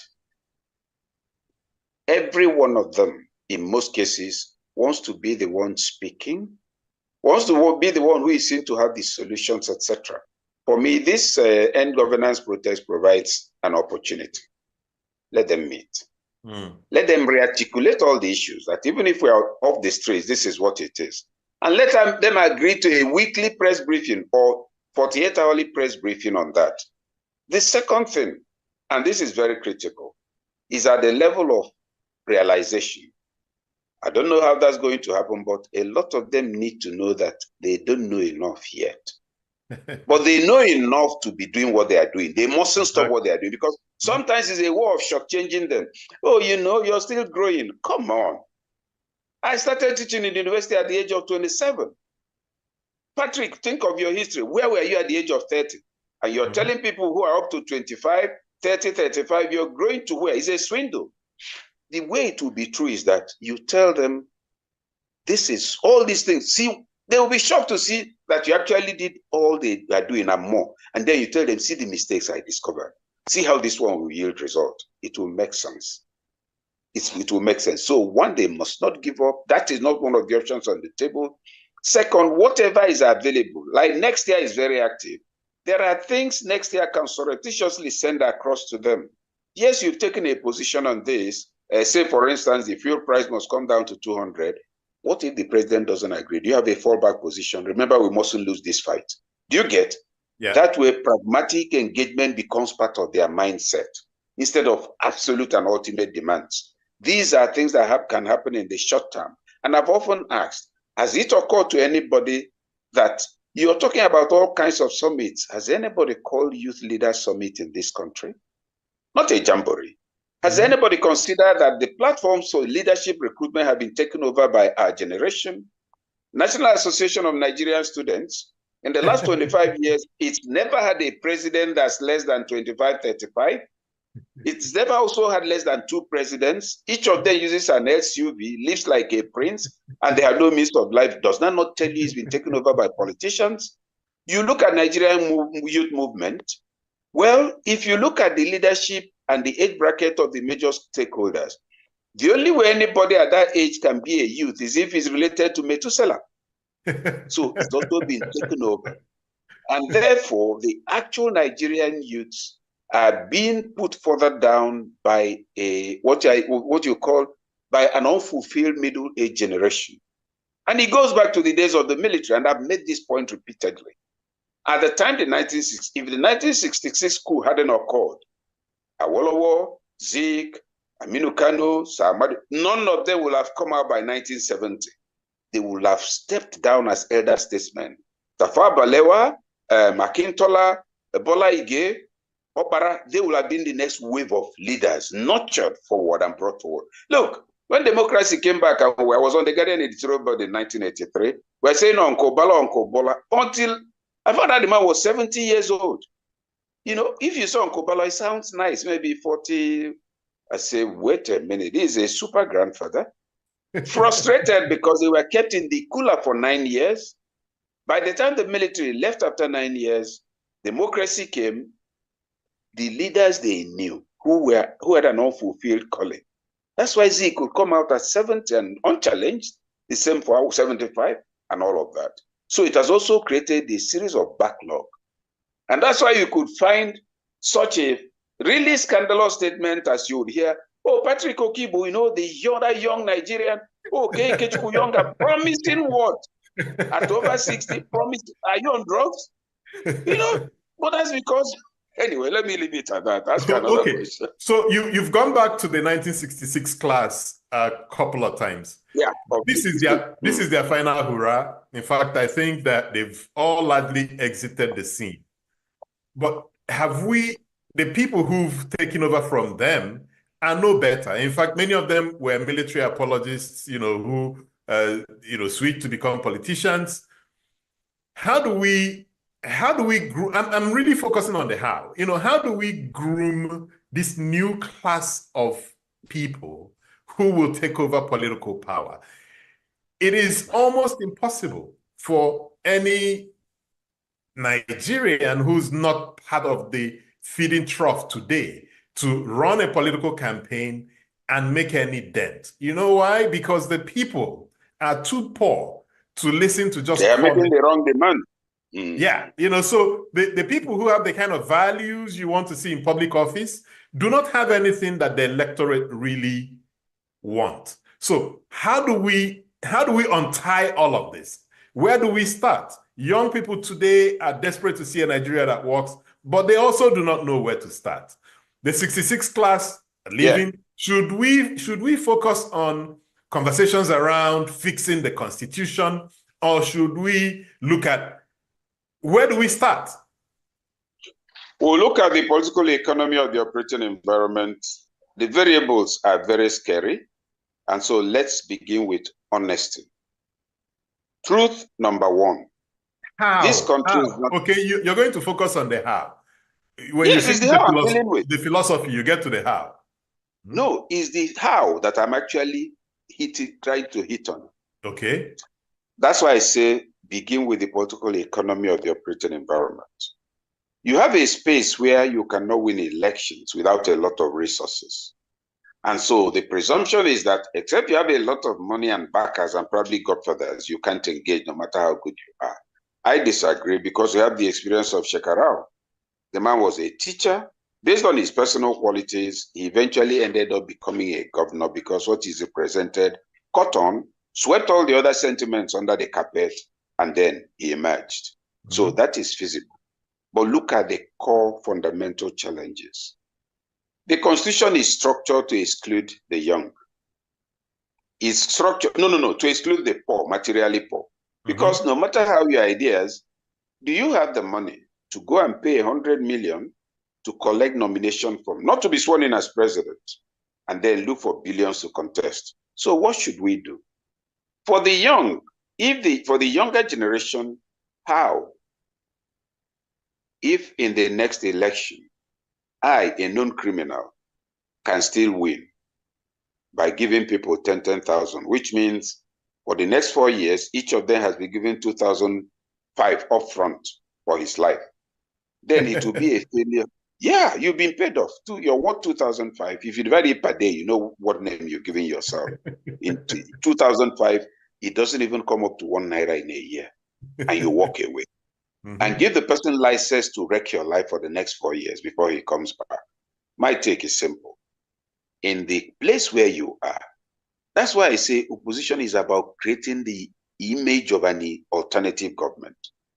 If I'm from Ojota, or if I'm from Nekede, and I'm driving this protest, and in the next election, I'm unable to galvanize the people sufficiently to vote out the bad guy, no matter the money he gave us, I have failed. So it's about consistent mobilization. That's why when I spoke of knowledge and education, it's not about classwork. It's about making activism normal daily conversation in all the avenues, pointing out all the things. Look at our schools. This man didn't have a bike before 2 years ago. Now the house is built, it's 180 million and nobody can go there. Police, it's not the same thing as surprising. Now, having put that on the table, let me recalibrate and move around to the other element of the how. Those who are older, who are somewhat materially more comfortable, it is not sufficient to say, oh, the youth were supporting you. If those who have material resources should make it available, those who have ideas platforms should make that available. And I speak because we've done this in practical terms in a state. By the time we were done, we had run through 5,131 young people. And we didn't call them to make motivational speeches. No. First, we identified that the state had 177 communities. We went to the 177 communities and met with all their town union presidents. The first meeting we called was a 2-day project management training for the youth leaders in the state. And it's not academic management. No, we call them that. Leading people is a project. The first step is to make sure they respect you, that they can listen to you. So we called it for purpose of formal communications, but it was telling them community engagement. Patrick, one of the outcomes, it took us 4 months to finish with that. One of the outcomes was that one of the senators who was to contest the election then, this was over 10 years ago, the boys, 4 of the boys working for him were the ones who brought out the 16 ballot boxes. On the day before, he said, oh God, no, this thing they are teaching us is different from this. That was what aborted that man's senatorial ambition. It's actually somebody you know by name. Now, with that, you see that the engagement began progressively, creating a new wave of consciousness. That is how they must operate. Every week, let them assess the level of progress, not on Twitter. How many people have we reached? Because when you look at likes, subscriptions, social media, we must also, as young people, realize that the bulk of Nigerians are in their villages and towns. We must ask ourselves, as an activist working in Abuja, how many people in my state know about these things, know me, etc.? What are the power centers in my state I can reach? In the example, in the one I mentioned, first we met with town union presidents, then we went around and met with every single traditional ruler. When we were done with them, we went to meet with market leaders. In fact, in most of the markets, they say, we know. I'm sure you're preparing for election in the next 1 or 2 years. This is, you must give us something. We say, I'm not giving you nothing. I live in Abuja. If I don't give you anything and you say I'm contesting, don't vote for me. I came here to tell you 3 things. Number 1, that the traders here elected you. Therefore, you're their leader. Therefore, you should go and tell the DPO not to come. Anybody he wants, he should call you, and you bring the person to him. The traders will have self-respect. If any trader takes another to the police, whatever that second one is, by the time we are done, police could not enter Mbuka. They went and met with him. It was a perfect arrangement. Even if there's something you're giving to them, you don't keep trembling when they pass by. Then we met with every single traditional ruler, finally with its state traditional ruler. Then we met with all the religious leaders, all denominations. By the time we finished, we met with all registered NGOs in the state. There were 48. When after that, 4 months, nobody knew anything was going on. After that, when we called the People's Summit, the the head of State Traditional Council said, I will preside. Now, imagine that the political forces keyed into it. They keyed in for a while and ruined an aspect of it. Imagine that, because you've got the soul of the community, all the power centers. Now, these areas, if I'm from Kano and I'm one of the activists, it's not enough to run around on the streets. I will meet with all the individual imams. That's one part of the country where you still have village and district heads. Baba, what is going on here? This is what it is. This riot, it will only lead to noise making continuously and things will come out. We want these boys to understand this. We want them to do this, to do that. You begin to build traction. It's not a 100 meters dash, but it is a race.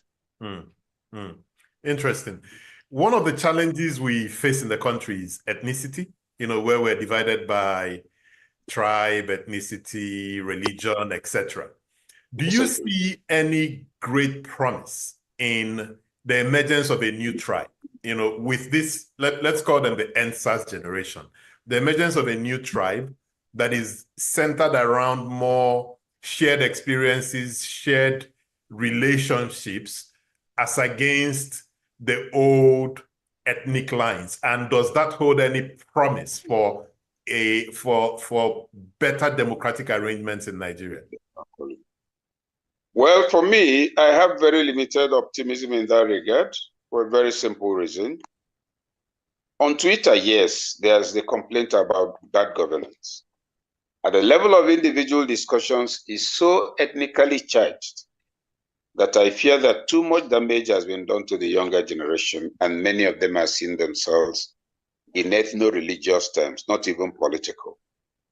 And when you consider that the protests had no political coloration, it becomes something else. Remember at the beginning of it, somebody said, oh, it was one man from one part of the country that was instigating it.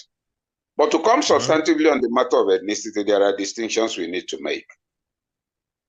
Very often when we speak of ethnicity, three concepts are collapsed into what is actually not one concept. If on a daily and regular basis, Okechukwu is clearly not a Katsina name, it's not a Bayelsa name, it's not a Yoruba name, so the name is Igbo. That's my name. Growing up, maybe I grew up in the East, I ate primarily the type of foods we eat there. So you find me, I'm always wearing Igbo dress. From my voice, you know I'm Igbo. All my friends, I associates are Igbos, etc. You can describe me as ethnocentric. But in being that ethnocentric, I admire your Babanriga, your carb type, and what. Say, this one, see what's the difference. We are very good friends because of the variety. Both of us are ethnocentric. That will not destroy Nigeria. Also, ethnic awareness that your name is Okechukwu, the other one's name is Babajide, it will not destroy, is ethnic chauvinism. Where on the basis of my ethnic root, I then endeavor to always put members of other ethnic groups at a disadvantage, even for things they are not ready, they are not qualified, they don't deserve. The crisis of the Nigerian state is ethnic chauvinism, and it has eaten into the younger generation. If you think back, among our previous leaders, for instance, anybody looking at Zeke's dressing will not know where he came from. Zeke dressed like a northern and Yoruba man all the time. We lost you when you were describing Zeke and how he dressed and how you couldn't tell where he was from. So that by Zeke's dressing, it will be difficult to pinpoint his ethnic group. Yes. He was not ethnocentric. His mannerisms too. But Awo was ethnocentric. Samadu Bello was ethnocentric, not in any negative sense. Their dressing reflected their sociocultural history. Do you get the point? Yes. So ethnocentrism does not destroy a nation. It is ethnic chauvinism. Mm-hmm. Where you're chauvinistic, you give advantages undeserved to people from your ethnic group for the mere fact that they are from that ethnic group. The word itself came from an officer, one of the lieutenants of Napoleon, Chauvin. Everything Napoleon did or wanted or said was correct, no matter how silly. So what am I leading up to with reference to the younger ones or to the generation that's now actually a generation? At that age, at their age, we thought we were all really old. I mean, at 35, I had so much sense of fulfillment that when a young man brought a book on Ikemba for me to, he said, oh, you're on the Guardian editorial board. I wasn't even, I was 31 or thereabouts. He was 10 years younger or thereabouts. And, oh, I want you to be the author so that because people know you. I said, an old man does not eat the yam for the next planting season. You brought it for me to put my name on it as the author, forgetting that if somebody did what you're asking me today to Chino Achebe, nobody will know him. My friend, what I'll do is that two of us will find the money. I will edit this work for you. Two of us will find the money and publish it in your name. That's what I did. And people at that, today, we are looking at them as children. No. But anyway, back to the substantive matter. Unfortunately, outside of the protest itself, once the conversations go outside fuel price, poverty, inflation, the ethnic disaggregation resurfaces. That's a great calamity that we've transferred to these young ones. And it's growing stronger, unfortunately. In my view, I may be mistaken. How do we address this? And it should be leadership by personal example, by the core leaders, etc. But in the absence of that, is there something that the youth, the masses, the leadership of this emerging generation of leaders can do to begin to address ethno-chauvinism in Nigeria and hope to build a new tribe? I know you said you're less optimistic or not as optimistic. I tend to. We lost you when you were describing Zeke and how he dressed and how you couldn't tell where he was from. So that by Zeke's dressing, it will be difficult to pinpoint his ethnic group. Yes. He was not ethnocentric. His mannerisms too. But Awo was ethnocentric. Samadu Bello was ethnocentric, not in any negative sense. Their dressing reflected their sociocultural history. Do you get the point? Yes. So ethnocentrism does not destroy a nation. It is ethnic chauvinism. Mm-hmm. Where you're chauvinistic, you give advantages undeserved to people from your ethnic group for the mere fact that they are from that ethnic group. The word itself came from an officer, one of the lieutenants of Napoleon, Chauvin. Everything Napoleon did or wanted or said was correct, no matter how silly. So what am I leading up to with reference to the younger ones or to the generation that's now actually a generation? At that age, at their age, we thought we were all really old. I mean, at 35, I had so much sense of fulfillment that when a young man brought a book on Ikemba for me to, he said, oh, you're on the Guardian editorial board. I wasn't even, I was 31 or thereabouts. He was 10 years younger or thereabouts. And, oh, I want you to be the author so that because people know you. I said, an old man does not eat the yam for the next planting season.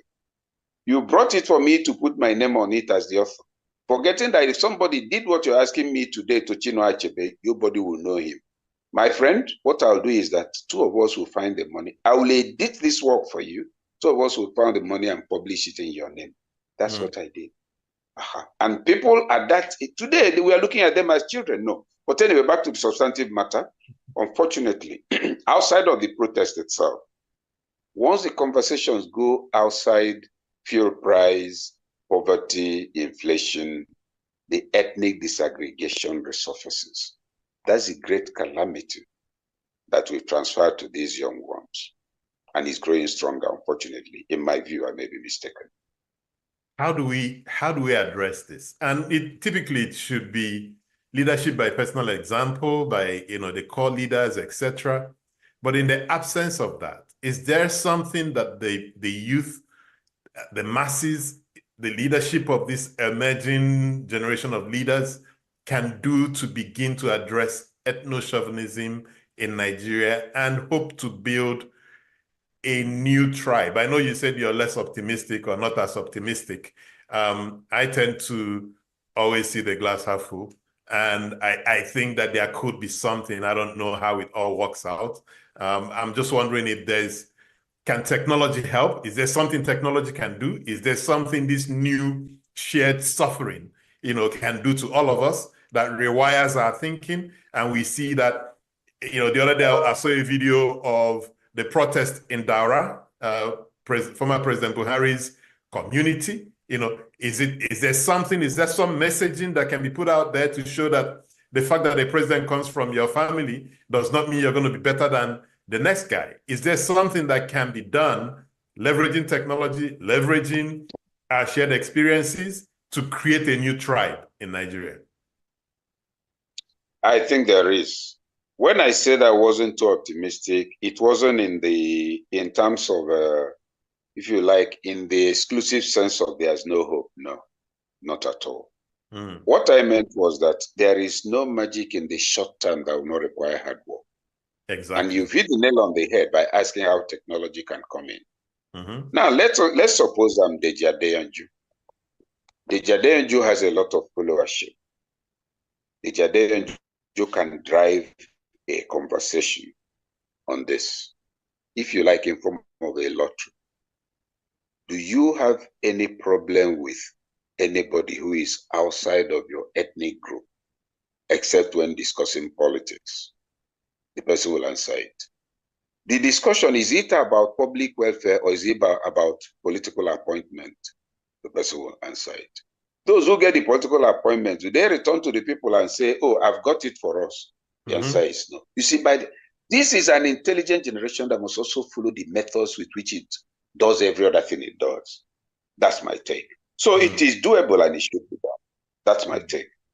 And so they can deploy technology, all the various platforms.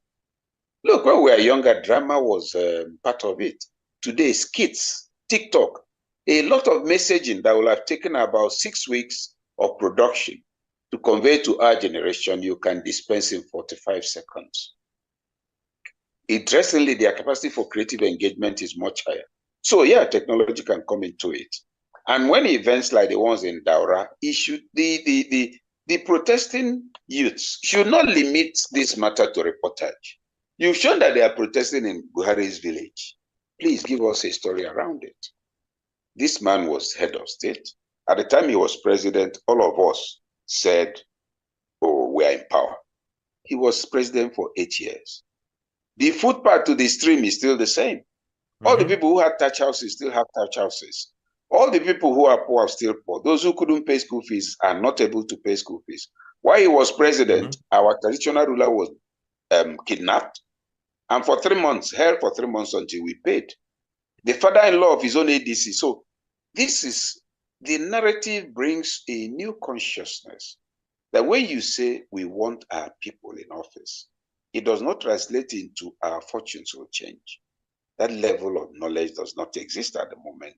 It is only them that can spread it. And in spreading that knowledge, you are now getting your generation and the other generation to look at why should anybody take office as government? It's because he's going to address our matter the way he suits us. It is because he's the one we're asking to spend our money on our behalf. So when he comes and puts a borehole, this in itself can be a campaign that can start tomorrow.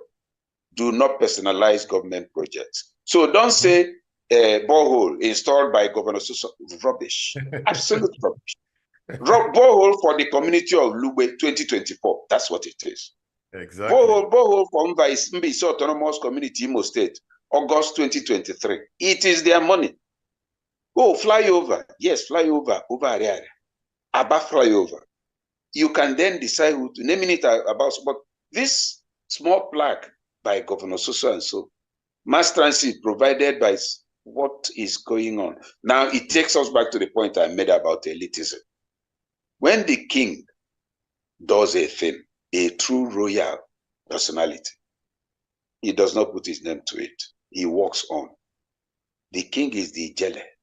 The ijele does not dance for money. It does not wait to receive accolades. You can't come to spray money on it. It's sufficient unto itself, its own dignity, its own affirmation. Now, when you see, with all due respect to them, never do wells dressed as royalty. Their very gait announces their inferiority. Let me leave that one there. I have a question, and please, for the participants, please use the Q&A tab to ask your questions.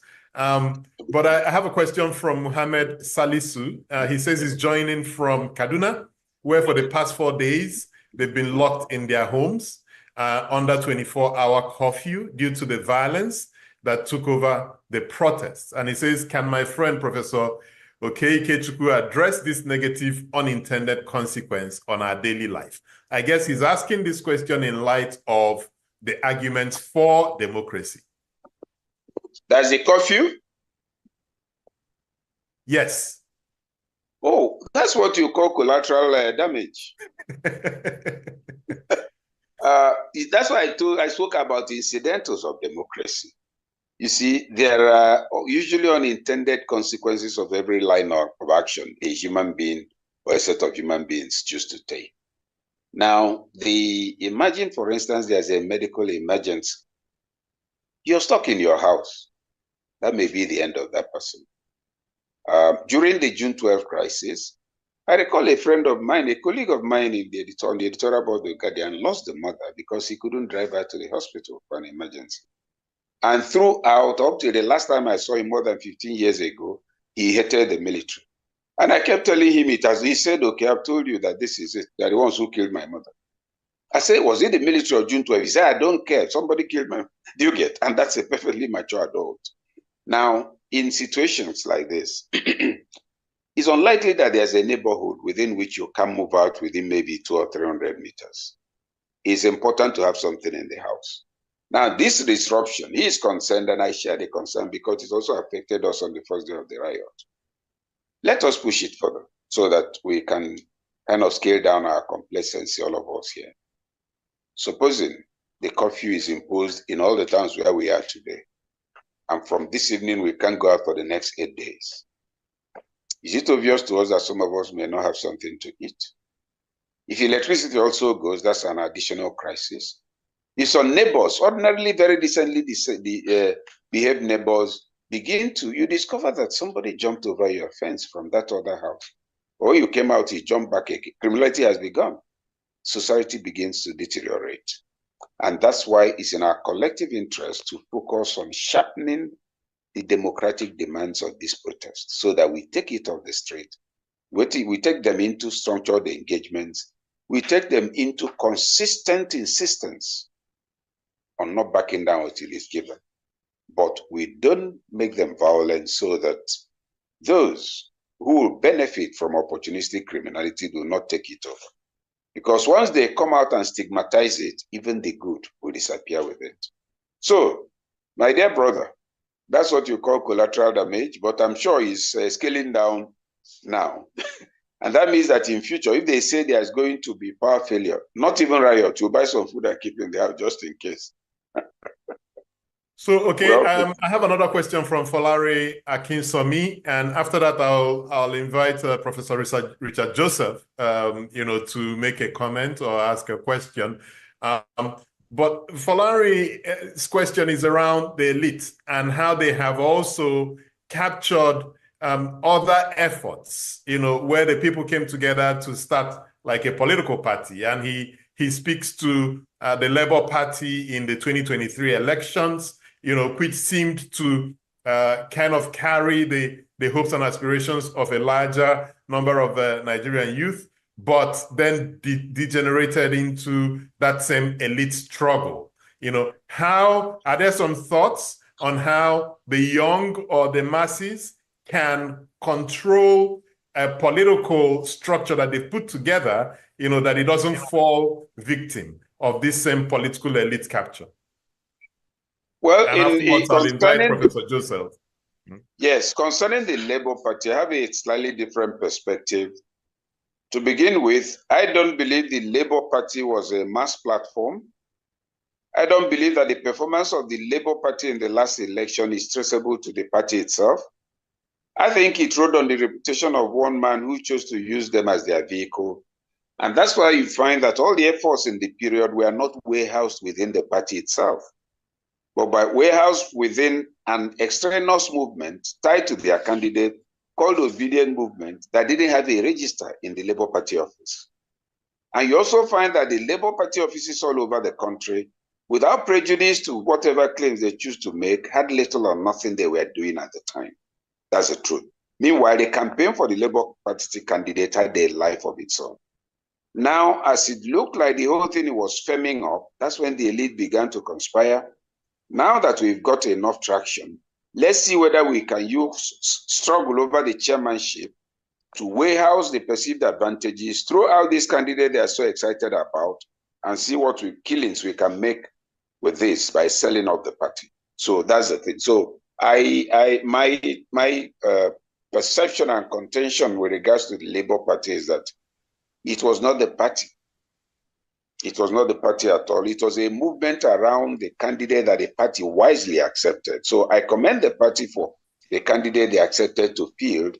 And I even take this opportunity to knock the party thoroughly by asking, before, during, and especially after the elections, what are you doing to build your party? Have you held rallies? And I've said this privately and publicly about the Labour Party. Have quarterly rallies in all the states. Every quarter. Don't bring everybody. All party chairmen, all party functionaries from every local government. Bring them to a place, explain the party ideology, give them some allowance. It creates cohesion. It leads to improved party, what do you call it? Hello? Wow. It leads to greater or better communication, etc. Those are some of the things. So I wouldn't go so far as to speak of the elite hijack of a platform that was never really an elite platform, if I'm not mistaken. Are we still on? Yes, we are. I can hear you, and I'm going to invite Professor Richard Joseph to make his contribution. Professor Joseph is an accomplished academic known for his work in African politics and governance. He's a professor emeritus at Northwestern University, where he contributed significantly to the understanding of political development in Africa. Professor Joseph, please. Okay, thank you very much, Patrick. So good to be with you again. And pretty much we're continuing the conversation we did at New College, Oxford on Africa Reimagined, what is taking place today. So I'm just going to throw out a few points. Inshallah, I will be with you in Nigeria. I hope early in the year. We will hopefully have a peaceful election. At least we hope we don't have an attempted coup again this time, and that I'll be with you all, to talk about going forward. So some quick points. The first thing is, don't waste a crisis. You know that phrase. This is an opportunity that's taking place. All right. And what is happening? In fact, I just had an exchange this morning with a colleague. He's a Kenyan, talking about what's going on in Kenya, what happened in Uganda. So there is not only a pan-Nigerian dimension to what you're talking about, there's also a pan-African dimension. Right? Young people across the continent are looking across and really saying, this thing is not working. It's not serving us, etc., etc. All right. And they're speaking on their behalf, but also they're doing like young people that happens over the world. They can step out and lead their society at a particular time. And that is what's taking place. The second point, Dr. Ike Chuchu, he said about seek knowledge. I agree with that. But we don't only have to seek it, and we have to distill it. I think there's a lot of knowledge. I was reading this morning this volume by Wale Adebonwi, and I recommend it in terms of distilling on the Fourth Republic. But I'll call your attention to a chapter by Dr. Jibrin Ibrahim. Very important. And when he's saying, listen, we've had the constitutions, we've had the systems, and so on. But then what we have is, instead of the popularity principle that's supposed to be with democracy, right? People are merging and then they're representing it, that you basically have, in a word, godfatherism. All right. So you have functioned aspects of your society that sort of pours into how those institutions and constitutions and provisions are written. And that basically reminds me of myself in Nigeria, right? When Nigeria is going through the transition to 79 and in 78, when I wrote my piece on affluence and underdevelopment. And some of my colleagues at UI were saying, oh, Richard has written this very controversial piece. You read it now. No, it's not controversial. He was really saying there was something fundamental about a political economy. And then 5 years later, before the coup occurred, I wrote my first piece on prebendalism. And people can look at it now and say, oh, yeah, there was something there. But let's get to the youth. And SARS, it's and SWAT also. What are you saying? Is that here are the instruments of the state violence that are being used. And then we have bad governance. All right. There's a process of understanding that is now taking place. So let me conclude, because I don't have too much time, because I really, I have this project, I call it collaborative learning. You'll be hearing some more about it. And collaborative learning is that we have some really important knowledge and insights. And what we need to do is I'm sorry I have to speak that way, because when I'm speaking, I'm not speaking like an outsider to the Nigerian situation. So what we have to do is how do we distill that knowledge? How do we have the dialogue coming? How we could say we had all of these wonderful aims and objectives and everything else, and it hasn't worked. And why hasn't it worked? And therefore, how do we move forward? So I'm with you all in this, but I really feel understanding this is a moment now in which the conversation can really take us forward. Thank you. Thank you. Thank you very much, Professor Richard Joseph. Okay, I don't know if you have a response to his contribution. Yes. Yes. Oh, yes, he's made very useful observations. But the first point to take is that he's saying to the young, seek knowledge. Remember that the next thing I did was to work out, to map out structures through which deployment would take place. Existing social structures. The knowledge I mean you seek is understand your operating environment. Now, that's not in order to have a theoretical understanding, but in order to have a template for engagement. That's why after pointing out the hurdles, I then said, okay, supposing you're going to Kano, how would you reach the people? The very example I gave of how we engaged and eventually we're able to make certain transformations is clearly an indication that followed that paradigm. We first of all sought knowledge, obtained knowledge of the operating environment, to the next step of following paradigms that will lead us to measurable results. I can hear you now, yes. Okay, fantastic. All right. Yeah, I mean, the connection has been quite terrible today. Yeah, but you were trying to respond to Professor Joseph? Yes, I said in speaking of knowledge, I wasn't talking about theoretical knowledge. I simply meant understand the political economy of your operating environment, and with that knowledge, design an engagement template. That's why I gave the detailed example of how we engaged. We understood that in that society, there are what you call centers of power and centers of social relevance. It included town union presidents, youth leaders, religious leaders, traditional rulers, market leaders, and women leaders, and then registered NGOs. We went with all of them. And if we hadn't grasped the environment, we wouldn't have had what to tell them. So at each level, we explain certain things to them. You met the women and you tell them, listen, if you keep quiet while all of this is going, all these things are going on, it's your sons and daughters that are going to get wasted. Some of those boys will go into armed robbery, they won't live long. Some of the girls will go into prostitution or they'll get out of school. You get to town union presidents, you tell them, is this the society you're seeing today? Is that what you saw when you were young? Wouldn't you want a return to that? So that becomes engagement with measurable and verifiable outcomes. That's the whole point of it. I'm all in for conversations on political progression and the rest of it, but I am much stronger at engagements that lead to immediately verifiable outcomes. And I'm talking about instrumental gains. If you put together all the youth leaders and you were able to get initially 13% of them to listen, you already have an inroad into that platform. But most of the time, the engagement you have is that some people come in the name of community engagement, bring the people together, give them lectures on what a good society should be and go away. No. It requires continuous farm. So weeding, watering, and manuring must take place. I agree. I understand the perspective he's coming from, but I hope you too understood mine. Exactly.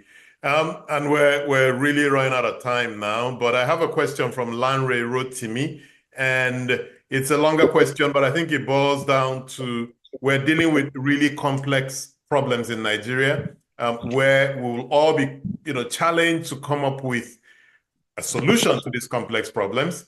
And his question is, what can the government, federal, state, and local governments, and the protesters, and Nigerians at large need to do to design and deliver these complex systemic solutions to the complex problems we have? So are there some thoughts you have on how we even begin to unpack the complexity of the issues we have, and how do we begin to engage with them? The first thing is for us to say that since it has come to a protest, we must maximize the potential value of that protest. There are specific demands. They should write them down. Write the demands down from the various parts of the country, run it through the states, and bring it together for a national conversation. Those demands can Okay, sorry, quick question. Who would do that, especially as the strength of this protest, the NSAS protest, was that it was kind of leaderless? Yes, there's some people in the background who are organizing it, but they keep touting that their strength is that there's no clear leader. If there's no clear leader, who will articulate these that's the point I was getting to. If there was no clear leader, there was a voice. Convert that voice into a leader. And I'll mention the one or two people I know. Deji Adeyonju has people who listen to him. Could he himself articulate what it is he's talking about? Somebody can rise and offer leadership. If you're here in Abuja doing your own, I'm doing my own in Akure, another person is doing in Yanagwa, and okay, in Abuja here, I articulate what I have. I also incorporate that of Akure and Yanagwa, and I find the numbers and reach out to those in Yanagwa. That's how leadership emerges. You cannot drive this engagement on social media, on Twitter, and on getting the number of likes. Somebody should give leadership. And in that trying to give leadership, he must understand the language of inclusivity and accommodation. We've done these things in the past. Now let him integrate that of others.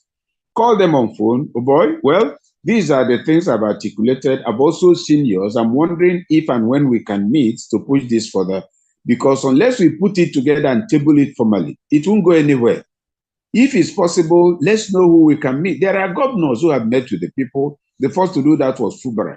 Can that be explored? Those people went away. Yes, he made them promises. And that's why leadership at that level must now emerge. The first good news is that there's a groundswell of dissatisfaction. That dissatisfaction revolves around nameable grievances. Now we know those grievances. Now, can somebody get up? The Rivers example, for instance, if there must be people that Fubara spoke to before the group came, that's how leadership will emerge in a situation like this. But it will be unfortunate for it to remain a social media event or a media event. No, they've done too well so far for it to disappear under the waves. Are there other things they can do? Oh, there are other things they can do, but I guess I'll have to send you that before we are accused of insurgency. Very many important things, all of them positive, all of them good, and all of them designed to yield results without upsetting the social equilibrium. So there's this point that keeps coming up in most conversations around Nigeria's development, and it's centered around the Constitution. Most people would say that the problem we have is the 1999 Constitution. Unless we change it, we can't move forward. Interestingly, the first time I met you was, some back channel discussions around Nigeria's Constitution, and so on. Do you agree with that premise, that if we do not address the Nigerian Constitution, we can't move forward? Or is it another attempt at work avoidance? When we don't want to do work, we look for something big to blame. And if we can work with the 1999 Constitution, what are some things that we can drive today that can then trigger a snowball effect and get Nigeria moving?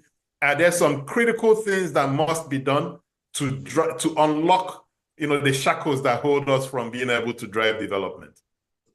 Yes, I agree that the 1999 Constitution has a lot of challenges, but also it's also designed in such a way that those challenges will remain there. It's a locked constitution because some of the conditions given for amending it can hardly ever be met in very fundamental areas. Now, one of the things I think that can be done, for instance, from the angle of equity, the Constitution provides for 3 tiers of government to share national resources. Before, in the First Republic, Nigeria had 3 regions: North, East, and West, and later Midwest. Today, the North has 19 states. How many states do you have in the West? How many do you have in the East? So that what used to be 1 has become 19 in one, and another not quite the same number. That is no problem. You can have any number of states because the North has a larger landmass. But the other element is local governments. The entire Southeast has nearly the same number of local governments as Kano. Southeast, how many states? 5 states. How many local governments?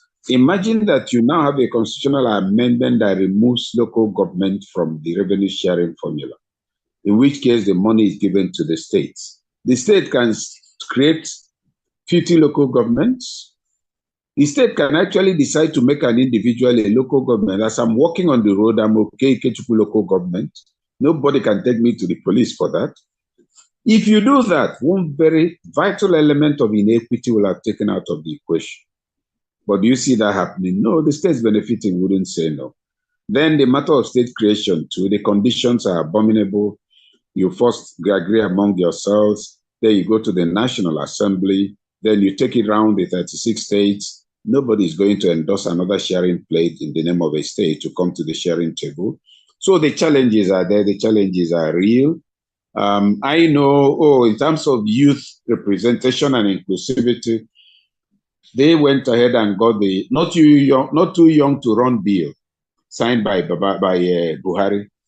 And for me, and I may be mistaken, I will still need substantial education on that. Till today, as I'm speaking to you, I consider that bill unnecessary.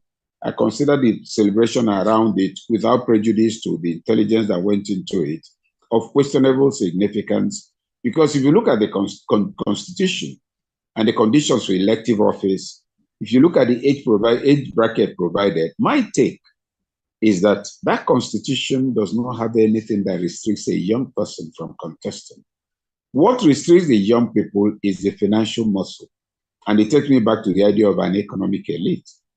Those who are so comfortable they can influence things, not because they worked harder to earn money, because they had capacity to violate the processes for reward within the Nigerian state. So coming back to the Constitution, yes, it is a major obstacle. And except some people, particularly in the National Assembly, said the ruling political class, economic, political, and feudal, except they are ready to come together to drive national development from the standpoint of equity and development, not procurement and contract. If they don't come together to do that, this Constitution is their best instrument for remaining where they are today. Okay, you've written quite extensively and spoken and delivered papers, etc., on governance, leadership, development, for what seems like decades now.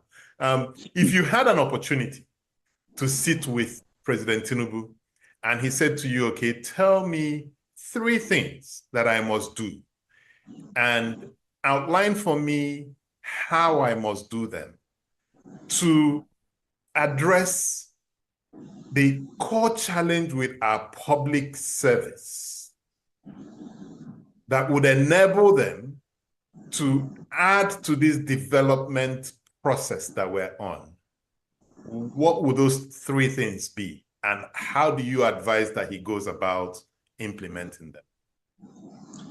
Now, let me address you as the President Tinubu. Yes. Mr. President, to enable our public service become functional, unlike any modern public service, The first thing you need to do, sir, is to take inventory of the total actual population of public servants.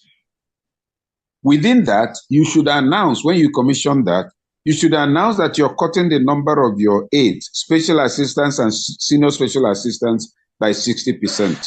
What I'm telling you that, sir, is that you have a minister of transport, you have a minister of state for transport, you have a senior special assistant on transport, you have a senior special assistant on maritime and all the parastatals. Sir, I don't see how they can report to you and you have a coherent perception of what's going on. And the same goes from the 30-something states and 400. So, sir, SSAs have become unnecessary. Already, Nigerians are talking about whether Minister of State should be there, but it's a constitutional issue. So with that on the table, there's a moral and economic basis for saying, civil service, civil servants, come, let's sit down. These are the deliverables we expect. These are the paradigms and how they will work. On that basis, you can give them templates. And you know, we've done that before during the civil service reforms, specifically in some ministries. What we simply did was to tie staff strength to staff output and office capacity. You have an office that was designed for 4 people. There are 16 people there. They have nothing doing. So they agree among themselves, okay, 3 of you will come on Monday, the other 3 will come on Tuesday. So they are traders that are doing all sorts of things. So that's about it. That's about the civil service. The other thing is that I am aware that when we come to budgeting, what we look at is capital budget. Let me ask you, Mr. President, are you aware, for instance, that in the budget overhead, we could have 300 million for diesel in my ministry, where the generator is not working, but by the end of the year, we'll finish using the diesel. Please, can scrutiny of government expenditure also include overhead? But most importantly, Mr. President, I want you to do a comprehensive review and staff audit. And I'll cite an example. When we tried that in one ministry in 2004, we found out that that ministry alone had an excess of 300 and something staff. We also found out that 90% of the staffers who were on level 14 should not have gone above level 6, and they were now deputy directors based on their qualification. We also found about 43% of the staff. Yeah. You're back now, okay? Yes. So we found out, I don't know the last thing you picked up. You were talking about when you did the review in one of the ministries. Yes, we confirmed that over how many percent now of those at level deputy directors should not have been promoted above level 16, level 6. We also found that you had some who were still awaiting WAEC result after 19 years. And that's after 45 years. In the one case, it was for 27 years. He was still waiting for WAEC result. And 45 is age about 4 times in the interim. So with that, you're talking about it. But the other point I'd like to make to you, Mr. President, is that the problem is more of political leadership than the civil service. Because in all ministries I'm familiar with, where the political leadership of the ministry had shown a strong leaning towards compliance, due process, not official due process, but elimination of all abuses, things have worked. And my throwback to you, sir, is, can you please get all the ministers to give you the leadership template with which they hope to go there and make a difference in this regard? Use that to assess them before swearing them in. Fantastic. Let me get one more question in before we bring it to a wrap. You do quite a bit of work with the military. And I wonder if you were again sitting with Mr. President and he wanted to know what are the top 3 things he should do to help professionalize our military, what would your thoughts be on that? Mr. President, I think you're already aware that the military is overstretched.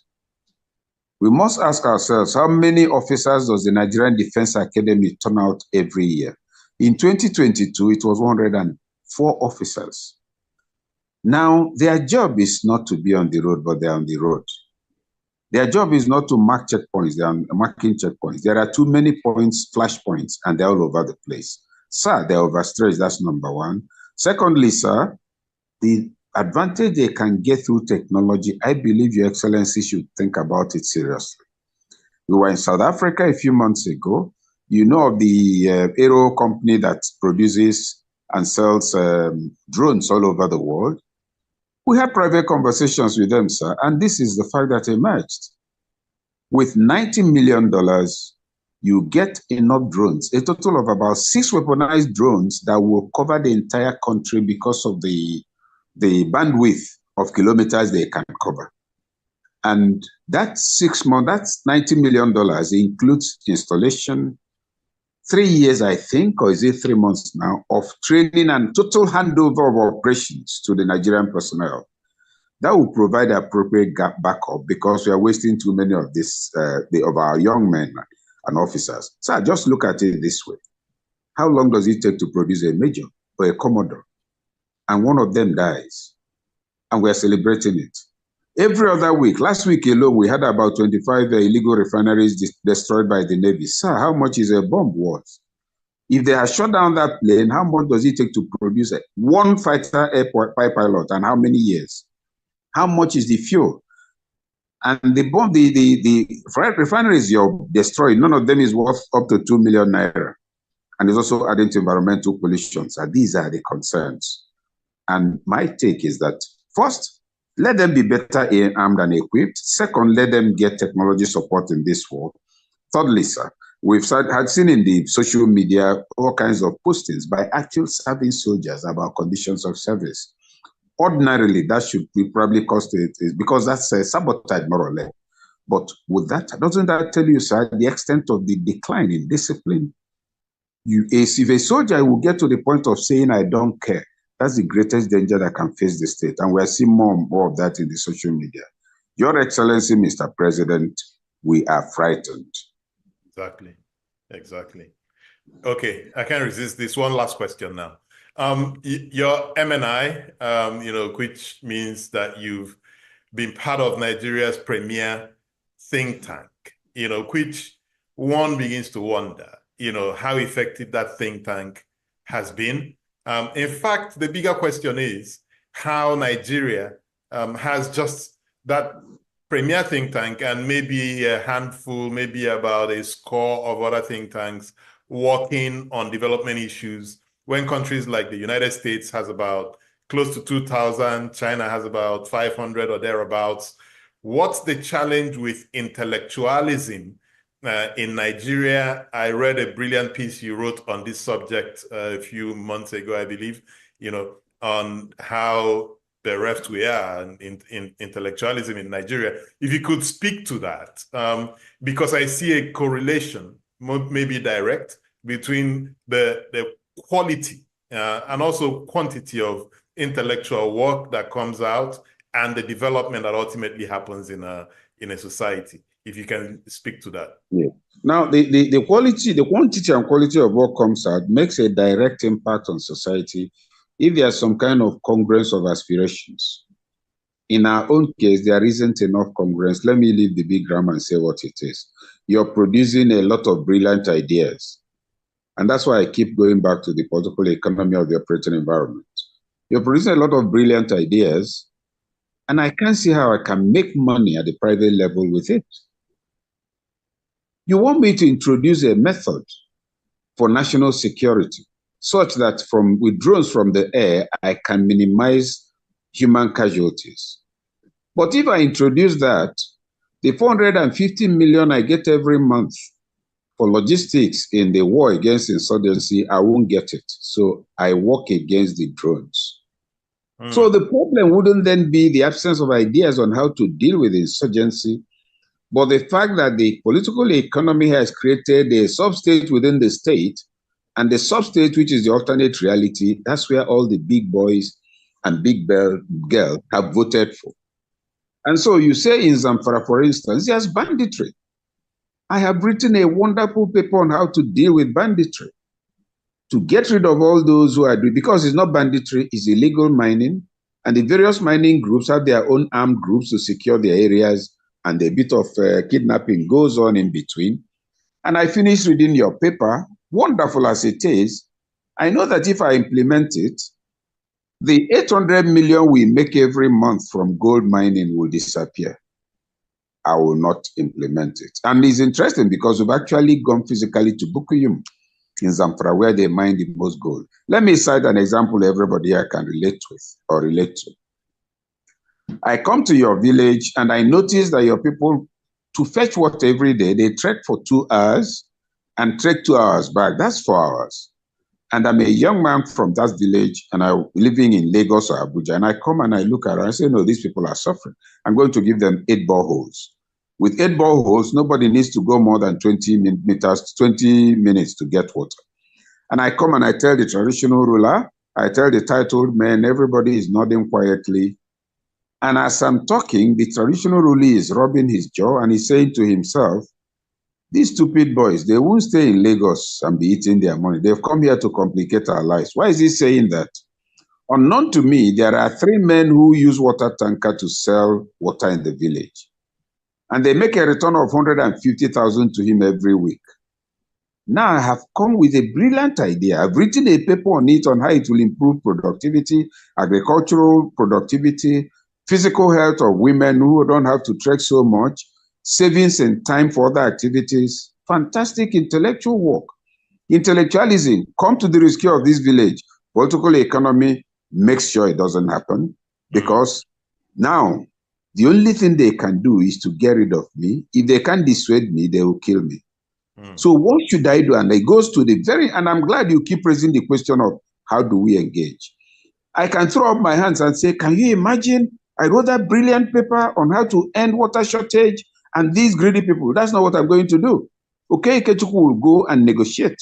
Listen, I found out, because I've studied environment, I found out you guys are selling water. See my plan. It will shut down your business. I'm sure that's not what you want. My plan is to sink 8 boreholes. I'm going to reduce to 4. There are people who, even with my borehole, will still not patronize the borehole. They will still do so. Now, that way you're being dialectically pragmatic. In response to the environment, you still deliver the goods to the poor people who need it and handle the political equilibrium in such a way that progressively nobody will tell the people to migrate. So you don't take on a war for which the time hasn't come. But you take on a battle you can win. And even your enemies will know you're fighting them.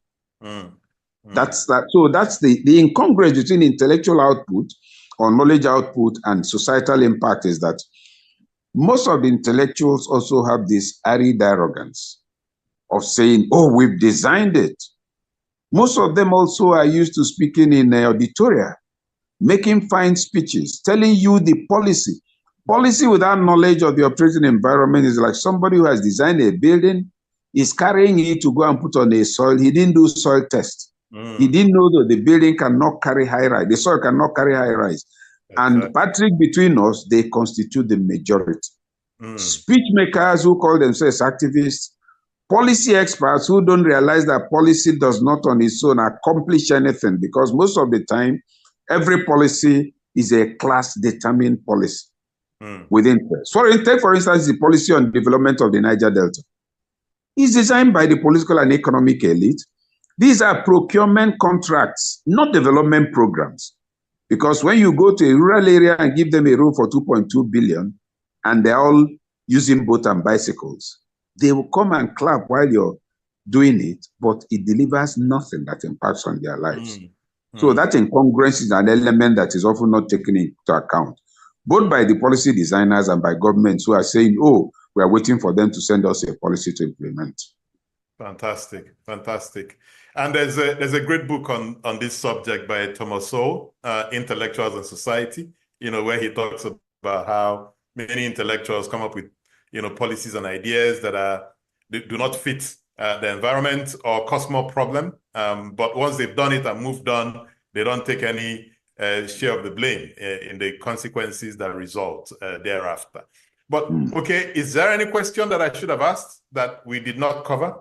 And you can use that as your closing remarks. My closing remark is for us to ask ourselves to please take time and check all of Africa and third world countries in the last 40 years and identify one of them that has benefited from the intervention of the IMF and the World Bank. Just one country.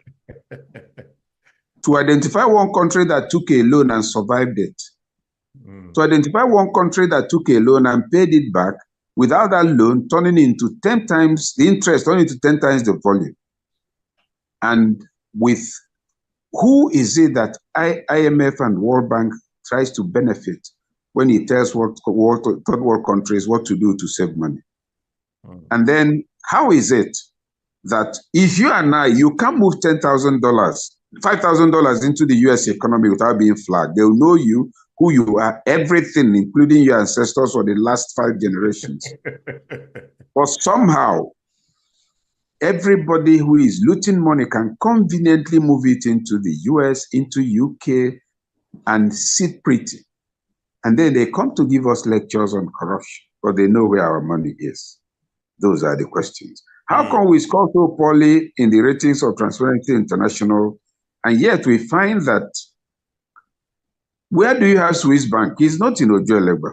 It's in a country that scores #1 on TI anti-corruption rating. And when will it occur to us to begin to ignore some of these ratings?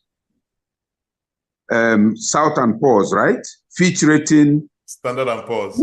Standard and Poor's, yes. What was their rating of all the companies that collapsed? I think it was the meltdown of 2008 or 9, right? 2008. Thank you. Check the ratings of all the companies. They gave all those companies. These are totally arbitrary ratings, and we keep going on pretending that they are meaningful concepts. When will we stop talking about macroeconomic indicators, medium-term economic framework, and go to the village and look at our cousins? If they say, oh, the economy has grown by 15%, you ask yourself, those my cousins in the village, can they now buy rice? If the answer is no, which economy? So these are fundamental questions, because some of the mental economic constructs with which intellectualism addresses the social realities we are facing are abstract inventions. Total abstract inventions that have no meaning and no impact in substantive terms. That's why somebody will tell you, and I think in fact, you should have another session on the concept of economic growth. Patrick, I'd better stop here. Thank you so much, okay? It's been a fantastic conversation, and I wish we had more time to keep going, but we have to bring it to a close. And to everyone who joined us today, thank you for joining this conversation. We'll meet again on August 21, same time, and the conversation will be with Dr. Ike Anya on Nigeria's healthcare system challenges and solutions. We will center it or use as a backdrop his brilliant book, Small by Small, which I'm having a fantastic time reading now, and use it as a context to discuss Nigeria's challenges with the healthcare system. But okay, thank you for making time to join us on this conversation. I really appreciate you, and everyone who joined, thank you very much.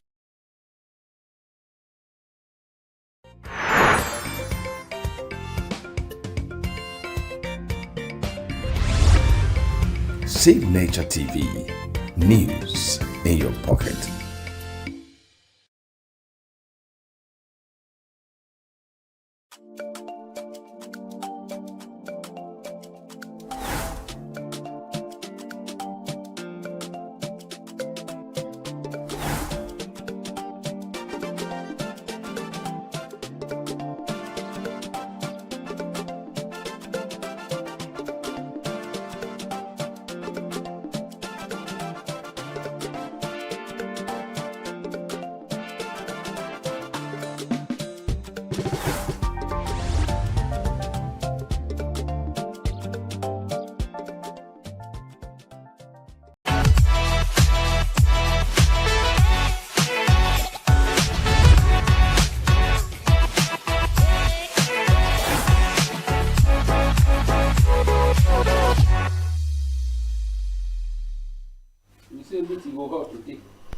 Good afternoon, welcome to E-Vibes, the entertainment show on Signature TV. I'm your baby girl, Queenette Smokonta. We're still in the celebratory mood. I mean, Nigeria just turned 65 yesterday, and of course, here we tend to give you interesting stories, talk, chatting, drama, music, and of course, trendings that are happening on social media. We have interesting stories, and we have fashion review. I know you've missed that. And we have a guest whom we'll be having a conversation with. But first, let's delve into the stories of today. Famous Nigerian disc jockey Florence Otedola, professionally known as DJ Cuppy, has stated that she would still choose to be a Nigerian in her next life. The disc jockey made the remark on Wednesday while celebrating the country on its 65th independence anniversary. Speaking in a post on Instagram page, Cuppy praised Nigerians' resilience and spirit, while applauding Nigerians' ability to find joy amid challenges. Cuppy vowed to come back as a Nigerian in her next life. She emphasized that through it all, Nigerians keep pushing, persevering, and finding joy even in the toughest times. In her opinion, God did not rush when he made the people of Nigeria, stating that he gave us resilient spirit and endless energy, and that's the absolute truth. Aside from bad governance, insecurity, lack of employment, and all that, we have the spirit to keep thriving, keep pushing, keep working. We have that hustling spirit in us, and that's the gift that God gave us. And that's why you see whenever we jack back, like we always say, whenever we travel out, we tend to do better than those people out there. We tend to take multiple jobs at the same time just to make ends meet. If there's any other thing to be grateful to God about, is the fact that you are a Nigerian in person, not because of the nationality or the government or whatever. So that's what she's saying. All right, moving forward, Big Brother Nigeria reality star Fina has accused Dangote Group of negligence and insensitivity surrounding the death and burial of her sister Ruth Utabo.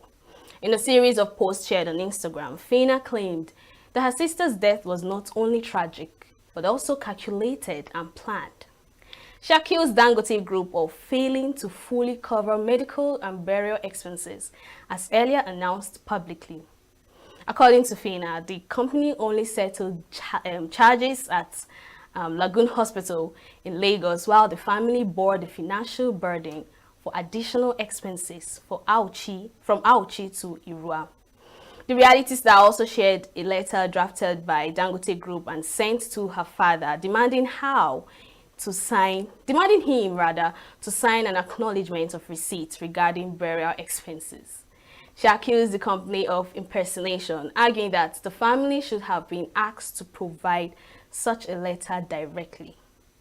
Fina stated that the act suggested a deliberate effort to control the narrative after the burial, questioning why a company of that magnitude would resort to such action instead of treating her family with honesty and respect. Now that's the question, because people would say corruption has taken over. And in fact, the fun fact is this: when you go through social media, it's as if some people are not even taking sides with her. People were rather bashing and shouting at her that, oh, you're just looking for fund. This is a means for fundraising. You're just raising alarm. You're just shouting. While others were telling her that we understand the whole fuse and all that. Others were even reminding her that, were you really expecting them to go through all those that they said and wrote in documents? And the question is, why would company of such magnitude make such documented statement and not pull through with it? It happens, yes. I mean, this is Nigeria. Whether we like it or not, this is how we are living now. Let me sound like Faust, whether we like it or not. I'm so sorry for Fina's loss. May her sister's soul continue to rest in peace. And again, do not let Nigeria happen to you. All right, let's continue. On the first day of October 2025, as Nigeria marked her 65th year of independence with flag-waving parades and carefully worded presidential speeches, one voice refused to join the chorus of celebration.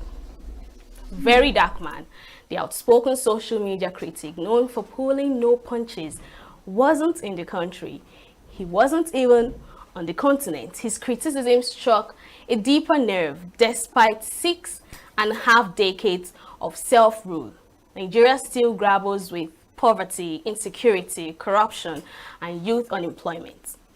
It wasn't the first time Very Dark Man has stirred controversy over, nor would it be the last, but On that day, the voice cut through the noise of celebration and reminded Nigerians that true independence isn't around the date on the calendar. It's about dignity, justice, and opportunity. Things many still chase like shadows. So let's listen to what he said. Happy fake Independence Day to my country, Nigeria. They claim you are 65 years old free, 65 years old independent, 65 years old self-sovereign. But we all know that's not true. We are still under bondage of insecurity. We are still under bondage of bad leaders. We are still under bondage of bad roads. We are still under bondage of bad schools. We are still under bondage of bad payment for professionals. Make it make sense that soldiers that are protecting our boundaries are earning 80,000, 90,000 naira.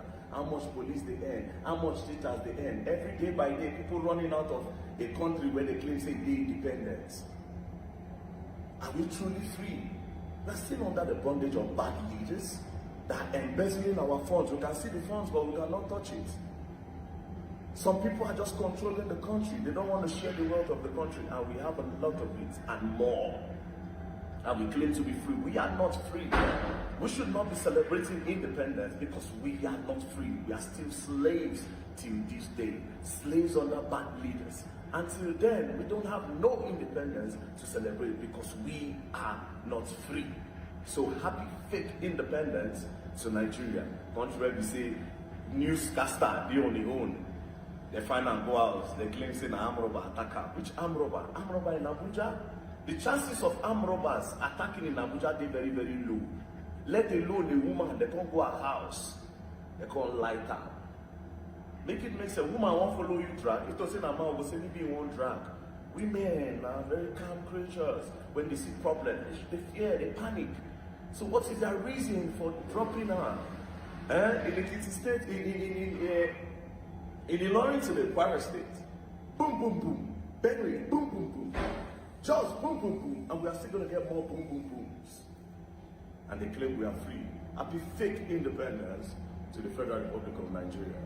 Peace and love. Don't play. With that being said, let's move over to the foreign scene. Stella McCartney on Tuesday showed a summer collection packed with cocktail dresses in new feathery materials, further expanding the range of textures used by the label, known for an ecological bent. The show kicked off with actor Helen Mirren stepping out of the front row to read the lyrics of the Beatles song Come Together. Models moved quickly down the runway, parading short dresses made from piles of raffia and pastel gowns in any airy plant-based feathers alternative. There were also double-breasted suits with sharp shadows, short skirts with extra flaunts, and slouchy jeans, known for her new and alternatives to leather and fur. McCartney in January announced she would repurchase LVMH minority stake in her label, but would continue to advise the French luxury conglomerate on sustainability matters. Paris Fashion Week, which started on Monday and has featured shows from Saint Laurent and Louis Vuitton, runs through October 7. Upcoming designers' debut will include fashion houses Chanel, Balenciaga, and Loewe. Let's take a look at that.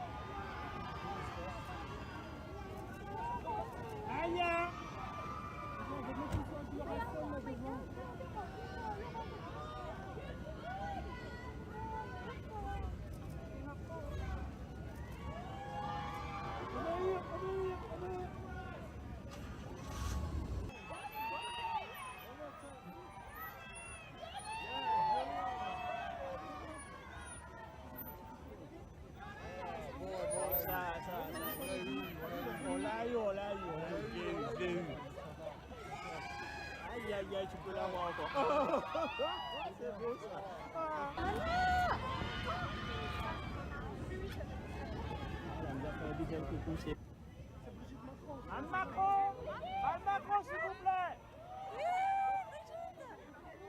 Un Macron, s'il vous plaît.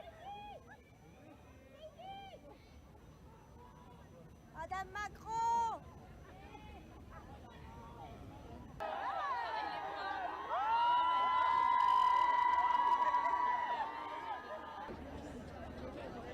Non, elles ont mis pas hier.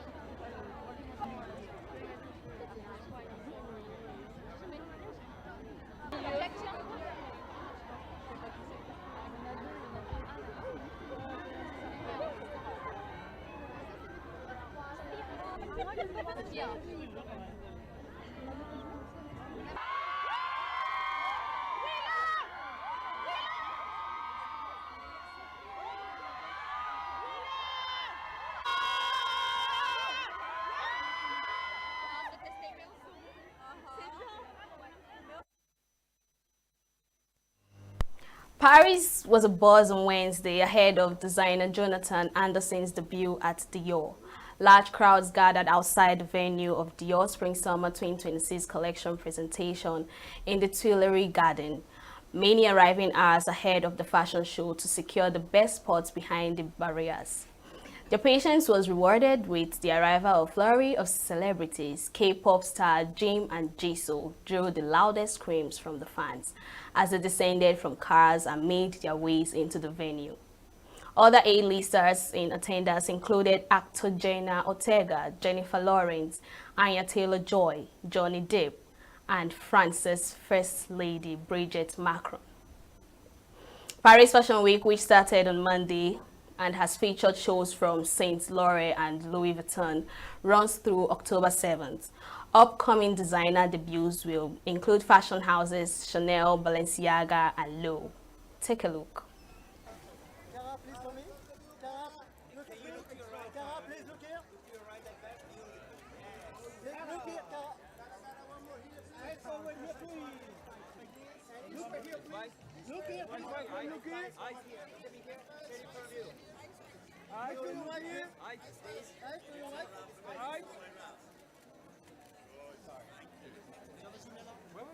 More straight on. Here with the light in the background. Look at me here. Look at me. Look at me. And last one. Sorry. Can I have a full length of the two of you, please?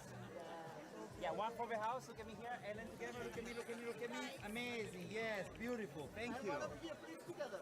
This way. Chest over here, please. And once again, right here. Merci. Voilà. All right.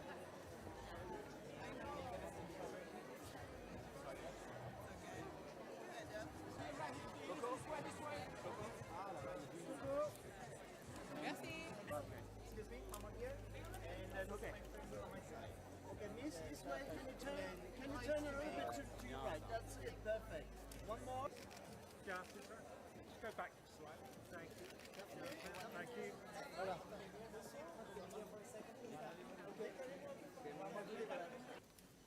Here come old Fat Top. She come grooving up slowly. She got juju eyeball. She won holy roller. She got hair down to her knee. Got to be a joker. She just do what she pleases. She wear no shoe shine. She got toe jam football. She got monkey finger. She shoot Coca-Cola. She say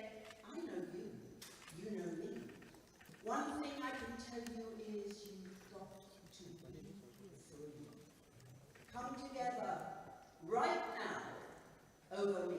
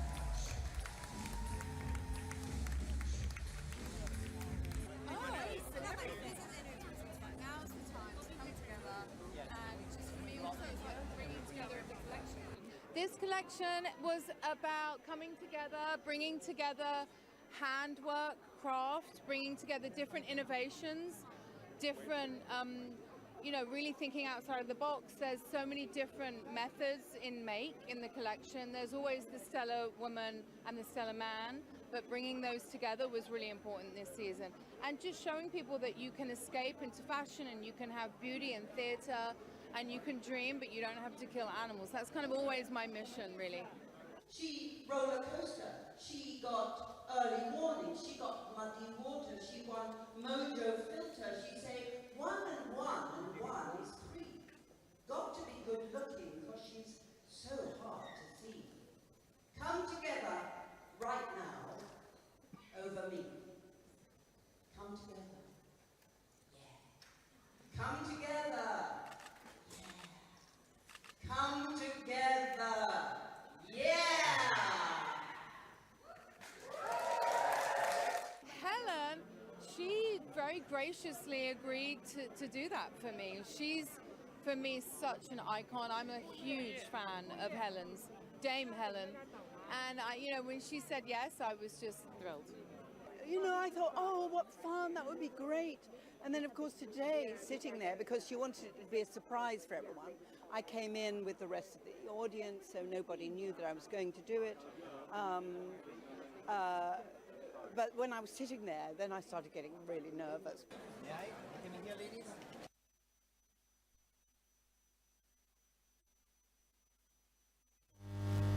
All right, that's all we have for you in the news segment on eVibes this afternoon. We'll go on a short break, and up next is fashion review, so stay with us.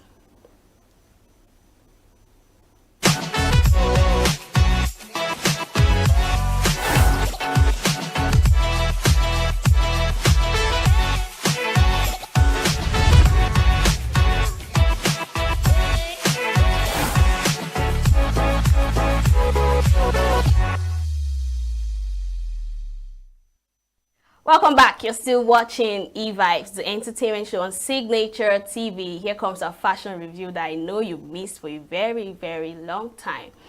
You know, Milan Fashion Week happened last month, where style took center stage at the city, stole the spotlight. The streets of Milan turned into the giant runway last week as Milan Fashion Week Spring-Summer 2026 dazzled the fashion world from September 23rd to 29th. It was 7 days of pure sartorial magic, and trust me, the fashion gods were definitely watching.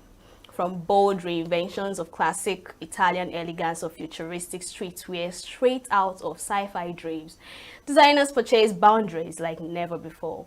Prada played with surreal silhouette and neon details, while Versace reminded us why it's the home of glam, with shimmering fabrics and daring cuts. Meanwhile, Gucci embraced maximalism with vintage-inspired layers that screamed more is more.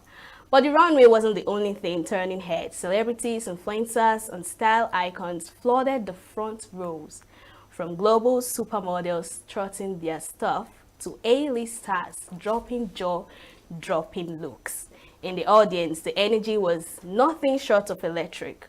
Street style also had its moments, with Milan's cobblestone street serving as a catwalk for fashion lovers from around the globe. The verdict? Milan proved once again why it's one of the big four fashion capitals. It was bold, it was beautiful, and it was brimming with creativity, leaving us counting down the days to next season's spectacle. Take a look at some fashion videos.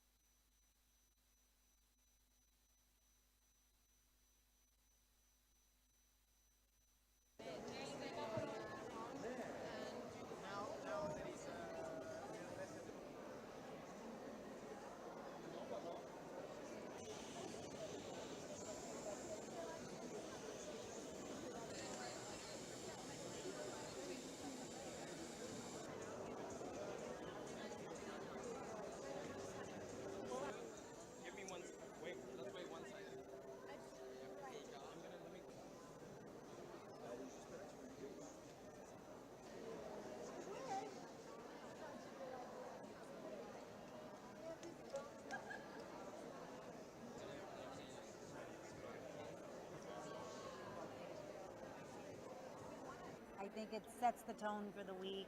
It fills the night with so much excitement and energy, and it's always a fun show. And to see all the global spokespeople from all over the world gathered, it's a lot of fun. And it's not our medium. We're like, I'm not a model. I'm not a model, but it's fun to pretend to be a model.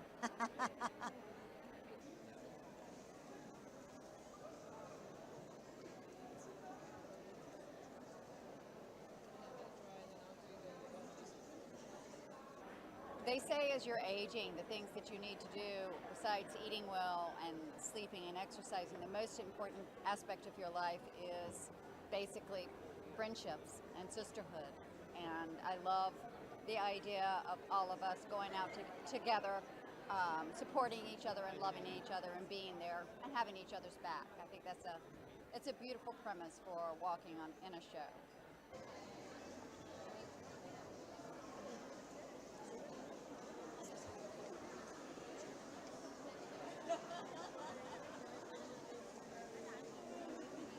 And I think with everything happening in the world right now, it's really wonderful to be able to celebrate all the good that is also happening. And it's important to remember that there are incredible things that women are doing out in the world, and L'Oreal Paris really stands up for women and all the things that we can do when we're here together, and that we're powerful and strong together, and we can continue to empower one another. And that's just a really important message to remember, and we are all worth it.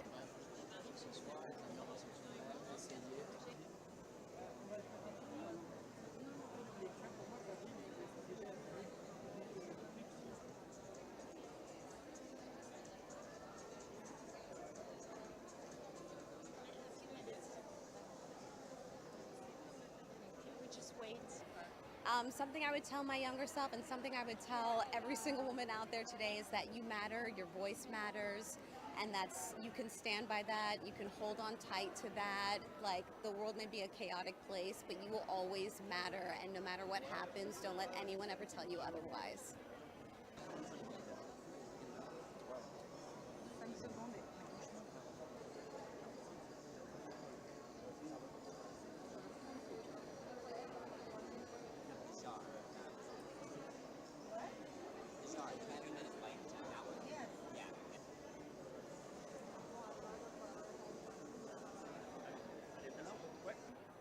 Sisterhood is so important in my life, and so I always tell young women, find your sisters in life that are gonna carry you through every stage, whether it's a new job or moving to a new city or marriage or motherhood. Like, you need a group of girlfriends that are gonna lift you up when you're down and applaud you when you're up, and I think that is the greatest advice I got. I've had my same friends, my same group of girlfriends and sisters for 30 years. They've been with me through thick and thin, and I don't think I could survive without them. So sisterhood, sorority is very important.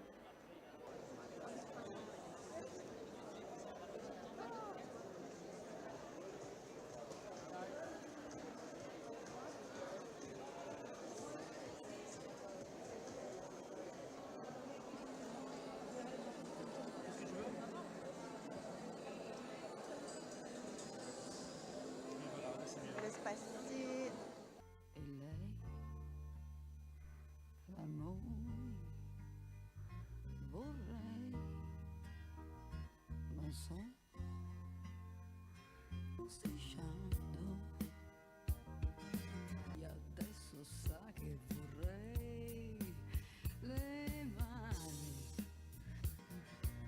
si può scivolare, questionare di bisogno d'amore, meglio non dire. E noi, fra noi, lei adesso sa che vorrei le sue. Ancora e noi, questa volta sei tu e lei, può dire, dirò a noi, pensiero stupendo,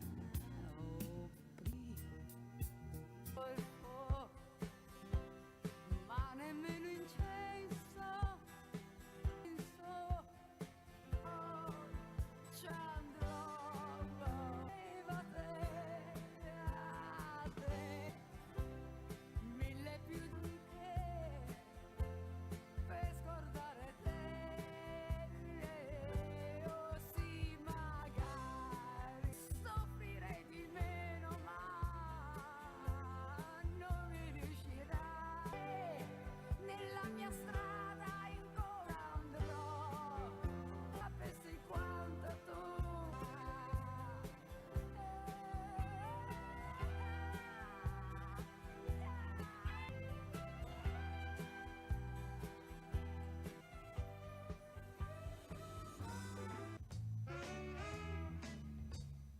Oggi io vado vivo così,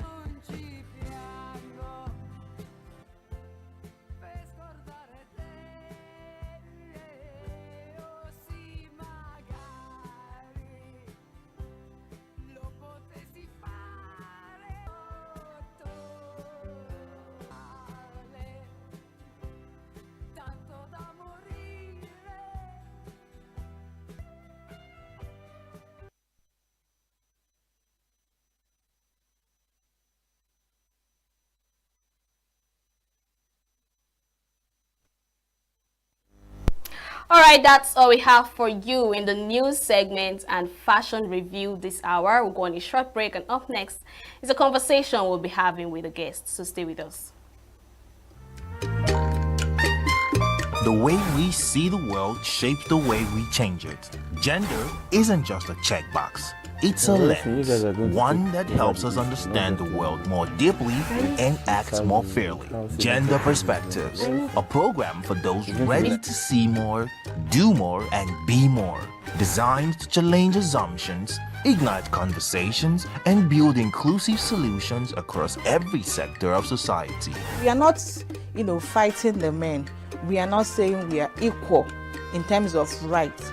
We're only asking they should recognize our existence. Join us on Gender Perspectives, showing every Saturday by 4 p.m. Repeat every Wednesdays by 5 p.m. and Thursdays by 3 p.m. Change begins with perspective. Let's widen yours.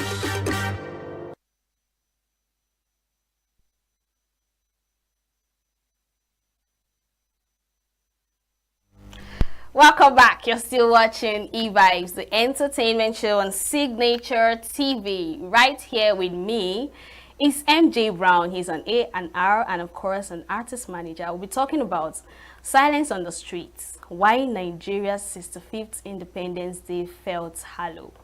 I mean, we just celebrated our 65th anniversary yesterday, and today we had to discuss about it because, I mean, the street was really, really, really, really quiet. You can tell from your streets. So let's make welcome my guest, MJ Brown. Thanks for joining. Yeah, thank you for having me. You're welcome. So what does independence mean to you? I mean, to an average Nigerian. Yeah. Is it just historic or a lived reality? Okay. Independence simply means freedom. Mm-hmm. Just freedom. Your own freedom to do what you want to do, express yourself without anybody having control over your decisions. Mm-hmm. But Nigeria independence we are no longer independent. We are dependent. It's just the way it is. In so many ways. You know, one very striking question people ask is, why were the streets quiet on October 1st? You know how it used to be when we were still very tender? Yes. We go for march pass, our parents take us to eateries, bouncy balls and all that. I don't know, I'm speaking for myself. I don't know for you. But yesterday felt like we were mourning. My dear, we're just saying happy new month. Just thank God for life. You know, we're not talking about happy. Nobody is celebrating. What are you celebrating? But why do you think so, though? It's very obvious. It's even audible to the deaf and visible to the blind that we are at a state of quagmire. Yes, a very, very bad state. So everybody's quiet and like, let's see how this thing goes. But why do you think, why do you think people are quiet? Do you think it's because they're tired of complaining, they're tired of shouting, they're tired of... It's as if they sound like broken record. The hardship is too much. The insecurity is too much. Go back to the days, 2008 down to probably 2013, okay, when there's people are looking forward to 1st October. 1st October was... Yes, there was corruption. No? It was, things were bad. From 1960 to date, there was no time things was not bad, you know. But now it has entered another thing. It's no longer bad. It's graduating to a very, very worse state, you know. But then we come to Opera Square, at least in Enugu here, yeah, and some other people in Ego Square in Abuja. They come there to do march pass. The governor comes, the president comes, they salute. You know, those joy, and the president addresses the people. There was sort of hope. Now people are losing that hope. And you know, hope doesn't disappoint. But yeah, people are losing hope. And the silence in the streets, from my perspective, is that I feel there is a revolution coming. And people just want to be silent while they are preparing for the revolution.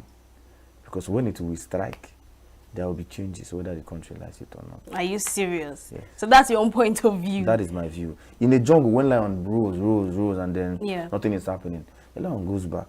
Say, wait, let me watch. Starts preparing for the enemy. Once the lion is quiet, then the lion is brewing, is preparing, is training his teeth. itself trying to be ready for what is going to come next. So that when it comes out again, it's massive takeover. So I feel like people in the street are just watching, and there is a revolution brewing in this country. I can feel it. That is why people are quiet. Are you a pastor now? I'm not a pastor. It's instinct. It's instinctive. Yeah. October 10th, 2020 was NSAS. You saw the massacre. Yeah. You saw the way we were neglected, we were ignored, and how they turned it against the youths, against Nigerians. So from that time to the whole corruption, the whole everything is bad. To the whole arresting of Nnamdi Kanu, the whole everybody wants to separate, and it got to a point. I have a strong feeling that the nation is uniting, but everybody is quiet about it. Yeah, because they say when you wake up in the morning and you see a hen chasing you, start chasing you, don't look at it afterwards. Start running. You don't know whether it has grown teeth. So right now, people are quiet. That parable, actually. Now, when it comes to the entertainment world, regularly, normally, celebrities go for photo shoots. Maybe I didn't see, right? Maybe I didn't check. But I know I saw Tonto DK. She took some pictures. I saw So. Just few that made posts like DJ Copy and Adekunle Gold, right? But it didn't look like how it used to be. Would you say that celebrities that a normal citizen look up to are also tired? It can go both ways. Okay. Yeah, one, yes, there are some celebrities that are not happy with the state of the nation, with the whole insecurity, with hunger, seeing people suffer. Like, if you go online, we have a lot of philanthropists as celebrities now, like King Michi, Ashakan, and many other celebrities, even Tunde Not. Some of them do donate. Very dark man. A lot of them are trying to help now in their only two ways. Then, for some celebrities, like I said, it goes both ways. Okay. For some celebrities, they want to actually do it, but they can't because they will face backlash from the citizens. Like, you're doing independence and we are hungry. What are you celebrating? I mean, they will attack them. They will face them. So they will look left and right and be like, let me just mind myself. So I will not be a problem. And some are trying to protect their brands. Okay. Because if you come out and say it, you may lose brand. Do you understand? The people can make you lose an ambassadorship you have already. So everybody's just trying to mind their business. I'm waiting for the revolution you talked about. I have a feeling to happen. All right, let's rewind. Let's shift a bit from the whole celebration and all that. Don Jazzy made a statement that was earlier this week. He said, taking an artist to the top now costs about 300 to 500 million naira, and it's worse in Nigeria because influencers, you have to pay for influencer, you have to pay for promotion on all social media platforms, right? Now the question is, why is it so in Nigeria? Is it because people are just working for the money because they want to make ends meet, just to eat, or they are looking for the purpose of making Afrobeats where it's supposed to be? First of all, the system of Nigeria's economy is not good. It doesn't favor anybody. And this is the trick. If you push an artist here, the artist blows here, the artist gets seen there. So the money does not come from here. It comes from there, but the hard work comes from here.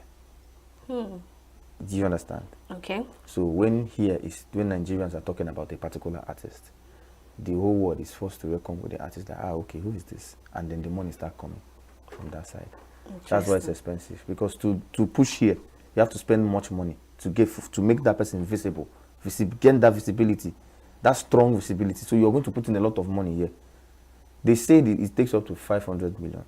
Know that a businessman that can invest 500 million on you can gain times 3 of it. Fact, actually. So that's just it. You're using logic on me this afternoon. But I like that. I like that, actually. So let's come back to the independence and entertainment industry. You know how we used to be on that celebratory mood. Sometimes there are concerts and all that.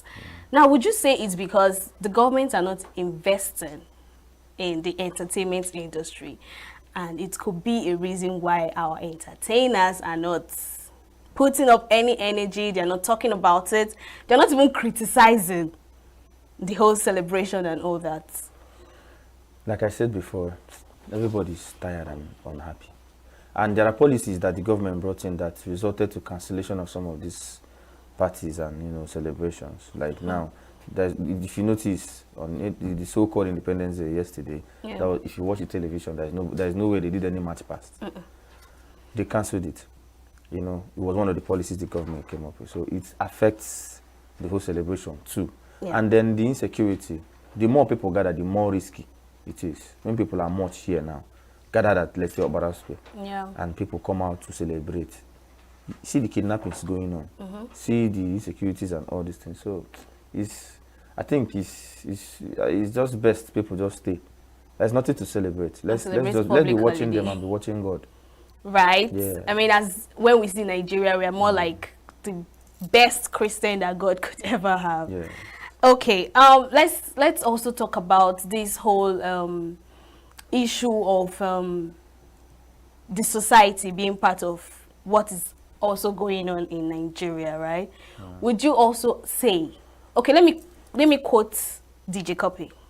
She said in her next life she would want to be a Nigerian. And I would like to ask you, would you also say the same for yourself? Yes. In all honesty, she's correct. Okay. Nigeria is a training ground for anyone. If you survive Nigeria, you excel in any place in the world. Not just because of the system, but also the weather. The way things are. It's a place where, like, imagine us staying under this our heavy sun, and then you travel to US and during their summer, maybe the sun is a bit harsh and they can't walk. You be doing all the work and collecting the money, you understand? And Nigeria is not a bad nation, it's not a bad place. Nigeria is not that bad. We just have leaders who don't understand the importance of the country, what we have, how to use it, how to structure it to favor everybody. It mustn't favor everybody 100%. Let me tell you, it's not like America is not corrupt. Russia and the West are not corrupt. But at least they are trying to better, they are looking at the future, the bigger picture. Our leaders are looking at the smaller picture. They need to look at the bigger picture. So Nigeria, I'll be a Nigerian in my next life. It's not bad to be in Nigeria.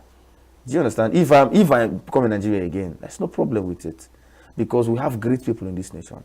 Many people that if you read in books, in history, great and mighty people come from this country. So, I don't know. It's just that it is unfortunate. It is unfortunate the place we are right now. But I can tell you that this nation will still be great. I totally agree with you because she made reference to we being very perseverance, resilient, and all that. And you were telling me something about Dubai president making a statement concerning Nigerians. Yes. So can you please enlighten us more about that? There was a video I saw of, I think it was the president of Dubai or somebody that is a hierarchy there. It's like Africa, Nigerians, they're just corrupt. Do you understand? That they have all it takes to be a great nation. So if Nigeria invests in what they have, Nigeria can be world power. The problem is that they are too blind. They are corrupt. If we exchange places with them now, and they come here and they become like they take over Nigeria, and Nigeria goes to their place, the same leaders in Nigeria will dilapidate that place, and they will build here. So it's just like what separates a rich man and poor man is mindset. If you bring a gate man and make him a CEO, if his mindset is not strong, he will come into that office and run the office down. You bring the same CEO, put him in gate man, give him a space of 1 year, he becomes a CEO. The office will be running well. Do you see that it is mindset? So that is what he was just trying to, I denoted that he was trying to say. Okay. That we have what it is, we are not looking at it. We are just selfish. Our leaders are selfish. They are just focusing on what they will gain, what they will gain, what they will gain. Do you understand? For themselves and their family. Why are their children not schooling here? Why are they not going for checkups in hospital here? Why are they flying them outside? Because they know that there's nothing here. They have not done anything here for such things to be done here. So other citizens also made mention of we are our problems. We, the citizens, are our problems. Do you also agree with that? I agree too, yes. The problem of Nigeria is not just from the leader's perspective. It's also, the citizens are also part of it. Let me give you an example. All right. If you do a scheme and give Nigerians money to share and return back, you will not receive that money. Yes. What do you say, they will become entitled to it. Okay. They will become entitled, and they will just turn you to be a bad person for helping. In short, okay, let me use a simple example. A friend of mine saw a woman begging in the streets, you know, set up a shop for her, rented an apartment for her, and give her 300K. Okay. And say, use this to help your family. I'll be coming time to time. By 2 weeks time he came back, that house was closed, nobody was there, and the woman has relocated to another place to start begging. Yes. Somebody came serious? to, yes. Someone came to collect a loan. Say, okay, please help me with loan, I will do this thing and I will pay back. He gave the person the money.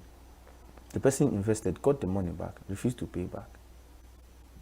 Do you understand? Yeah. If you watch the things Very Dark Man posts, someone sold a land. Give them the papers, no. You call the person that introduced you to the people that bought the land to Port Harcourt and kill the person with your girlfriend, shot the person in the land and buried him there.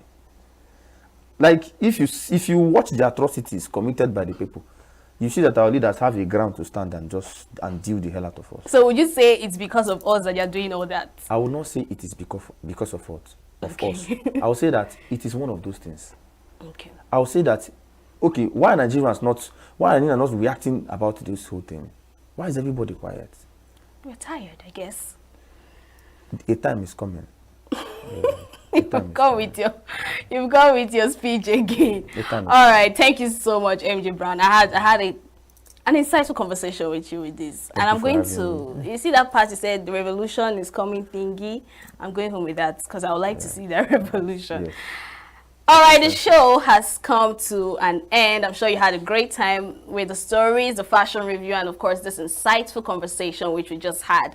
Follow us on all our social media platforms. Subscribe to our YouTube channel. Join us same time tomorrow for more interesting stories making rounds in the entertainment industry. Enjoy the rest of your day. I remain your baby girl, Queenette Mukunta.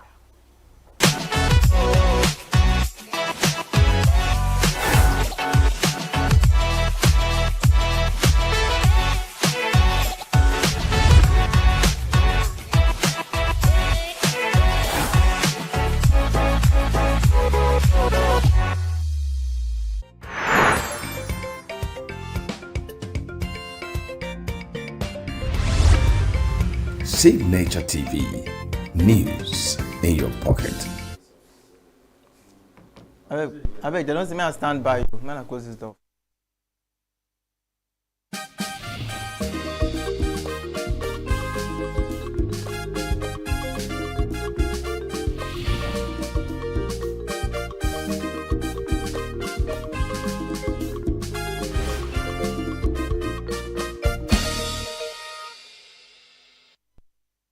Hello, good morning. Welcome to Global News on Signature TV. I am Christopher Lele.